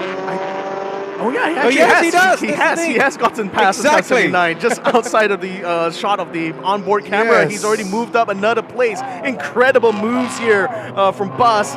Our UK team is definitely looking very, very confident right now. They should be feeling very confident about their chances, but Bus has only one more to go, and that's going to be Nurul Auni in car number 44. She's been leading the race so far. Can she hold off the Thai team in this battle? Oh, not surprised there with the performance we saw yesterday. Right now, Bus is just 2.9 seconds behind Nurul. But there's a long, long way to go and a lot of time for Bus to actually catch things up. Meanwhile, at the back, we see Lucas battling up against Yinyi in P4, Ashin Shanmugunathan coming in P5, Daniel in P6, Mirza and also Khair on P7, Genevieve Foy and also Rajesh Amirul Chakar on P8, Shanmugunathan in P9 at the moment. He's just taking a slow and steady drive at the back, I believe. Just trying to push with the seconds being changed. But look at this there, Victor. Yep. Here comes Yinyi again. Yeah, here comes the Kagani car, now getting a good run up against the car number 79. I think it should be good for them if they can actually get that braking point done well into turn 2. In the meantime, Bus continuing to chase our race leader here. The number 44 still ahead of the 22. Which of the double numbers here will be able to make it through? It's Bus who slips onto the inside. The Thai driver now battling side by side with Nura Auni, attempting to get the move done, trying to get the lead away here while the pits watches nervously on. Bus is going to be taking the wider line into turn 3. Nura Auni has another opportunity to defend. She needs to be able to brake late enough, but a big puddle on the inside there will make it very tricky indeed. Does get it turned just in the nick of time. Still remains side by side now as we go up towards turn 4. Now then, oh no, not quite side by side. Bus is able to get his car a little bit ahead. I think he just might be done. That could be the battle over now, and Bus is in the lead. So let's see what is going to be coming up next, because I think the Kagani car is itching for some action right now. The Gen 2 of the 38 is now coming up alongside the Gen 1 of Nura Auni's 44, and it comes around the outside of turn 6 to make that move done. And now, oh, I think Kagani is looking to try to go for the race lead instead. Around the outside now of turn 7. Coming to turn 8, he switches around. His Bus makes a mistake, gets onto the curb, gets slowed down. The Kagani car is slightly ahead, but they might be side by side though. Coming out the exit, still not quite over yet between these two cars. The number 38 has been doing well now to climb up the rankings. Now it's just between him and the RUK team to be able to get his way through. So who is going to be able to make that first turn in though? Getting into turn 1, RUK team car still has the inside. Kagani Racing Team couldn't quite get that racing car top speed enough to be able to stay alongside, so they lose out. Coming into turn 2, and the Thai team still remains ahead. Man, this is exciting stuff right now. Let's have a look at that in replay here as we see the cars now coming. I believe there's a downhill part going towards turn 6. So the Kagani car does end up coming into towards the inside, heading that peak. Okay, so this is turn 3. This is how he kind of set it up there. So it looks like as they come up to transition, this will be a slow motion look at how it is going into the next turn here. This is where Kagani around the outside there. Bus was going quite wide indeed. I think a little bit too wide because he ended up off the track, loses the momentum, and Kagani, the Kagani car was able to slip right on through and get into the alongside battle. So still though, at the end of the day, it was a top line speed, and it seems that the Thai team was able to get the car to allow it to enjoy being ahead going into turn 2, and that's been crucial to allow Bus to make up for that mistake. We still have yet to see if the Kagani will do the same move again. This time around, Bus will be able to stay inside well within track limits, but I think the Kagani will still be able to get alongside again once. But no, it doesn't look like that will be the case. It's tucked in behind again. Now it's going to have to take the tow, but look at that. The speed coming out from the RUK team car is insane right now. That speed saved the Bus when he got passed by the Kagani car earlier, Matt. Oh man, he's just carrying some monstrous speed over there. Looking in and coming in, just putting a couple of warnings for Bus right now. So The bus pretty much knows what's coming right behind him, so he needs to do the very best to defend his position in P1. But let's see there, Victor, with this 0.4 tenths of a second there is just going to, put extra pressure onto Bus right now, and if he's able to hold on, there's going to be some mind games coming through by Loki Yin. So if Loki Yin is able to get into P1, then this is going to be a whole different race later on. Yeah, we'll see how that would turn out. But this thing, like, it seems like the Kagani car is not as fast as the RUK team PMC52 car once we get to the main straight. So that remains the biggest handicap they have. It seems like they do have the pace when it comes to that final sector. Like the Kagani car was able to very successfully close the gap and even at times end up alongside. But once they hit the main straight, they lose out in that performance. And mind you, it's not really a Gen 1, Gen 2 thing. Those two cars are literally the same Gen 2 model. It's just that the RUK team car is somehow able to extract just that little bit more performance out of their car. And that's been crucial in allowing Bus to be able to defend the lead. Bus right now still buzzing in the front, but then there's a problem right now. Loki Yin just might have the advantage to go into the race as seen in P1 right now. We're coming into the long straights. This turn 1 is going to be super crucial, and Loki Yin on the advantage. And is there going to be a way that Bus is able to defend this? Unfortunately, I believe, oh wait a minute, looking at the braking here, things could actually change. It could change. Kagani oh wow, will he turn actually in changed first. there, Victor. Turns in first, he will be able to take the lead, but can he hang it on though? Yes. The RUK team car may have an opportunity later when we come around to the main straight again, but at this point, Bus will have to tuck in behind, so he loses the lead one more time. Definitely loses the lead one more time now. Again, let's see if Lo Yukin is still able to hold on to be in the up front right now. Meanwhile, we see the rest are also coming in at a very high speed. Oh, this is the battle for P1. Victor, we still got 45 minutes to go, but they are already, pushing the pedal to the metal right now. Pushing very hard indeed, and the conditions still remains very treacherous out there. You can still see plenty of puddles on the track, so those are things that the drivers would try to avoid if they can. Ashin Shanmuganathan has actually gotten past Nira Auni while we were focusing the battle in the front, so he's on the charge right now to get up onto a top 3 spot, and that's spelling good news. For the number 96. For the 44 in the meantime, having fallen back quite a bit, they still remain within the top 5, so there's still a chance for prize money for sure, but they will certainly be hoping to be able to get a little bit more. It's just that, well, now they got a few more cars to be able to have to pass in order to make that happen for them. Absolutely. So in the meantime, things are just going superbly intense for the rest of the other teams right now, just focusing on to spot where they can actually give some instructions to their drivers on the track right now. We're on board with car number 96. Ashin Shanmuganathan has climbed into the podium position so far. And Nurul has just dropped drastically towards the back, Victor. What happened? Yeah, I mean, she got passed by Ashin just off camera, but it seems like I think it's just the pace isn't quite there for her in this early phase of the race here. So right now, she needs to be able to hold that track position here and be able to somehow stave off any more challenges coming from behind. She's only got the number 79 to worry about behind, and it's quite a long way there in that regard, about 1.5 seconds away. So there's definitely that little bit of buffer, but she certainly could try to close up to Ashen when he gets to the main straight, so hopefully the tow will be able to help her be able to bring that car a little bit closer to the front runners here. But of that regard, I mean, it still remains to be seen. We still got quite a long way to go. Quite a long way to go, as we're still having a look on Nurul Ain, who is right now currently in P4. So yesterday we saw some incredible performance by her and the other partner, of course.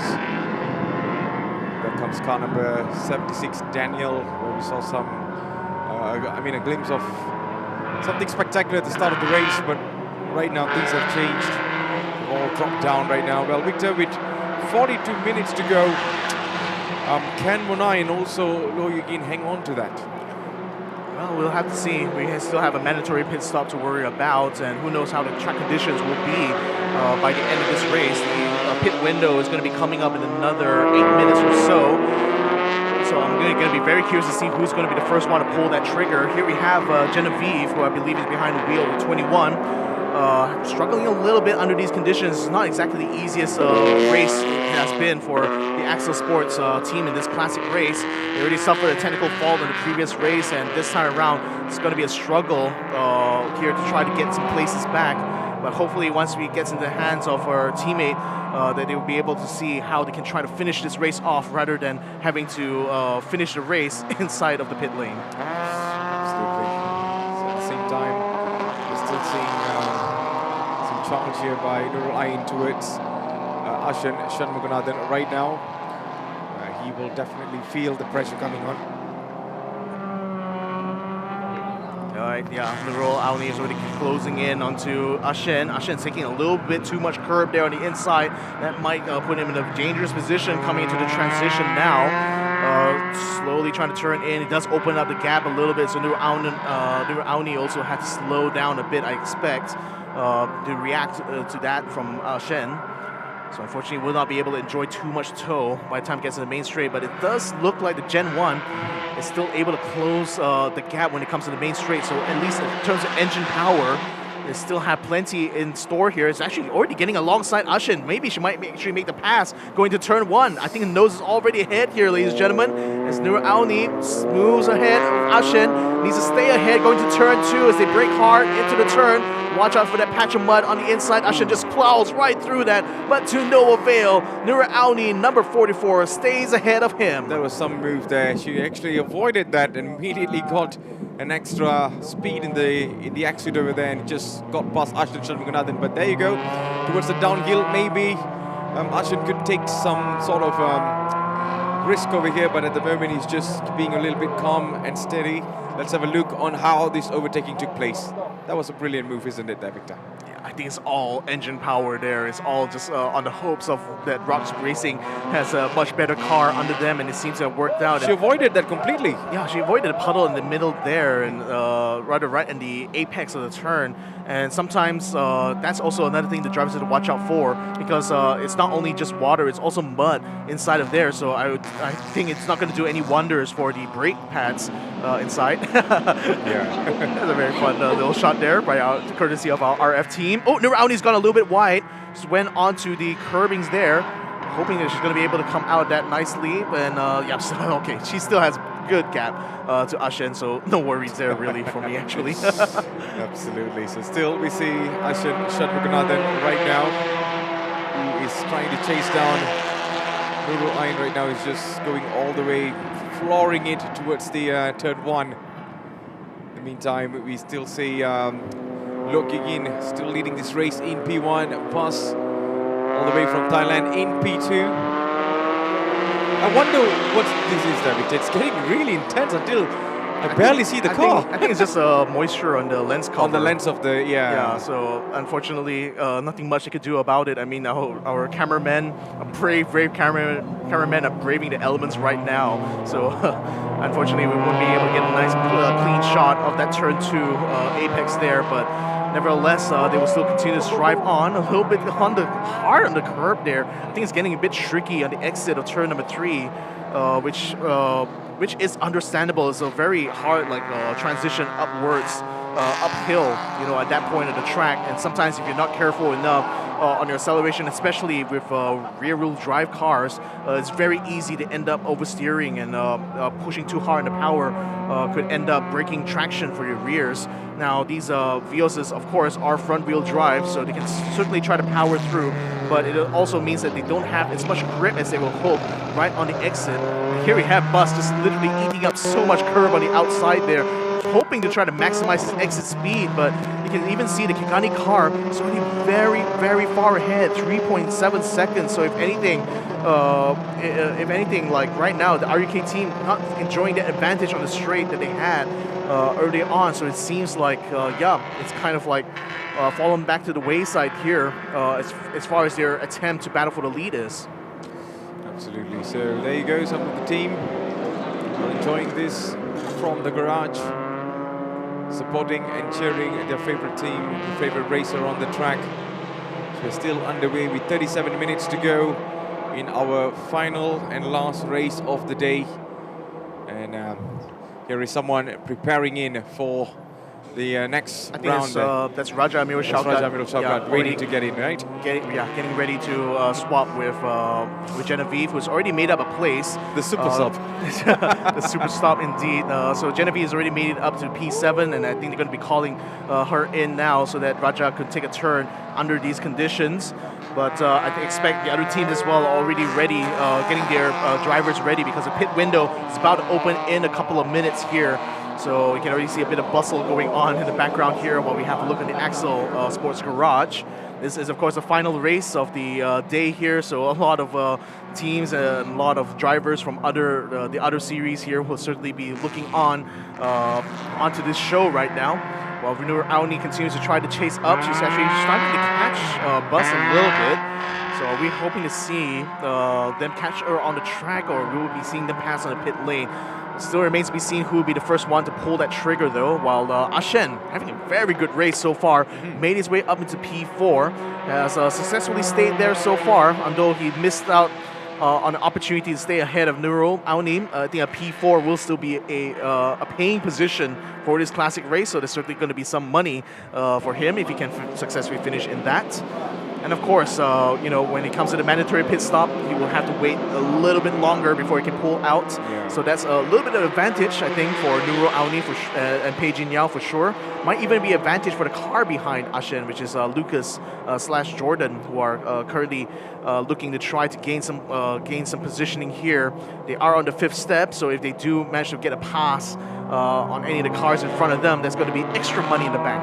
Yeah. I have to say, an incredible development by Ashen Shanmuganathan lately in this racing series. But this is the race leader so far up in the front, Liu Yin, and his substitute driver Kenny Lee, to be much more specific, will be coming on later. But at the moment, it seems like the Kagani Racing Academy is leading this race so far.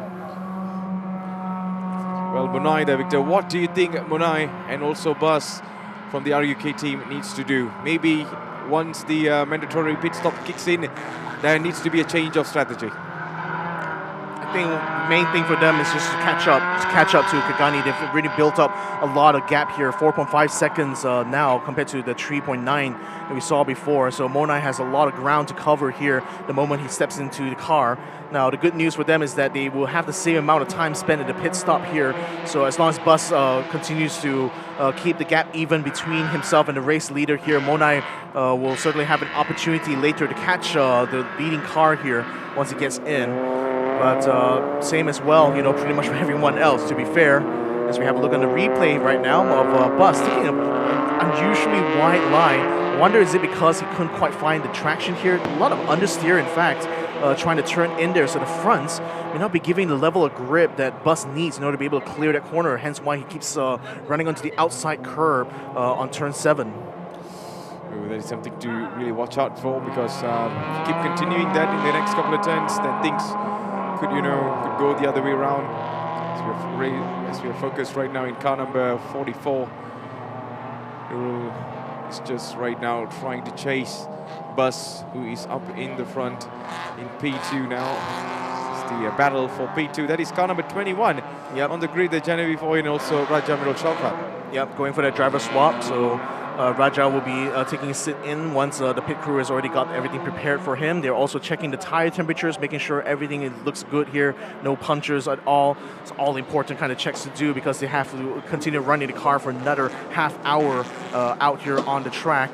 But Raja will be sitting in. They have to wait for the full 120 seconds before they're going to be allowed to be released from the pit lane. So the driver now having to get himself strapped in while the other racers continue to run outside. Now, is anyone else going to be joining them in the pits? It looks like the Kagani racing car will continue to stay out. The RUK team car is also staying out, as is Auni, as well as Ashen. Then the 79 car looks like it is still out on track. Number 69, Shan Muganathan, is also getting into the pits now, so he's going to be taking his own mandatory pit stop. So there's a second of the classic drivers already in there. But none from the front runners. The front runners still want to continue to stay out. They only have up until about 1:45, which is when the pit window closes. So they have to be able to come in within this time period here. So really, it's just a question of who is going to be able, who is going to want to pull that trigger first. Surely that. This is car number 38 on the track right now. Let's see where things unfolds for this car at the moment. As we already saw a couple of changes coming through the mandatory pit stop. Raja Amirul Shaukat will be in action, placing Genevieve Oy. And let's see what are the tricks that car number 38 has today, Victor. Yeah, it's going to be, we saw plenty of tricks there in order for him to get in order for the 38 to get in front. So the question is whether or not the 22 will be able to make gains once they get into the second stint. That will put a lot of pressure on whoever's replacing the driver in the number 38. 22 is going into the pits now. Bus coming in right now, so that leaves the Kagani continuing racing. I think Nur Auni is continuing to stay out as well, so the number 44 will overtake him for P2 for now, but they still have yet to make that pit stop for themselves. So now the Thai team is going to be getting Monai into the car. You can already see Sursak getting his straps ready already to be able to jump out immediately so they can allow Monai to take a turn on the car. Here we go. I mean, we get a much more better view on the car coming into the pit there, Victor. I mean, you can't expect a Formula One level of change immediately, you know, within a couple of seconds and the car is out.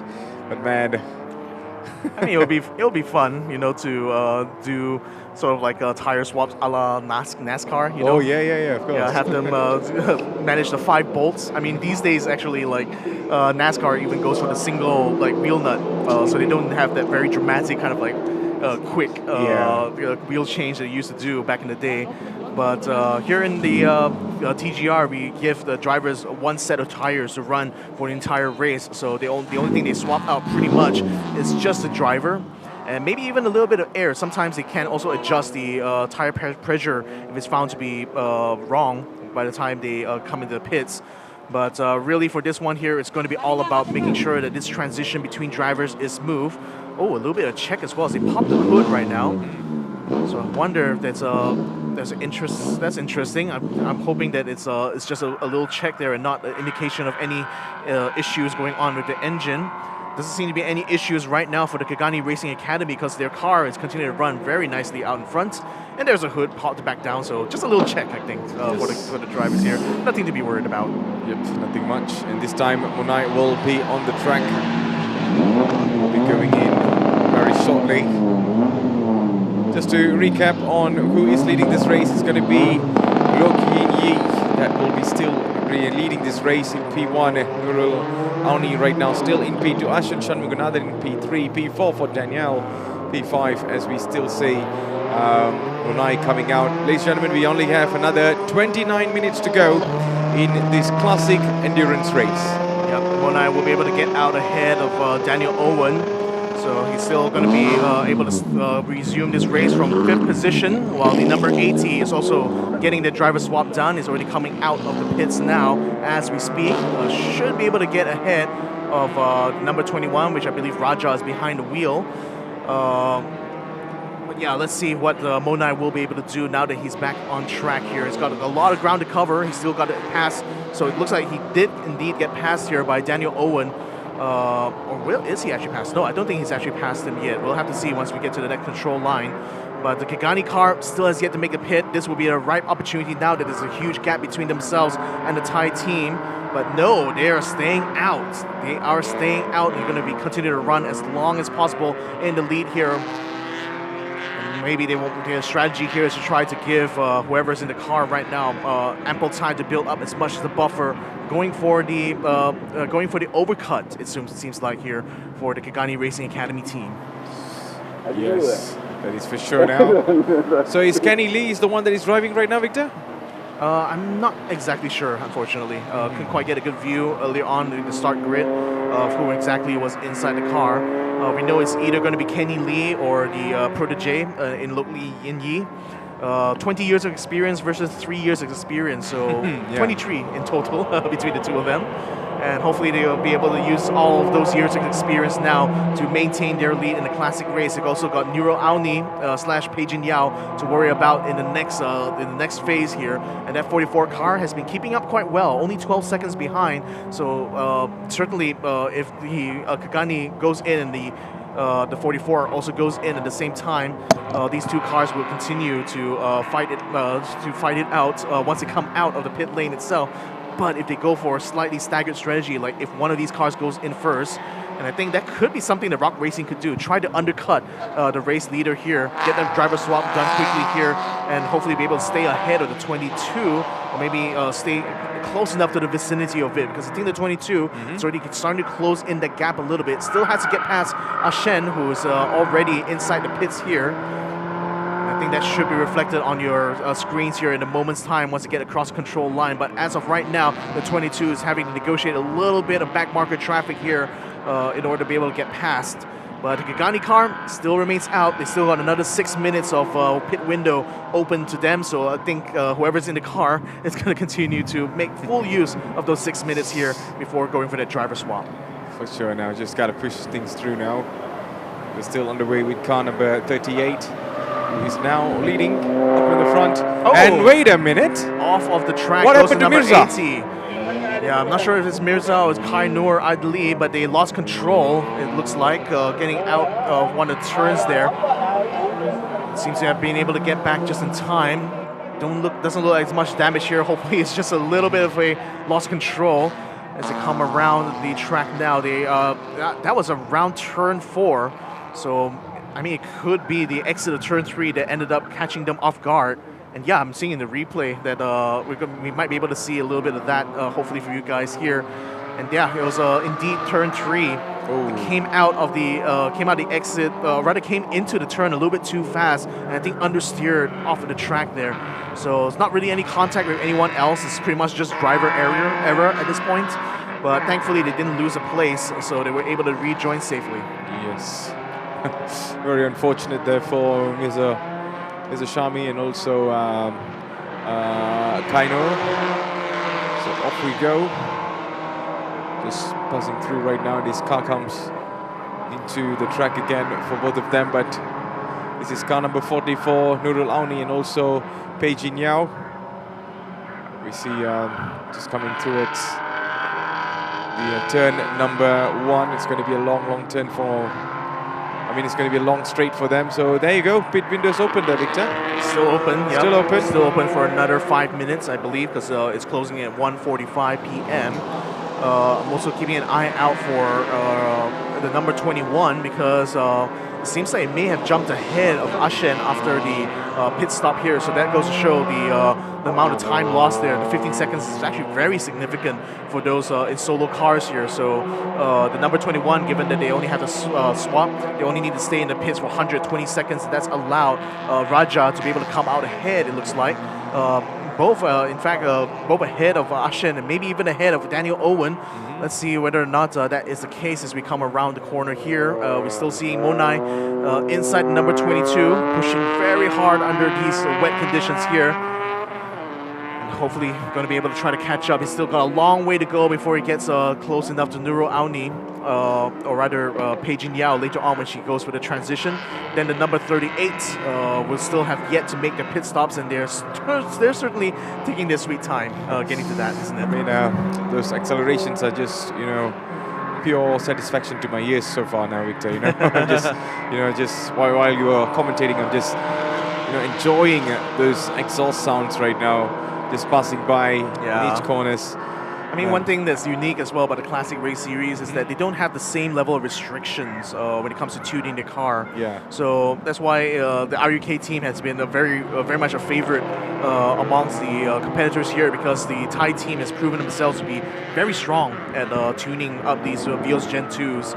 So we're hoping to see if they're going to be able to make some improvements there. So here is a driver, I think that's from Kagani Racing here, getting ready to make the swap. I think it could be Peijin Yao, if I'm not mistaken. So it could be Kenny, actually, that's in the car right now. So we'll see. The number 44 is already in. Rock Racing will be making their driver swap now with only minutes to spare before the pit window closes. And still have yet to see the Kagani car. It's still out on track, just about entering turn 3 as we speak right now. So with Nur Auni inside, we'll be waiting with bated breath to see where the number 22 ends up. It is going to be able to pass the pit lane, I believe. So that should be Monai now, moving up into P2. So back into position here. Now the big question is, when Kagani makes their pit swap, will Monai be able to pass them when they come out? Oh, that is definitely going to be a gamble right now, and let's see how things unfolds between both of them. So we are right now fully focused on Pei Jin Yao, who's car number 44, isn't it? Yes, yeah. Number 44, alongside with Nurul Auni. Let's see if there's going to be a change coming through. All right, there's a change. Let's see who's swapping out. I mean, they didn't open the helmets there, Victor, so you can't really identify. Yep. Here comes the Kagani car, so finally one of the last cars really to go ahead and take the mandatory pit stop here. Now Monai. That's and the now, question. yeah, the question is Monai. So Monai is only coming around towards the final sector right about now. They still have to spend 120 seconds inside the pit lane here, so it could be very close. Unfortunately, I think there is a big possibility as well. The number 22 will be able to cut in front, as he's already starting to clear that final turn. So, yep, here we go. Getting that swap done here. Kagani Racing Academy has done well to snatch that lead in the first stint. Can they keep the lead by the end of this race? That is the question indeed. So now, second driver already swapped in. I think we just saw the number 22 pass control line, so they have jumped ahead. They have been able to make the pass from the pit lane here, it seems, to the RUK team. So it's going to be a lot of work ahead for Kagani if they want to be able to regain the lead. They're doing everything they can. There's coming a couple of 20 minutes to go in this race. So we're on board with Kenny Lee and also Go King In. So let's see how things just goes for this Kagani Racing Academy. This is car number 22. The team hailing all the way from Thailand, REK Racing Team. So they are right now are the ones that is out on the track trying to push things around over here, Victor. Yeah. Much more worrying as well is to see that that a lot of cars are starting to pass on track here. The Kagani cars, so maybe staying out was not the best strategy at all. I mean, it was actually I just only had a glance at their lap times here. It seems like the last lap was a 1:39, very slow compared to the rest of the field, which averages around the 38s or even the 36, which was actually set by Monai not too long ago. So. And in fact, he's just got a purple sector 2 as well, so he's taking full advantage of the fact that the Kagani car is still inside the pits in order to try to pass. So we'll see as it comes around right now. Are they going to be able to catch up here? Are they going to be able to get the lead back here? It's going to be quite the fight here, unfortunately, for number 38. He got the lead during the start of this race. It's going to be coming out here behind Monai. May even be a lap down. Oh, look at this. Look at that RUK team celebrating right on cue there. They know they've just pulled off a great strategy here to get their driver in the lead. They were waiting, aren't they?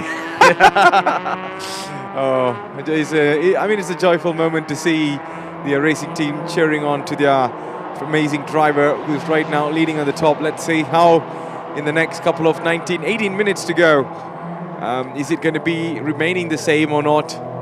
But one thing for sure is that, RUK Racing Team has been at the very top of their performance throughout different classes today, Victor. Funny enough, even with the purple sector 2, Monai didn't even get the fastest lap, but that lap was fast enough, though, to keep the number 22 ahead of the 38 coming out of the pits. So well done there to the RUK team, PMC 52. That was certainly a great way to see the team effort really come into play here for this race. Well, it's a team game, of course, except for the driver who still needs to listen to all the instructions and informations given on his radio, of course. Right behind it, we see car number 38 closing slowly, just trying to, close the gap. But at the moment, Monai is just drifting away, trying to get away as far as he can from the Kagani Racing Academy drivers, Victor. Yeah, it's going to be one thing to have made the pass from the pit lane. It's now going to be another thing to hold it entirely. Now, there's 1 second that separates the two of them, so it's still by no means an overfight yet. Monai will still have to continue to keep the number 38 behind through the rest of this race here, and who knows if the track conditions will continue to favor this battle here. As we see the Kagani car already trying its best to keep as close as possible to the number 22. The number 22 is going to have to get past traffic here. But Daniel Owen's not really making it easy for him, it looks like. Still taking the line there. Still being a bit of a hassle here, actually. That's allowing the number 38 entry to get close. Oh, no! That the door just slipped right open there, and the Kagani gets right through again. Ooh, that was a surprise. And Daniel still is blocking the number 22. Oh no, despondence in the pit here as Buzz watches on with his teammates as a number 38, because of the transition to traffic here, has lost that position here. Has gained the position over the RUK team. So, oh my goodness. That was very, very unfortunate, but man, it is what it is. And right now, things have changed drastically. It seems like Luke is up in the front, and Monai is now battling for that P1 victor. Yeah, he still has. Oh, he's actually gotten the fastest lap last Finally, time around. But this lap, though, definitely going to be affected because of having to get past Daniel Owen there. And look at that at 38, already building a 1.6 second gap. That was a severe amount of time lost there due to the failure to get past traffic here for the RUK team. Man, what a shame here. I mean, it was a brilliant strategy battle up until then, but now Monai is going to have to do it the hard way, which is to actually pass the number 38 on track. I mean, there are certain things that, that happens on the track that cannot be changed. But there is still time here in this race with 15 minutes to go. And let's see if the RUK team is able to pull in another surprise, because they are pushing really, really hard right now. We're on board with Monai, who is the substitute driver, the one to finish this race strongly, has come on, and now he got a job to do, and that is to chase the man up in the front. Yeah, gonna be a hard chase indeed. 1.6 seconds the last time they are around, and Monai is gonna have to pull every trick out of the book here to try to gain the time.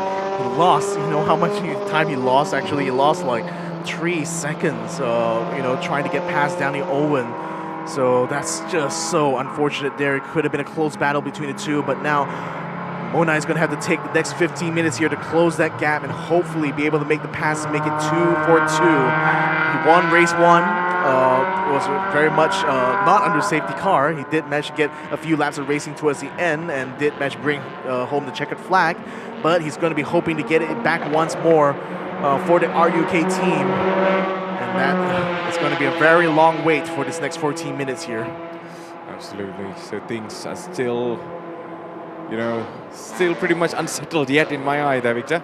Yeah. Still a long, long way to go. And that's a moment of silence on the track right now. Because there was no car passing by, and here comes Lucas and also Paul Inghun. Quietly putting up a P3 a possibility here, so that's looking good right now for the number 79. A bit of a privateer entry. They do have like 2 drivers taking turns in that car, and they do have a title sponsor. It looks like Clovertech Garage, very prominently displayed on the side there. So definitely having a good team to be able to put them in this position. Oh, look at the amount of mud they had to get through there to turn 1. It's the same spot again, right? Yeah. So here we go. The battle's still raging on. The number 22 trying to catch up. He's already caught 0.2 of a second the last time around the lap. Let's see what the gain will be in this next lap here. Monai, it's not quite over yet for him. Still has an opportunity to make it 2 for 2. But certainly the Kagani Racing team will be quaking right now if they can successfully hold back the Thai superstar here. Well, talking about hold back, let's see how long he can able to hold that. This is Surasak. I mean, he's right now in the pit garage watching his teammate Monai on action on the screen right now, just trying to chase things around. While in the meantime, this is Kenny from Kagani Racing Academy just rolling past up in the front with no mercy there. He's just trying to get away from the Thailand national team. And right now, the gap is just 1.1 seconds. And let's see if there is going to be something in the final moments. We're 12 minutes away from the checkered flag. 12 long minutes here, so it's Monai slowly gaining and gaining on number 38. So that's certainly going to be good news for RUK. They're not out of this fight yet, at least in terms of getting that win. Let's see how they're going to try to gain it back. So I stand corrected. I think that was Logan Yi we just saw in the pits just now. So it's actually Kenny. Yeah, that's actually inside the car. So he's going to be the one face to face with Monai here. So Kenny right now, that will be helping Kagani Racing Academy to push things around. And right now, being in the race leader definitely adds a lot of pressure, but then so far so good for this team now, just not getting shaken or anything, they're just relaxed. And talking about relax is just, you know, how much you can be calm in this pressuring situation. That is exactly what makes you a champion and a winner. And of course, if you're looking at the timing monitor here. Yeah. Okay. What's That's changing, not bad. Victor? That's not bad. Both of these cars just trading fastest lap against each other practically on track here. So early on, it was held by Monai. Now the number 38 has woken up. He's already gotten the fastest lap. Ooh, number 44 taking a bit of a spill here. It looks like the number 21 has successfully gotten past now for P4. So they're fighting very nicely here for position, and it looks like the number 21 is finally making that climb slowly but steadily. So let's see how they will be able to do it on track here. This is something to just, you know, focus on for the next couple of 10 minutes. This car number 44 that we're watching right now. Yep, so the number 21 right now. Which I believe is Raja Shawkat behind the wheel, taking over the reins from Genevieve. Yeah. Genevieve has done well to keep the car in place. I think she came into the pits around P7 or P8. I think it's P7. So right now, Raja is on the hunt to try to gain more and more places, as we are seeing them on your screens right now. And Raja, in particular, has been pretty happy actually with the performance of the car, because he's especially noted that it's actually very nicely, it rotates very nicely on these corners here. Especially considering the fact that he was a rookie back in the 2024 season. This is a platform that he's certainly very familiar with to begin with, and the fact that the car is really helping him in these fights is actually helping him out quite well. So a top 4 possible here for Raja, as we have a look at the replay here and how he got that pass done on the number 44. So here he was onto the inside, or rather peeking onto the inside, going to turn 5. And here it comes right there. Ooh, even nudges Beijing Yao off a little bit there in order to be able to make the pass happen. And man, that was a good one there. Absolutely. I mean, the control was spectacular as well. And this is car number 21 right now. We're all fully focused onto Raja Shawkat. The Axel Sports team will definitely be watching and also supporting, despite, you know, coming from the back. He's just trying his very best to get into or make up something in this race so far. But Liuk Yin Yi is the man for the moment right now. It is Kagani Racing Academy that is, you know, soaring up in the front after being replaced. Right now, Kenny Lee is on the wheels, and still they are able to do some magic here with another 8 more minutes to go. Will there be a last-minute dramatic change from the Thailand team that is right now chasing the Kagani Academy team there? Kind of shifted very early into the second gear there to make his way through turn 8, and he's really struggling right now to close that gap. It was 1.4 last time around. When we come around again, it's 1.5, so he's actually losing time now compared to Kagani Racing Academy, and this is not boding well. With 8 minutes remaining here, he needs to be able to get in position to fight them for that lead, and it's just looking like it's so close yet so far, isn't it? I mean, 1.5 seconds doesn't sound like a lot, but in motor racing terms, you know, practically might be just 1,000 miles at this point. Oh, for sure, man. I mean, what else we can expect from this? So this is the race leader that you're watching on the screen, ladies and gentlemen, who is just 7.5 minutes away from winning this race. Yesterday we saw some incredible performance by the RUK racing team from Thailand, but today the Kagani Racing Academy has taken away the throne from the Thailand international team, and right now could there be a different result? Because 7 minutes is still long, anything can happen. Let's hope for the best. Yeah, so very solitary third place here for car number 79, Lucas / Jordan. Not sure exactly whom is behind the wheel, but hopefully they'll be able to bring it home in that third place. The nearest competitor to them, Raja Shaukat / Genevieve, is about 14 seconds behind, so there's still plenty of space here for them to be able to finish in this third position. And that will be the highest finishing Gen 1 car, actually, now that I think about it. Quite impressive, huh, to see the Gen 1 cars right now just rolling up in the front, isn't it, Victor? Yeah, I mean, it goes to show how equal in performance they actually are when it comes down to it. I mean, similar engine, similar spec. They still have like slight technological, but it's really more about the options to tune up the car. That's the difference between the Gen 2s and the Gen 1s.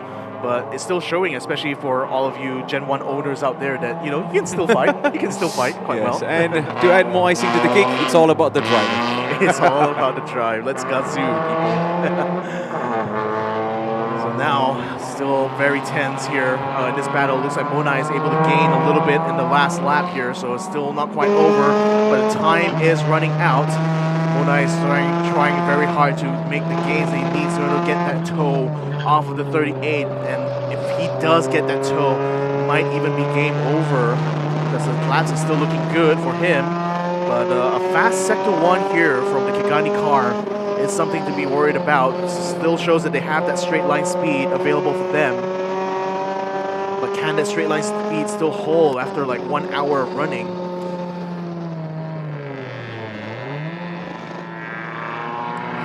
Still pushing quite hard. Ooh, car number 32, pit stop infringement. What happened there? That's not a car that's in the list, unfortunately. Not sure whom exactly pit control is, race control is talking about here. 32 or 22? Could be from a different series, to be fair. So, nevertheless, like we don't have a car number 32 classic race here, so nothing for our current batch of drivers to worry about. But nevertheless, look at how intense everyone is on the race garage right now, Victor. Earlier on, everyone was, Yeah, is there anything to add there, Victor? Oh no, I think so. Got an update. I think it seems like it's a wrong number. It's car number 21 that's under investigation right now for a pit stop infringement. That's Raja Shaukat Amiro, yeah. Raja Shaukat and Genevieve Oi. Oh no. That's not sounding good. Yeah, if they ended up like coming out too early, or maybe something else to do with their pit stop procedure, then that could be penalties for them. And let's just hope that's not the case here because they already fought so hard to get back up into P4. This is the worst time to get a penalty. Yeah, it looks like that investigation will continue on as the race continues. Speaking of that race, though, let's see what the gap is looking like between the number 22 and 38. Got a bit of traffic coming up ahead. Let's hope it doesn't end up in the shenanigans that we saw. Uh-oh, look at this. Yep, the flag is already out for the number 80, so it's going to leave space there for the Kagani car. It's also going to leave a lot of space, actually, for the 22, so no dramatics this time. Yep, no dramatics this time. Everything remains the same, but the team from Kagani Racing Academy is still roaring and soaring up in the front, keeping themselves in P1. There is nobody right behind in terms of, to give an extra challenge so far. With 1.4 seconds, Munai is behind. But if we see Kenny making a small mistake over here, things could actually change every time. Yeah, I mean... But so far, I think Kenny got it. Kenny got it. Well, we'll hope that's the case, but it's still 3 minutes of running, so who knows what will still happen. It's not over until it's over. So, yeah, still waiting with bated breath from the pit crew, from the paddock itself. an update from race control. So car number 21 will get 34 seconds added to their time. Oh no. And so how does that reflect on the result every time? it will put Ashen, I think, up into P4. So it's going to swap around the positions between Genevieve and Ashen should this end up becoming the finishing order here. But we'll have to see. It'll still remain to be seen after when we get that provisional result what the actual final time is. But I believe that 34 seconds is added as the... Yeah, it's probably because they didn't spend the allocated time they needed inside of the pit lane there. So very unfortunate here for the Axel Sports team. Something they're going to have to keep in mind of for the future rounds of the season. Very much unfortunate there, of course. There you go, thumbs up on the cameras. They're all very optimistic with their drivers, who's right now on the track performing and giving their very best shot. As we still see Kagani Racing Academy that is now still up and trying to win this race. Car number 38 you're watching on the screen right now, consisting of Liuk Yin Yi and also Kenny Lee. But the one that is driving right now is surely Kenny Lee. Can Kenny, push his car and his team towards the checkered flag for this race? So are you trying to say, like, can he do it? Can he do it? Well, because, the reason why I say that, because we see a couple of dramatic changes in this race throughout today, Victor. So, like what he said, nothing is over until it's actually over. So. Yeah, but on that note, the gap between him and Monai is looking a lot closer this time around. So we're looking at a final lap battle between the two of them. Monai is already starting to catch up.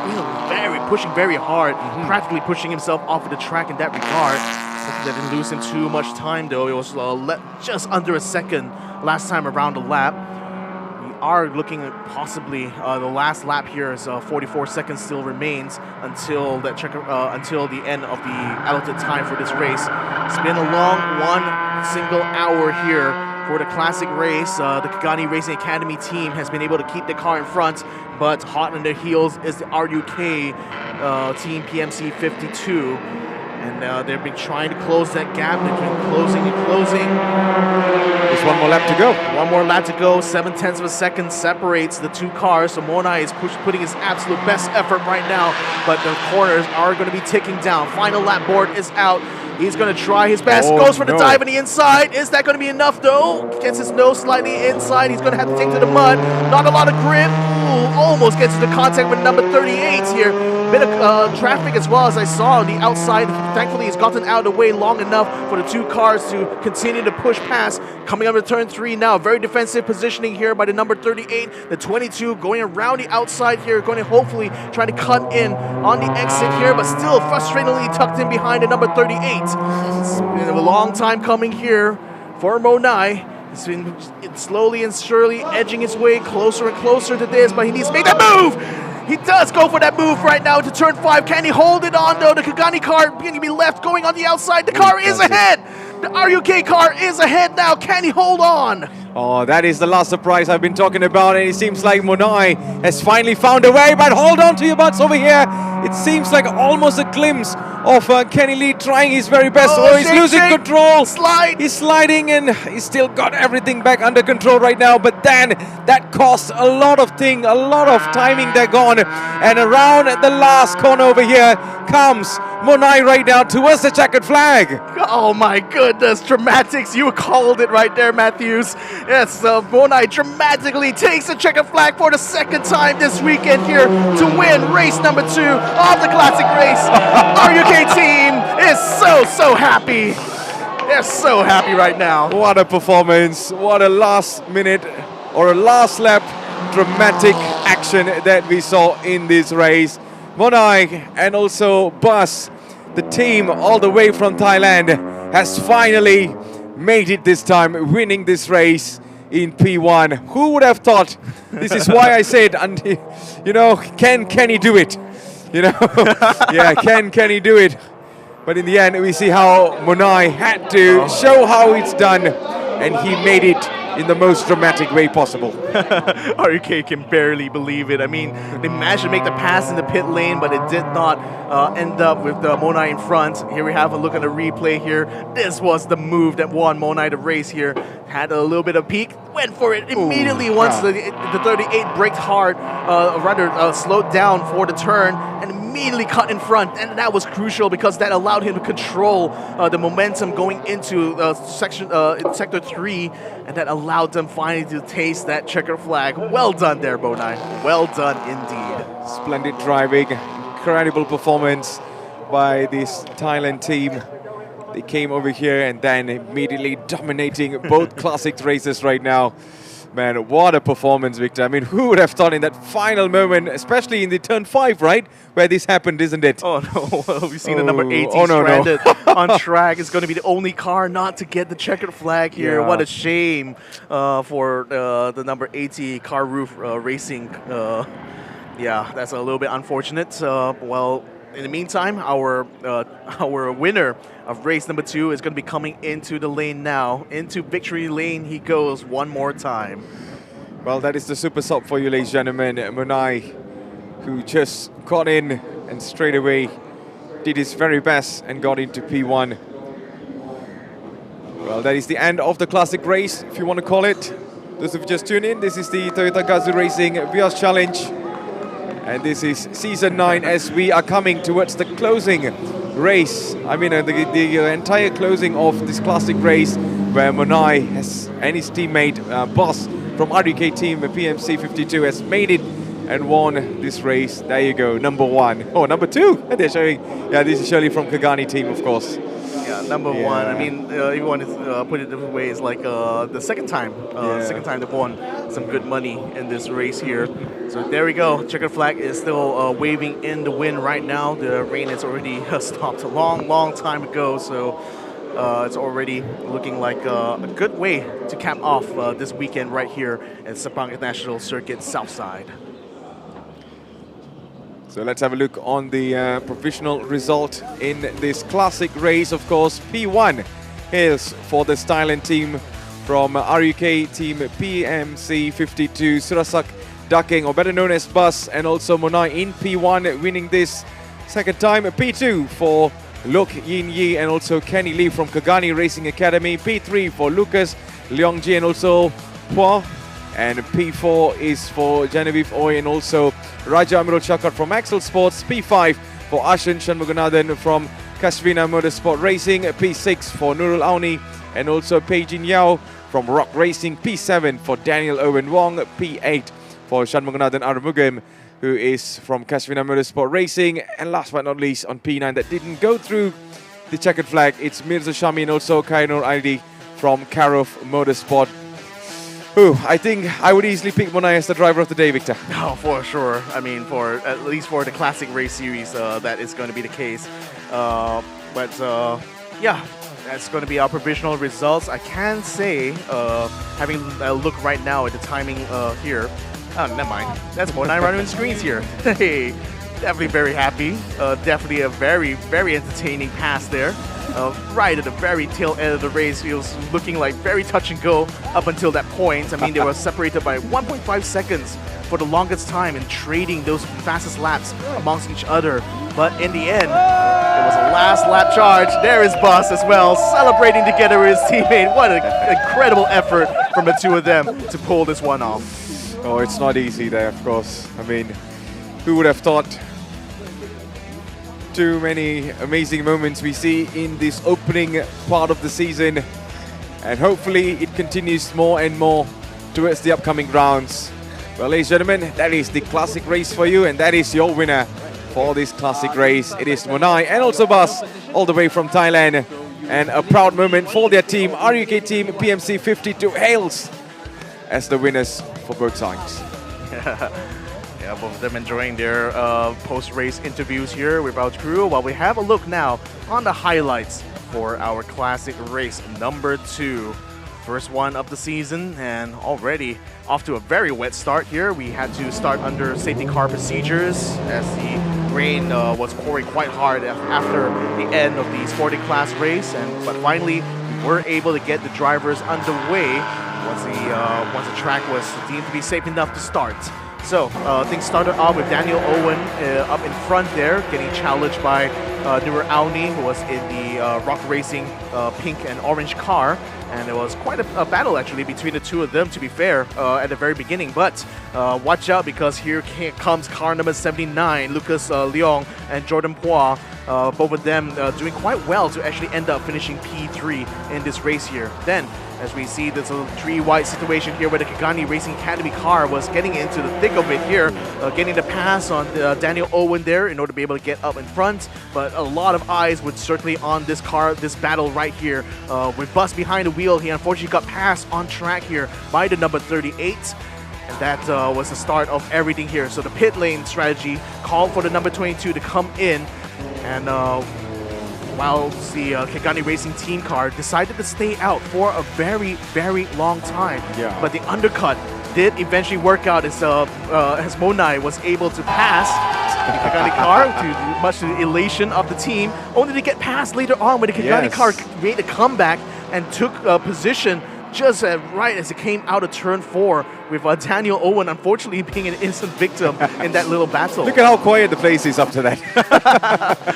Yeah, so the number 44, driven by Nur Auni slash Peijin Yao, got into a bit of a scrap with the number 21. The number 21 was trying very best to get through. This was a little bit of a slide here that we saw from the Kigani car losing control towards the end of the race here. And this is when everything fell apart for them, because unfortunately the number 22 found a way to make the pass happen and took the checkered flag for the second time this weekend.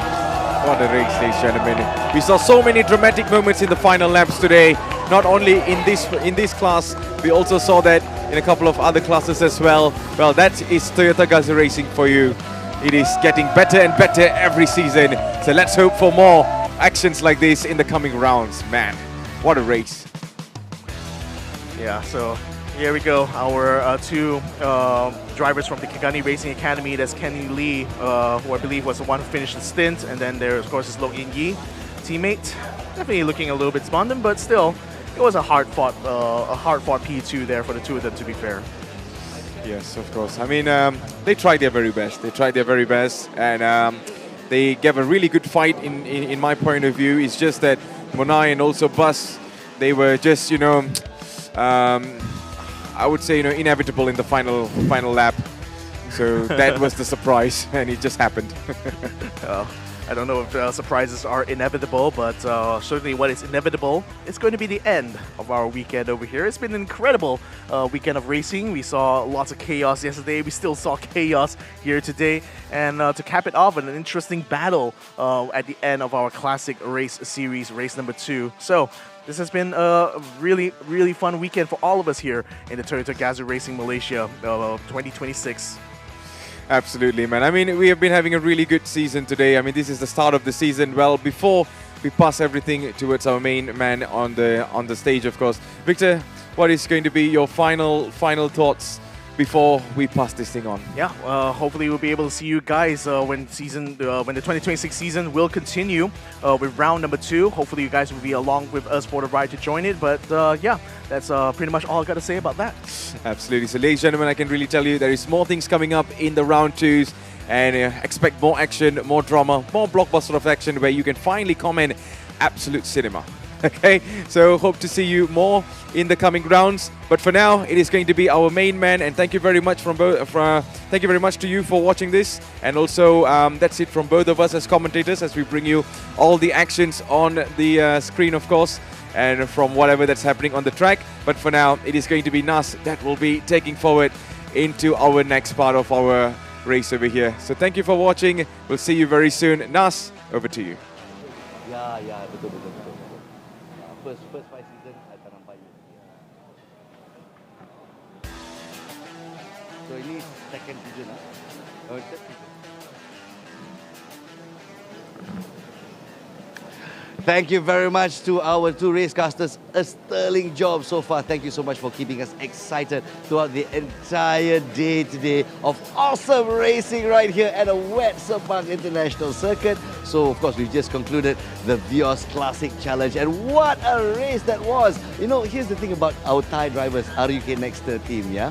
Now, these guys come from a hot and dry country. They're used to driving in hot and dry conditions. But somehow, Pas and Bonai, when they see rain, they go all out. It's 2 P1s in a row for the Vios Classic Challenge. Congratulations to the Thais for their awesome win these past 2 days. But here's another celebration that is in order. We're here with Mr. Chu Yong Chun, who's been racing for 33 years. Dan ini merupakan season kedua ya. Season kedua bersama dengan TGR Vios Challenge. And it's his first P1 in sporting class. Tahniah Uncle, tahniah. Wah, macam mana Uncle punya perasaan? First win lepas 2 tahun. Happy lah. Yeah, first time dekat Gajul. First time kat Gajul kan? Jadi apa yang lain kali ini? Uncle rasa mungkin hujan membawa sesuatu yang lain ke? Mungkin nasib baik kerana hujan ke? Hujan nasib baik. Ada bantu sikit. Ya. Kalau bawa memang nak weather dry, bagus. Yeah. So Uncle prefer dry lah sebenarnya ya. So Uncle punya pengalaman 33 tahun lah. Mungkin saya tanya sikit lah. Uncle mula racing sejak bila dan di mana? Pasir Gudang. Pasir Gudang ah? Ya, Pasir Gudang. Yeah. Pasir Gudang dah tak ada dah sekarang. So especially to our viewers, our young viewers out here, Pasir Gudang was once our best circuit ah. Pasir Gudang, Batu Tiga. Batu Tiga sekarang pun sudah tak ada lah. Tapi Uncle masih ada lah. Ada. Okay, so sekarang Uncle lihat banyak young drivers yang datang ah. Banyak guna sim racing atau e-racing untuk practice lah, untuk training ya. Uncle pernah cuba e-racing atau sim racing? Tak pernah. Kenapa tak pernah? Malas. Malas. Malas ah. Okay, so compare 33 tahun dulu lah. Uncle mula macam mana dulu? Uncle mula track day ke? Uncle mula dengan racing team ke? Macam mana? Track day. Track day ya? Ya. Track day. Sebagai fan sajalah. Ya. Wah, Uncle bawa kereta apa dulu? Saga. Proton Saga? Ya, Proton Saga. Itu first gen Proton Saga? Ya. Dengan itu Orion engine? Ya. Wah, so betul-betul old school lah. Jadi sekarang kalau kita tengok young drivers sekarang, 19 tahun, 18 tahun, ada 16 tahun, 15 tahun pun ada. Jadi Uncle sekarang race dengan diorang on the same track. Jadi apa Uncle punya feeling, Uncle punya feedback? Oh, yang muda memang diorang punya skill bagus. Dia ada apa, dia orang respon banyak cepat. Dia bagus. Macam mana pula dengan experience atau keberanian dia? Dia mesti berani on track. Muda lah. Dia muda memang berani lah. Uncle muda pun berani dululah. Sekarang masih berani. Sekarang masih berani. Congratulations Mr. Chun. Your first win for Hiwa Racing Okay, congratulations. Kita jumpa round 2 nanti. Thank you very much. That was Mr. Chu Yong Chun, his first win for supporting class after 2 seasons racing with Hiwa Racing. And it's nice to see the veterans coming together, going head to head with our young guns. And speaking of young guns, we're talking to our sporting class winner, Mr. Justin To. Come on over here. Racing for Bay, racing by ES Young, and we can see your I think that's the trait that I noticed about you the most. I mean, last season we saw you on the podium a couple of times, and I remember a couple of DNFs, and some disqualifications as well. What do you think is your biggest achievement or improvement this year? Okay, personally, I think that my greatest achievement this year is probably just to finish well with no incidents. At the same time, every driver showing their own sportsmanship and determination to go and fight for their positions. Yeah, of course, all this comes with a little bit of patience and, of course, not being too greedy. Not being greedy, I think that's a really big achievement as well. I know as a young driver, you want to achieve, you want to do this, you want to do this now, right? So you can see throughout the lineup of drivers, you can see the veterans. 33 years driving like Mr. Chu Yong Chun just now. And we have you at 27 years old. You started racing just 2 years ago, right? Yeah. Tell us that process. I mean, did you actually go through sim racing, or did you join a racing team or racing academy, or was it just pure fun and talent? I wouldn't say talent, but I would think that there are a lot of hard work that happens behind the scenes. It was just from just purely track days, and then we work a lot on the back end to watch videos, and sometimes at night before I sleep, we will still keep thinking of that same scenario or where did we do right, where did we do wrong. So I guess it was just a young boy's dream that came true lah. And a young man is now taking P1. How does that feel? I mean, that progression of, and then of course during round one, that very first race, it feels like you're making a statement with day racing. I mean, all the competitors are very strong. It was a tough fight. I would say that this round is really a very mentally challenging round, especially with the rain that we have to deal with. But we are all basically here to race, enjoy, and then go home, not to make any enemies or any bad blood between competitors. I think that's what we should take off from the circuit. I think many drivers can take a page from you, that's for sure. I like that spirit of competitiveness and fairness as well. So talk us through that last lap that you went through and finally pipping that car. Walk us through that process. What was going through your head?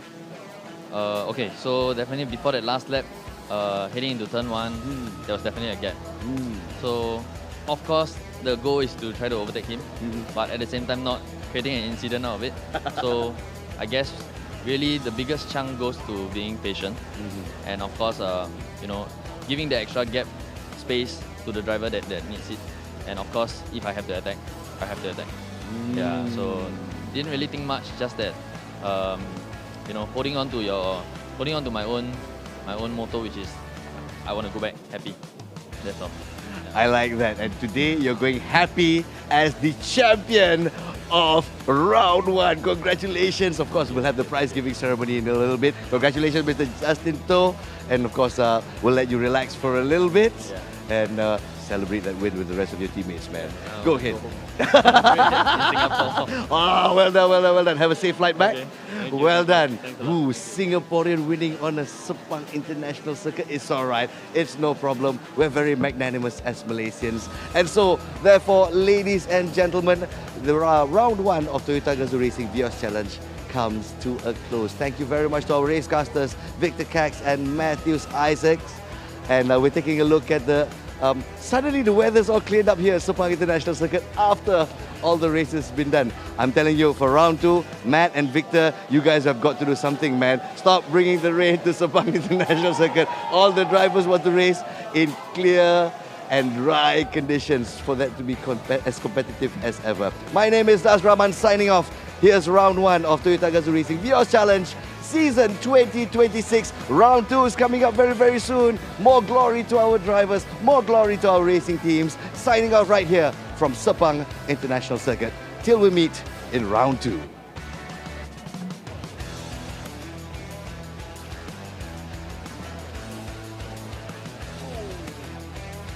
Hi there. I started racing behind the screen. Sim racing, chasing speed. When I got the chance to race for real, every lap taught me control, every corner taught me focus. But when the race is done and the helmet comes off, what I look for is comfort. Something easy, quiet, balanced. I go with Proxus Comfort. It's a premium tire built for comfort and safety that delivers strong grip, confident braking, and superior performance in both wet and dry conditions. What I like most is the grip. Braking feels confident and controlled. Even at higher speeds, the car stays steady, lane changes feel stable, corners feel natural. Proxus Comfort uses Japanese technology, and for drivers who value top-tier comfort, safety, and performance. For me, it's not about shouting performance. It's about trust. From the racetrack to everyday driving, this is my kind of comfort. I'm Nakib Azlan, champion of multiple race series in Asia. Toyo Tires. This my moment, I'm gonna take it. Got one chance and I will not waste it. All of my life I dream with patience. Independent winner, but I came from the pavement. Who really wanna come test me, dawg? I'm a tick of time bomb, don't set me off. Don't think I'm sweet, I ain't nothing like y'all. Been a long time coming, but I got that call. Think I got that call, pass the ball. Don't you ever doubt me, man, they knowing I'm raw. They all want my fall, I ain't never gonna stop, it was me and God. Headed straight to the top, like made it big time, but I did it my way. I'm a man, I'm a word, always do what I say. I was taking my time, do it day by day. Hit buckets, I'ma get a play by play. Fasting, I was just doing my thing. I was stacking, baller, then I maintained. I came up proper, I ain't gon' change. I came in, locked it, know my name. Stand tall, I don't fold. All my brothers, they trained to go. Now next up, ready for the throne. Don't test me, cause I'm in my zone. Don't test What me, a cause I'm in fitting my zone. end to the season 2025. Congratulations once again to all the winners from all three classes. We look forward to 2026. This is Gazoo Racing.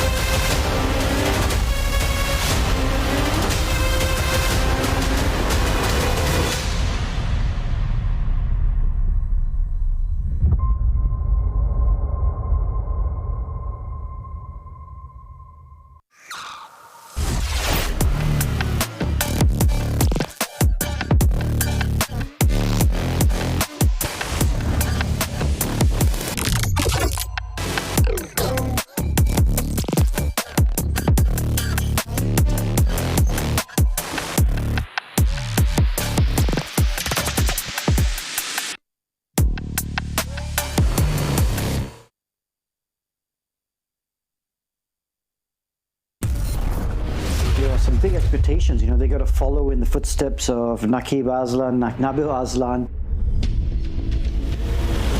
These are drivers that have all done really well. I want to see a strong Malaysian talent come out of this program. Racing is a sexy sport, and I think TGR can really help me with that. The TGR Rookie program is important to me in a way that it is an opportunity for me to finally transition myself from sim racing to real life. So TGR to me means like a dream. It has been something that I've been working my way through since I started motorsports. We've got the junior champion and the club champion from the TGR E-Racing Championship. A program that is able to develop young talents and young inspiring drivers. I would give my 100%, 200% effort into this program. Because at the end of the day, hard work beats talent every time.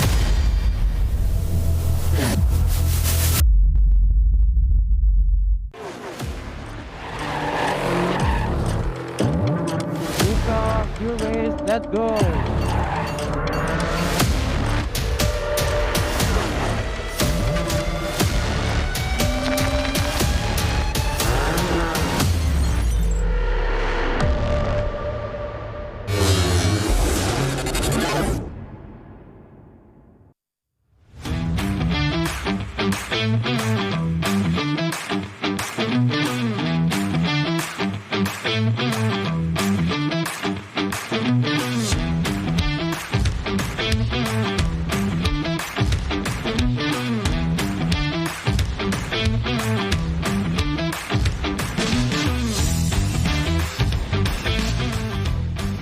Toyo Tires.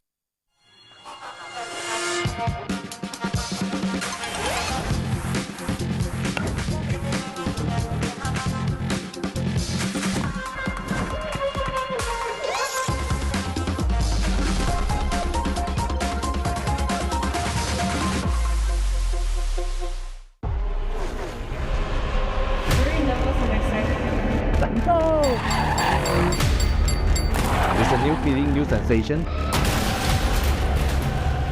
Good car, good race, let's go!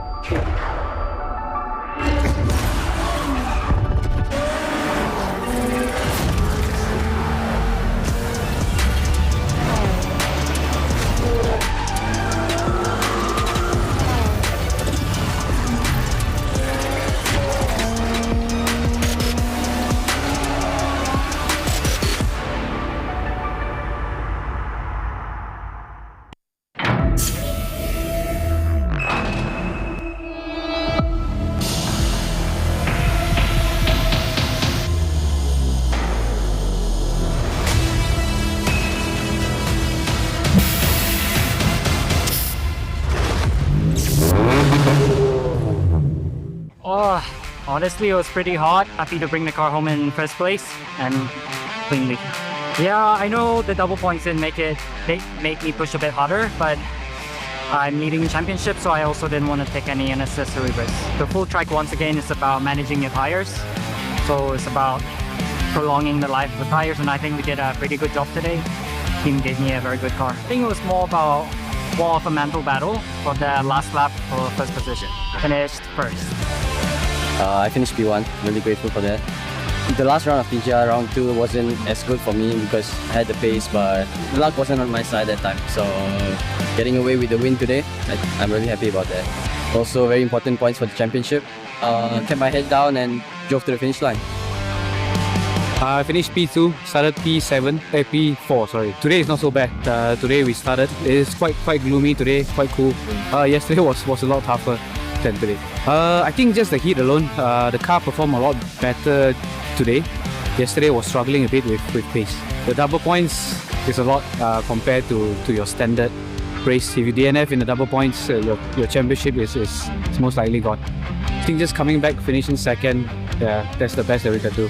I feel fine. I feel I can run 5K. This is completely normal.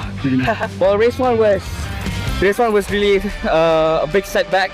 I think Justin Toe hit me and I went into the wall. Unfortunately, I couldn't finish the position. But yeah, started from the back and now P1. It was just trying to get revenge for myself, you can say. I take racing very personally. Well, I would say that the full track is more fun, more corners, a lot more places to attack, and yeah, overall I enjoy it. I'm very tired. My muscles feel like they're dropping down on the floor, but of course I have to be mentally strong and just keep holding on all the way until the finish line. Felt much better in race 2 because I removed 5 kilos yesterday off my car. I still had 30 kilos, I'm still losing speed on the straight line compared to the other cars, but I managed to find ways to make time to avoid being attacked. I think the full track is more technical because you have a lot more different kind of corners.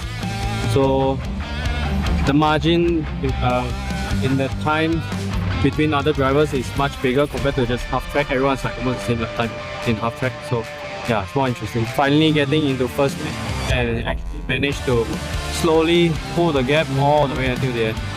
P1!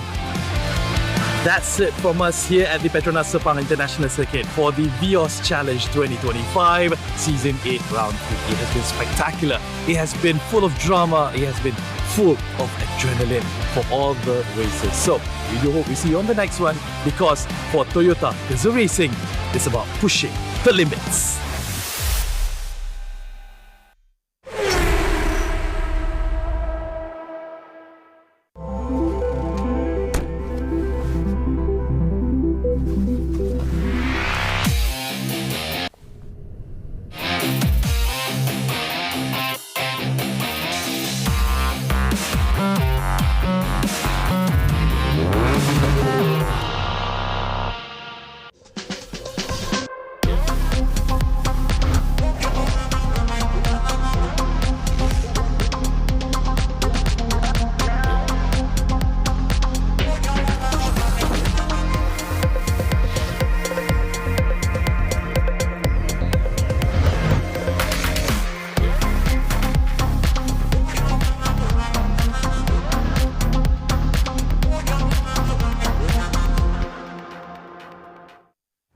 Second. Exit standby. 5, 4, 3, 2, 1. Go grid. The goal is always to win. It's a long race, so let's see what we can do. Over 6 seasons, every year, 45 racers compete for a place on this podium. This is Gazoo Racing. Good race. Oh my god, that was the hardest race I've ever raced in my life, man. Oh, up to the last corner. Oh. This is where champions are built. Yeah! Nice. Ready to race. Talents uncovered. I mean, tomorrow is a new race. Plenty of opportunities starting from P3, so I'll try to make it work. It's a new day.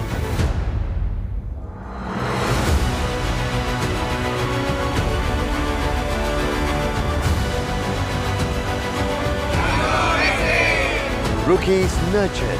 Yeah! Yes, let's freaking go! We won, baby!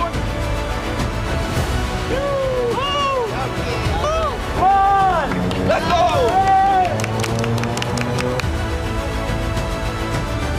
We feel like we have the potential. We're gonna get this one.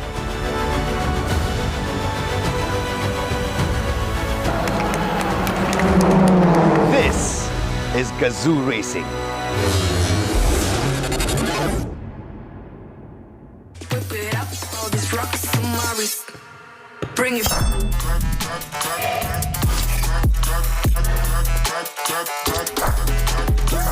Keep it clap, clap, clap, clap, clap, clap, clap, clap, clap. Look at all this childish, bring it. Look at all this childish, bring it.